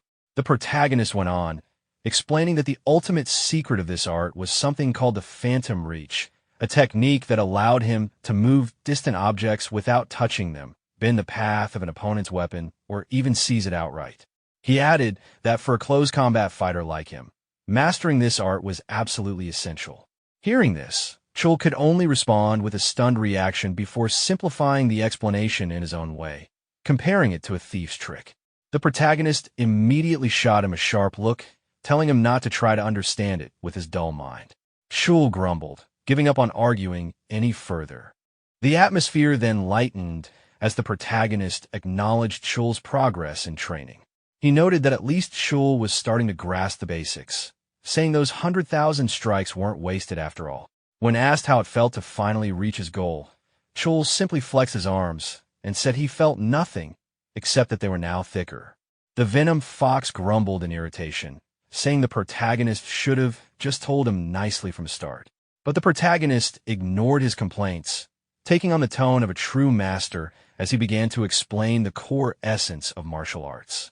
He reflected that he had given the Venom Fox a chance only because he saw potential in him, but not everyone was capable of seizing such an opportunity. To truly test him, he decided to make things even tougher. He then gave a brutally honest assessment of the Venom Fox's training, explaining that out of the 100,000 downward strikes he had practiced, only one was truly worth anything. The lesson that followed carried the weight of life and death. He explained that if one wanted to block, parry, or counter an enemy's attack, they had to identify and use the most efficient motion from all those countless swings. Failing to do so would simply mean death. The Venom Fox tried to process it, repeated the idea of finding the most efficient strike, realizing how much precision martial arts truly demanded. The protagonist continued, elaborating on how a real martial art was created. It began by isolating the best movements, the single most efficient strike out of 100,000, the most precise slash out of 200,000, and the fastest, sharpest thrust out of 300,000. Once these were extracted, they would be refined, connected, and rearranged to form a complete sequence. This, he explained, was known as a basic form. He went on to describe how martial masters from different sects would then research, modify, and polish those sequences over long periods of repetition until they achieved the perfection known as swordsmanship. But he warned that learning swordsmanship itself wasn't the end. Applying it in real combat was an entirely different matter. He emphasized that one had to gain real experience to develop true battle instinct, and that running their mouth without gaining that instinct would only lead to an early death. Hearing this overwhelming explanation, the Venom Fox suddenly burst out with a humorous realization, saying that he finally understood why martial artists tended to lose their minds during training. It was because they were all insane to begin with. The protagonist replied calmly, reminding him that there were people in the Jianghu even crazier than he was. The Venom Fox could only weakly admit that it might be true. Seeing that his message had started to sink in, the protagonist reassured him, saying there was no need to worry because he had never planned on teaching him any difficult sword techniques in the first place. The Venom Fox looked surprised and questioned why, asking if it wouldn't make it harder for him to grow stronger, especially since there were already countless martial artists who had trained in the great sex techniques earlier and harder than he ever could. The protagonist dismissed this belief, explaining that joining a famous sect, mastering its renowned sword techniques, or training under a great master weren't the only paths to true strength. Becoming stronger, he said, was something much deeper, and it all depended on a single crucial factor. The protagonist delivered his core message, a simple yet deeply profound truth, by asking who lives their life more seriously. The Venom Fox, thinking for a moment, admitted he sort of understood, to which the protagonist casually replied that he hadn't expected much anyway. Their conversation, however, didn't remain private for long. It was suddenly revealed that they had been watched the entire time. The Alliance leader and one of his subordinates stepped out from hiding. The subordinate, the same one who had guided them to the training spot, quickly bowed in apology, explaining that he hadn't realized the leader planned to use the place and had brought the two of them there instead. The Alliance leader, appearing amused rather than annoyed, dismissed the concern and said he was simply enjoying the show. Seizing the moment, the protagonist shifted the topic towards sword arts. He explained that if people were asked to name the greatest sword technique in all of Jianghu's history, 9 out of 10 would point to Dako's 9 sword strikes. The Venom Fox, recalling his childhood, got excited and mentioned how he used to swing a stick pretending to use Dako's techniques. But the protagonist then revealed that there existed a sword art even greater than that. Curious, the Venom Fox asked what it was, and the protagonist answered, the sword art of Jin Sohan, a man known to be obsessed with swords. The Venom Fox admitted he had never heard the name, prompting the protagonist to share what he knew from his past life. Jin Sohan, he explained, wasn't part of any sect. He was born into a troupe of traveling performers and learned sword dance as part of their act. The Venom Fox, misunderstanding, joked that it must have been one of those seductive dances that cut off people's clothes, and to his shock, the protagonist calmly confirmed it. Stunned, the Venom Fox asked if that was really true, and the protagonist clarified that Jin Sohan used to dance with the older women who had raised him. He then asked the Venom Fox to imagine the boy's mindset, a child who practiced sword dancing for over 10 years, not to harm, but to protect and avoid hurting those who cared for him. He described Jin Sohan as an orphan of the world, a man who trained with the sword purely to avoid drawing blood. When that same man finally learned how to wield a killing sword, his enlightenment burst forth all at once. And it was through that moment that he surpassed Dako's 9 sword strikes and created the greatest sword art in existence. The Venom Fox, unexpectedly moved, called it a beautiful story. But the protagonist explained that it wasn't the sword dance itself that made it great, nor the brilliance of the art or the prestige of a sect. What mattered was that Jin Sohan had lived earnestly through 10 years of training. That sincerity was the true source of strength. He tied the lesson back to the Venom Fox, saying that how strong one becomes depends entirely on the kind of life one chooses to live, whether as a mere rat or as the poisonous fox. He ended his teaching with a simple, quiet remark, that was all. The Venom Fox stood silently, processing everything he'd heard. Then, with determination in his eyes, he asked for the next step. Before answering, the protagonist asked him if he would have any regrets. The Venom Fox, now unwavering, replied that he never would. Inspired, he shouted his resolve that this time he wouldn't stop at 100,000 strikes, but would swing 1,000,000 instead. Meanwhile, the Alliance leader, who had been silently observing, admired what he'd seen. He commented that young Master Li truly was something, recalling the tri-sword technique. His expression softened into a nostalgic one as he thought about his long years in the Muram Alliance, where friends and subordinates had gradually vanished one by one. Moved by what he had witnessed, the passion, the mentorship, the dedication, the Alliance leader decided to offer something in return. Saying that he had enjoyed such a good show, he mentioned preparing a gift. As he activated a mysterious power, the Venom Fox looked on in disbelief, thinking to himself that now even telekinesis was being used. The Venom Fox, Chul Myungo, stood frozen in disbelief as he stared at the Murim Alliance leader, his thoughts echoing in shock. Alliance leader. The old man's calm, yet commanding presence made the air feel heavier. Stepping forward, the Alliance leader looked directly at Kang Daehan, also known as Li Jin-eon, and requested to speak with him privately. Daehan greeted him respectfully, noting that it had been a while since their last meeting. The Alliance leader acknowledged the greeting and mentioned that he had seen Daehan training several times before, commending him for his diligence. Watching the exchange, the Venom Fox was stunned. He couldn't believe his eyes. The man standing before them was the rumored leader of the Murim Alliance, someone said to be as elusive as a legend. His mind raced with confusion, wondering how Li Jin-eon could possibly know someone of that status. As the Alliance leader's attention shifted toward him, he felt a jolt of nervousness. When the leader asked who he was, Chul Myungo bowed quickly, introducing himself with all the respect he could muster. The Alliance leader's sharp gaze fell upon the scar etched across Myungo's cheek, and he calmly remarked that it looked like a sword wound. Flustered, Myungo clarified that it wasn't from a sword, but a dagger.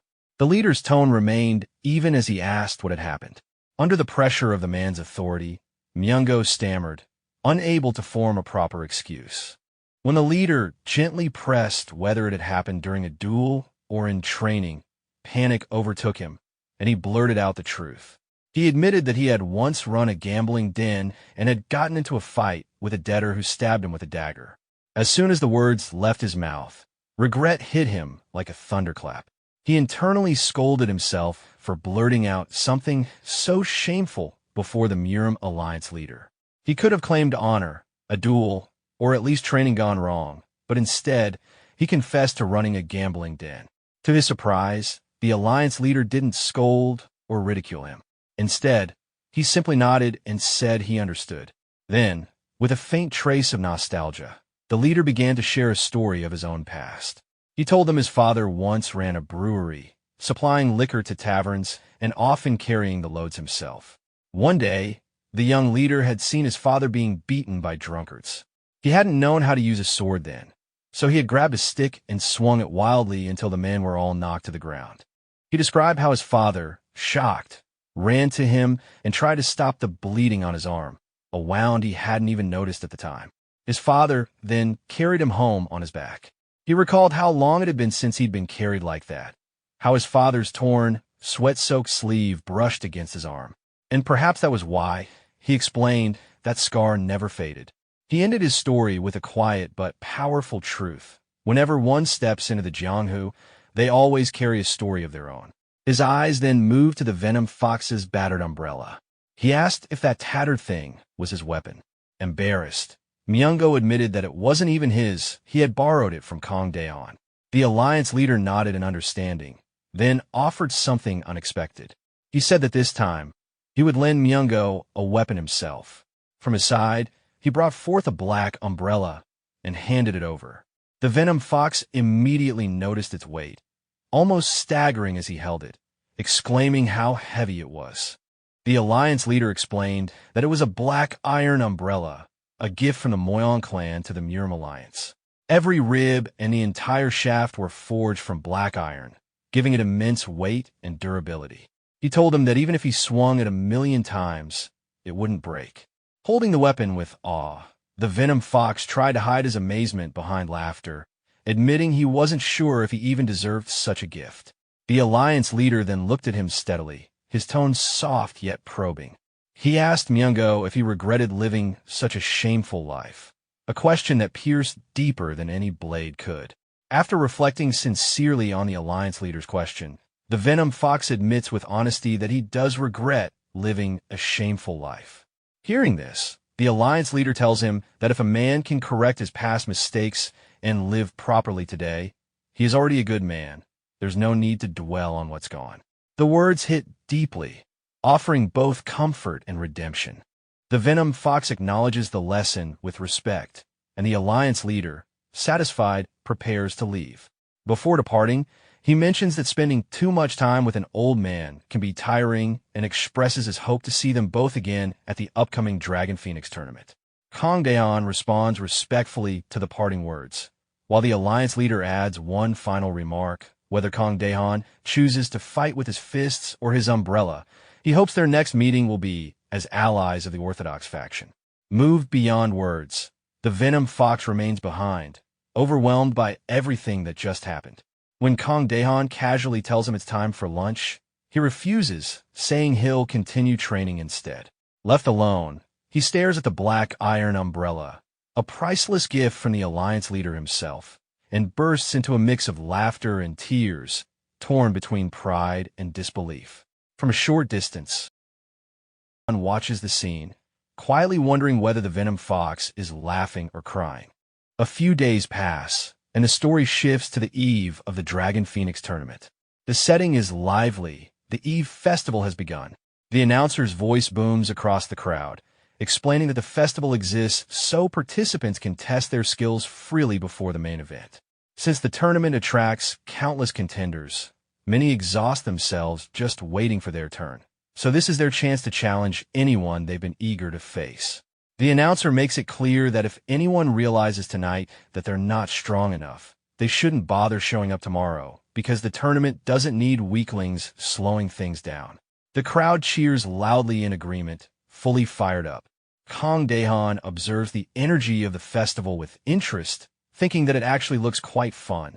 Meanwhile, the Venom Fox, now easily recognizable by the black iron umbrella he carries, draws attention immediately. One martial artist shouts at him, mocking his weapon and demanding to see what kind of umbrella techniques he's got. Irritated, the Venom Fox snaps back, accusing the man of being the one who picked the fight first. The tension grows as Kang Daehan watches from nearby, sighing in mild annoyance at how distracting the whole scene is becoming. The crowd around the arena bursts into laughter and mocking whispers when they see the Venom Fox holding his umbrella. Many jeer at him, questioning if he's seriously planning to use such a ridiculous weapon, joking that maybe the Muram Alliance has started banning umbrellas as actual weapons. The laughter spreads, filling the entire area with derision. The Venom Fox, his face turning red with anger, shouts back furiously, demanding why everyone is making such a big deal out of it. Watching from a distance, Kang Daehan can't help but sigh to himself, thinking that even among martial masters, the short temper of his still hasn't changed. Truly a lunatic. Growing even more frustrated, the Venom Fox yells back at the crowd, asking if they even know who gave him this umbrella. His pride flaring, he finally accepts the challenge thrown his way, declaring that he'll entertain them. He introduces himself confidently, stating that he's Chil Myung-go, a man who's swung his sword 100,000 times and recently learned both slashing and thrusting techniques from his master. Just as he said those words, Venom Fox instantly lunged toward his opponent, shouting that the one who strikes first wins. The umbrella shot forward at incredible speed, and the opponent's eyes widened as he thought to himself that Venom Fox was fast. In a flash, he dodged the incoming strike, and the umbrella crashed into the ground. As he observed it closely, the opponent noticed something odd. The umbrella was shorter than usual. That realization made him grin with excitement as he prepared to counterattack, mocking Venom Fox for not being able to handle his own weapon. But before he could finish his taunt, Venom Fox suddenly turned and began running away. The crowd erupted in confusion, wondering what he was doing. His opponent shouted after him, chasing him across the small stage while wondering in his head if Venom Fox was really running away. Venom Fox, however, had his own thoughts. He would retreat for now. To everyone's astonishment, he began circling around the stage, avoiding direct confrontation. The spectators burst into laughter, saying they had never seen a duel like this before. Then, without warning, the opponent caught up and struck Venom Fox hard, knocking him to the ground. Towering over him, he mocked the fallen fighter, calling him a fool for thinking he could keep running on such a small stage. He sneered that watching Venom Fox scurry around like a rat had at least been entertaining before ordering him to get up so he could teach him something useful. Struggling to his feet, sweat dripping down his face, Venom Fox cursed under his breath. He complained about being knocked down only to be told to get up again, questioning why he should go along with his opponent's arrogance. The opponent grew irritated and swung a powerful strike toward Venom Fox's stomach. But before it landed, Venom Fox grabbed the weapon, thinking that this much would be enough. Using that moment, he began swinging his umbrella in counterattack. However, his strikes couldn't reach. The umbrella's short range left him frustrated. He realized again that it was still too short. His opponent, full of confidence, mocked him for his sloppy side slash, ridiculing him and doubting his skill with thrusts. The opponent, growing more heated, decided to demonstrate himself and lunged with an aggressive thrust. The audience became more excited, cheering that Venom Fox was getting beaten one-sidedly. They mocked him for being all talk earlier, demanding the fight be finished already. Venom Fox struggled against the relentless assault, taking a hard kick to the face. Embarrassed, he thought about how everyone had seen his humiliation. But even then, he didn't fall. Staggering but still on his feet, he endured the pain. His opponent called him crazy, mocking him again for not giving up, then charged in to finish the fight. As the attack came, Venom Fox steadied himself, gripping his umbrella tightly and lifting it upward to strike. He reflected bitterly on his past foolishness, but decided that from now on, he would live differently. Using the momentum from his opponent's attack, Venom Fox swung his umbrella in one decisive motion.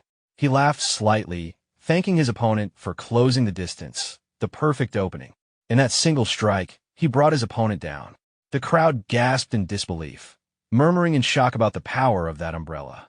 Venom Fox stood there, breathing heavily, facing his fallen opponent.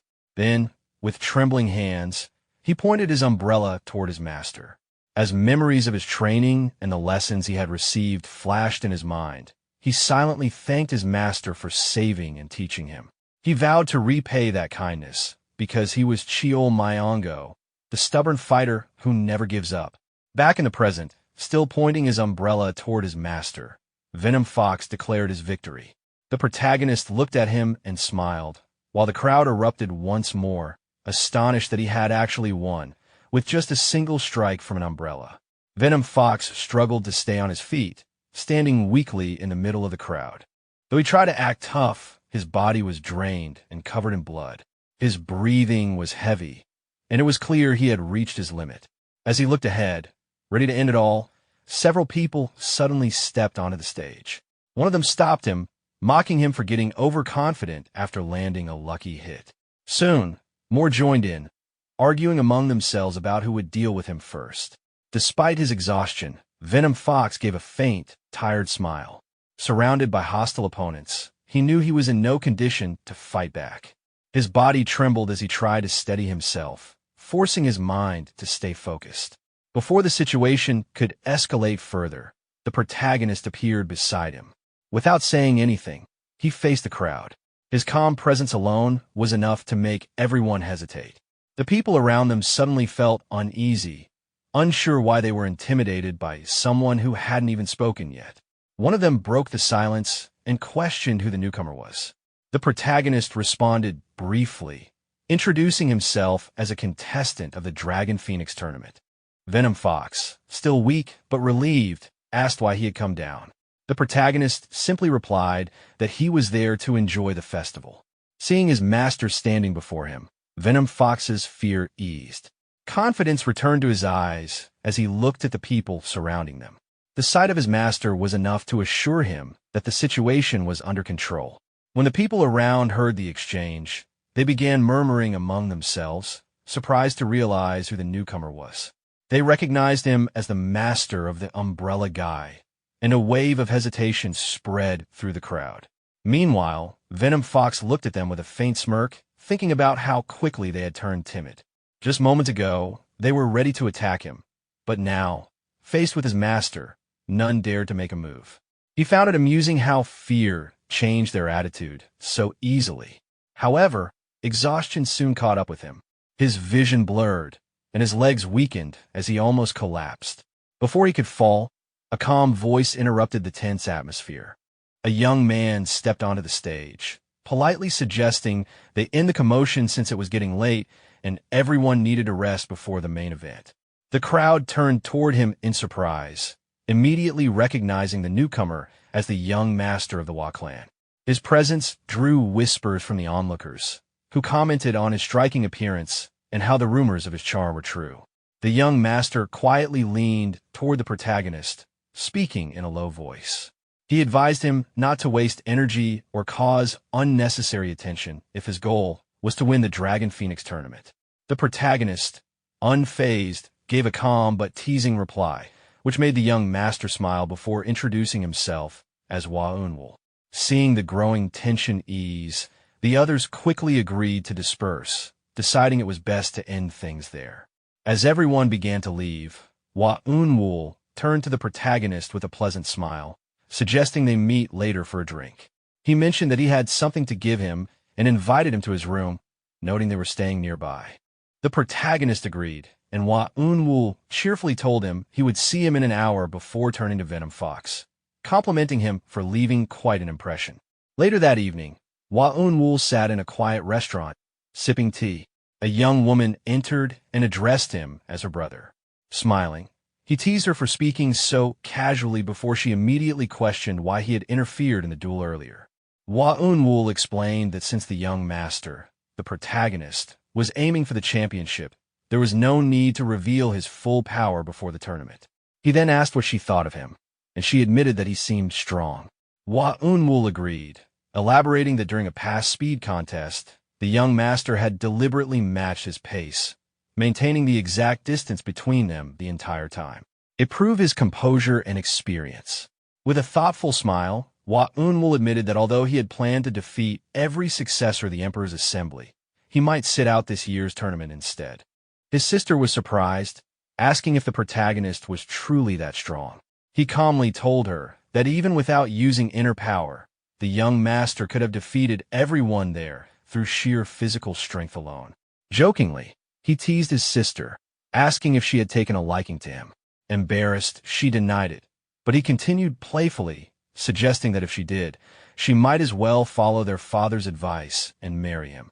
Flustered, she protested, but Waunwul explained that forming a connection with someone backed by the world's greatest merchant guild would be more advantageous than allying with another clan. Realizing what he was hinting at, she became annoyed and tried to leave, insisting she only wanted to see if the man was truly that strong. As she turned to go, Waunwul teasingly told her to think carefully since once the tournament began, it would be too late. She called out to him in frustration, insisting that the man wasn't her type. At that moment, as she stepped forward, she unexpectedly found herself face to face with the protagonist, who had just arrived. Startled, she froze when she saw him standing in front of her. The protagonist greeted her politely, asking if he could come in. From behind, Waunwul chuckled softly, amused by the sudden encounter. When the protagonist appeared before her, Yinseal instantly avoided eye contact and, in her panic, accidentally slammed her forehead against the door. Watching her awkward reaction, the protagonist could only stare in confusion, wondering if she was actually insane before dismissing the thought. Before the situation could get any more awkward, Waunwul interrupted with a calm tone, introducing his sister. He explained that the girl with her head against the wall was his foolish younger sister, Yinseal, one of the strongest candidates for the Dragon Phoenix tournament. He added that she had a tomboyish nature, but before he could finish, Yinseal shouted angrily at him and ran to hug him in embarrassment. After calming down, she turned toward the protagonist and introduced herself properly as Yinseal. The protagonist, slightly awkward, introduced himself in return as Li Jianian. Later, the three of them sat together at a table as Yinseal poured tea for him. While trying to compose herself, she silently questioned why she was even there.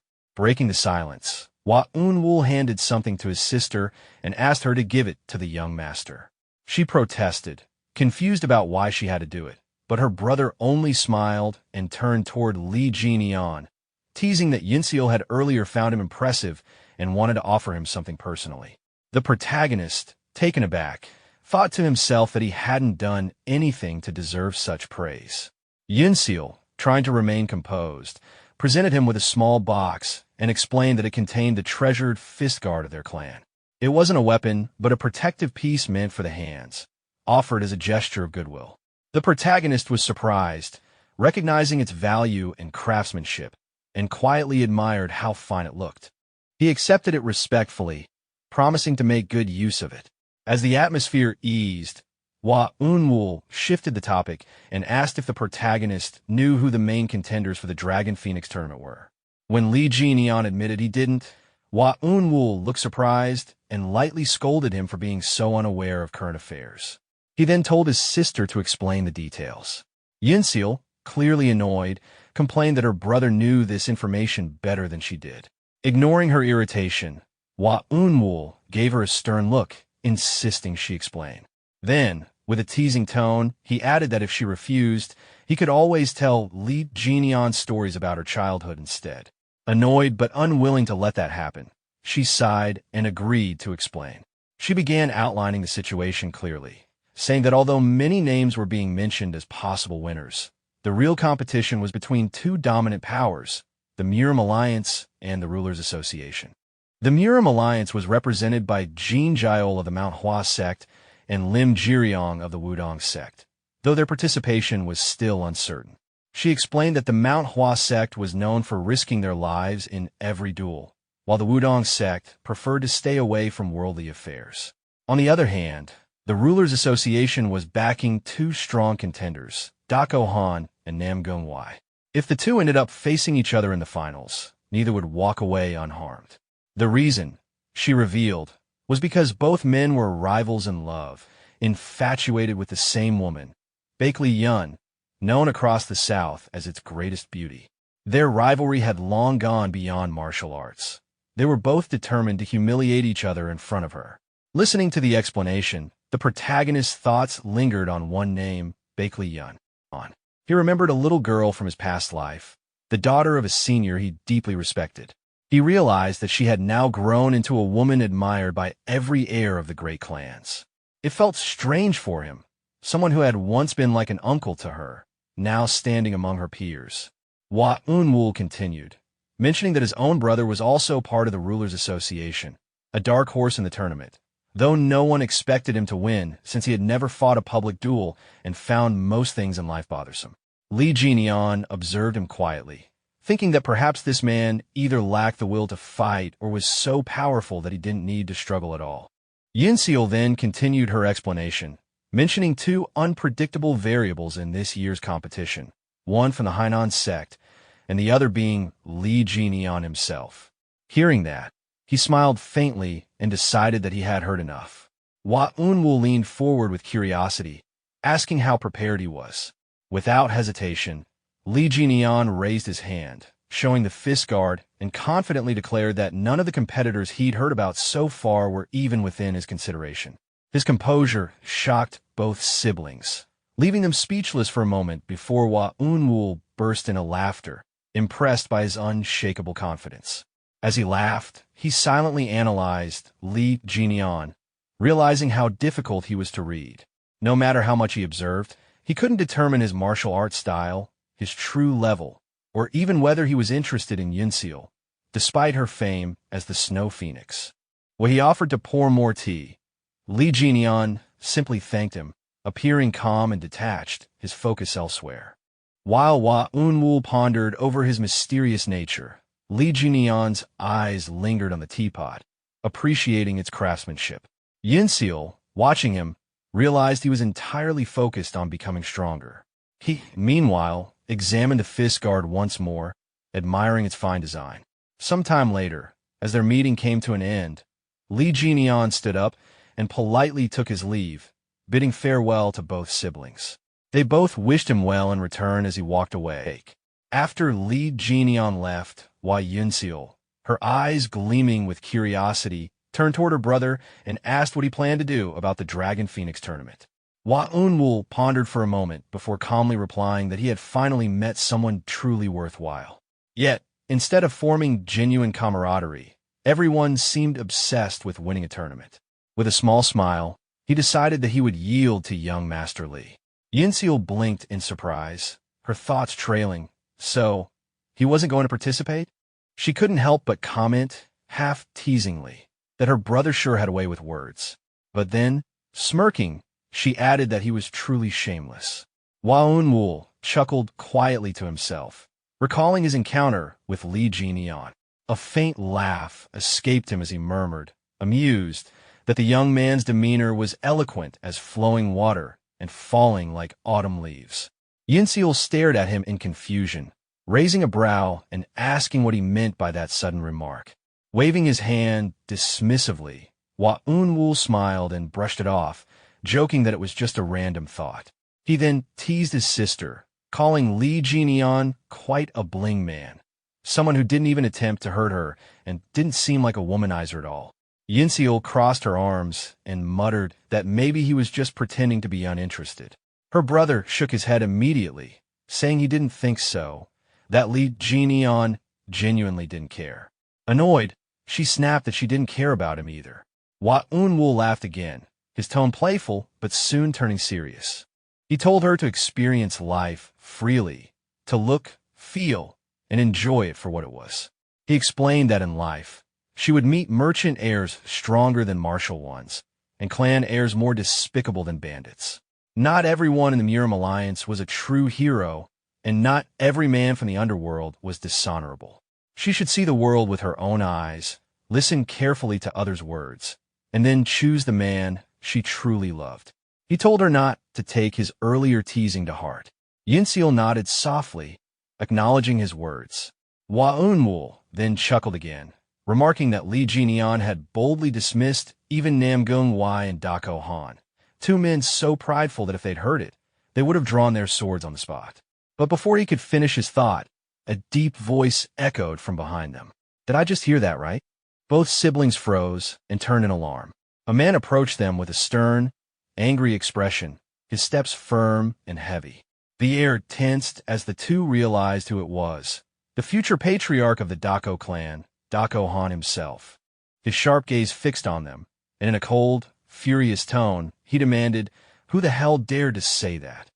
As the tense silence filled the air, Hua Unwoo told his sister to go inside, and she quickly obeyed. As she walked away, Dako Han's eyes followed her with ill intent, making Unwoo's expression darken. He stepped forward, tried to defuse the moment, but Dako Han, clearly angered, began ranting about someone daring to insult him and Namgung Wai. Recalling what he'd seen earlier, he assumed it was the merchant's son, the heir of the Yunha merchant group, and sneered at the idea that such a man could compare to him. He pressed Unwoo for an answer, demanding to know who was stronger. Unwoo replied calmly, reminding him not to underestimate someone capable of defeating Ouyang Sang. Offended, Dako Han struck the wall in anger, his pride wounded, while Unwoo merely smirked and asked why he'd come. Dako Han straightened and suggested that Unwoo join the upcoming Dragon Phoenix tournament, saying that if he defeated either the merchant's son or Namgung Wai, their faction would surely win. Unwoo laughed, warning him that neither the Rulers Association nor the Murim Alliance would take the championship this year. Dako Han grinned sharply, challenging his words with a bet, 10,000 Niang on his side. Unwoo confidently raised it to 30,000, claiming the champion would come from neither faction. As Dako Han walked away, he promised to collect, and Unwoo simply wished him luck. The next day arrived with the start of the Dragon Phoenix tournament preliminaries. The arena buzzed with excitement as countless participants lined up to register. When asked for his name, the protagonist hesitated for a moment.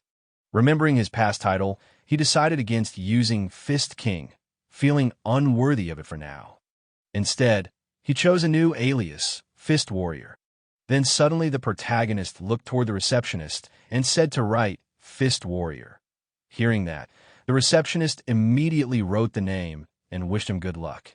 The protagonist simply replied with a calm, "Thanks." Sometime later, he and Venom Fox walked through the crowd of participants. As they made their way forward, the protagonist noticed the arena and some of the other competitors, thinking to himself that some of them looked pretty strong. It seemed that the inner energy of these young masters had improved lately, but he reminded himself that inner energy wasn't everything. Adjusting his fist guard, he thought again, determined this time he'd prove it. He'd test the body techniques he had refined. Then suddenly, a commotion broke out in the arena. One of the participants shouted toward the judge, nervously saying, "Excuse me, Judge." Why are you breaking my tag? The old judge turned toward him and sternly said that he lacked both the skill and character to reach the main round, ordering him to stop making a scene and leave quietly. Angrily, the participant protested, saying it was unfair to be disqualified after winning, and that he had come all the way from Shaanxi. The judge's expression hardened even more as he pointed a finger toward him, shouting that this was the Murim Alliance, and he was disqualified for attacking his defeated opponent so viciously. He demanded the man to leave immediately, declaring that such behavior was not fitting for a martial artist. Turning away, the judge called out for the medical team to hurry, saying that the injured fighter was bleeding heavily. Seeing the scene unfold, the protagonist couldn't help but smile slightly to himself, thinking that the man had quite the temper. Then he remembered the people he had encountered back when he was still part of the mercenary group. Thinking to himself, he reflected that sometimes the orthodox groups could be just as infuriating as the Ouyang clan. However, because of elders like the old judge, men who still held on to righteousness, he could never truly bring himself to hate the orthodox side. Then suddenly, he approached one of the tournament staff members and asked where the judge who had just scolded that participant went. The staff member casually replied that it didn't matter because one spot had just opened up due to the injured contestant, so he could go up right away. Sometime later, he stood before that same old judge, bowing respectfully. The old judge glanced at him and commented that he was a polite young man, then asked for his tag. The protagonist immediately handed it over, replying courteously. Taking the tag, the old judge read it aloud. "Fist warrior, huh? Good luck." His eyes then caught sight of the gauntlets the protagonist was wearing, and he leaned forward with visible excitement. He said he had been in the Jianghu for 50 years, but had never seen gauntlets like those. The protagonist calmly replied that he received them from the young master of the Hua clan, and wasn't sure what they exactly were. With his eyes sparkling, the old judge examined them closer and said the material resembled the rare celestial silkworm thread once made by the Bakley clan, a material not easily cut even by blades, of fine quality indeed. Hearing that, the protagonist thought back to the Hua siblings, realizing just how valuable the gauntlets truly were. He thought to himself that they had given them so casually he didn't even realize their worth. But before he could think any further, his opponent spoke up, asking if they should begin. The old judge cleared his throat and announced for them to start once they were ready. Both fighters took their stances. His opponent eyed him, and, noticing the gauntlets, said it looked like he also used his fists. This might be a good match. But before he could even finish the sentence, the protagonist had already moved. His speed was so fast that his opponent couldn't even register the movement. In the next instant, the protagonist stood right in front of him, saying calmly that he thought his opponent was ready. His opponent barely managed to respond, saying he wasn't. But before he could even react, the protagonist's fist crashed into his face, sending him flying straight into the wall. Seeing that, the old judge immediately raised his hand and shouted for the fight to stop, declaring, "Stop! The winner is the fist warrior. Stop right there." The old judge stared at the protagonist, thinking to himself that he had sensed an extraordinary aura from him. But that punch just now was exhilarating beyond words. Regaining his composure, the judge turned to the crowd and called for the next participant. A new contender stepped forward, handed over his token, and the old judge wished him luck before signaling the match to begin. Both fighters bowed respectfully to each other. The opponent, feeling the weight of his previous performance, thought that the last strike he witnessed was proof his new opponent was no ordinary fighter. Unable to read his level, he decided to pour all his inner energy into one decisive blow. Charging forward with everything he had, the opponent swung his wooden staff, but the protagonist easily dodged and countered with a swift elbow strike that shattered the staff in an instant. Moving fluidly, he followed up with a punch, grinning as he said that his opponent shouldn't have wasted all his energy on that staff. Otherwise, how would he block his fist? The punch landed clean, sending the opponent flying, ending the match in a single blow once again. The crowd erupted in disbelief, murmuring about how he finished both fights with just one strike. Some spectators smiled, admitting that although he only relied on body techniques, his strength clearly wasn't exaggerated. The old judge burst out laughing, thoroughly entertained by what he had just witnessed. His laughter echoed through the arena as he exclaimed how interesting it all was before shouting for the next contestant. But instead of stepping forward, one participant nervously raised his hand, sweating profusely, and stammered that he forfeited. Dropping his tag, he bolted out of the arena. The old judge glared and shouted furiously, calling out his lack of resolve and ordering him to leave his tag behind. Picking it up with an annoyed sigh, he muttered about how so many didn't even have the basics anymore. Then he turned back toward the protagonist, his expression shifting from irritation to satisfaction. Handing over 3 tags, he declared that he had never seen anyone pass the preliminaries with just 2 punches in his entire life. Telling him he qualified and that he'd see him in the main round,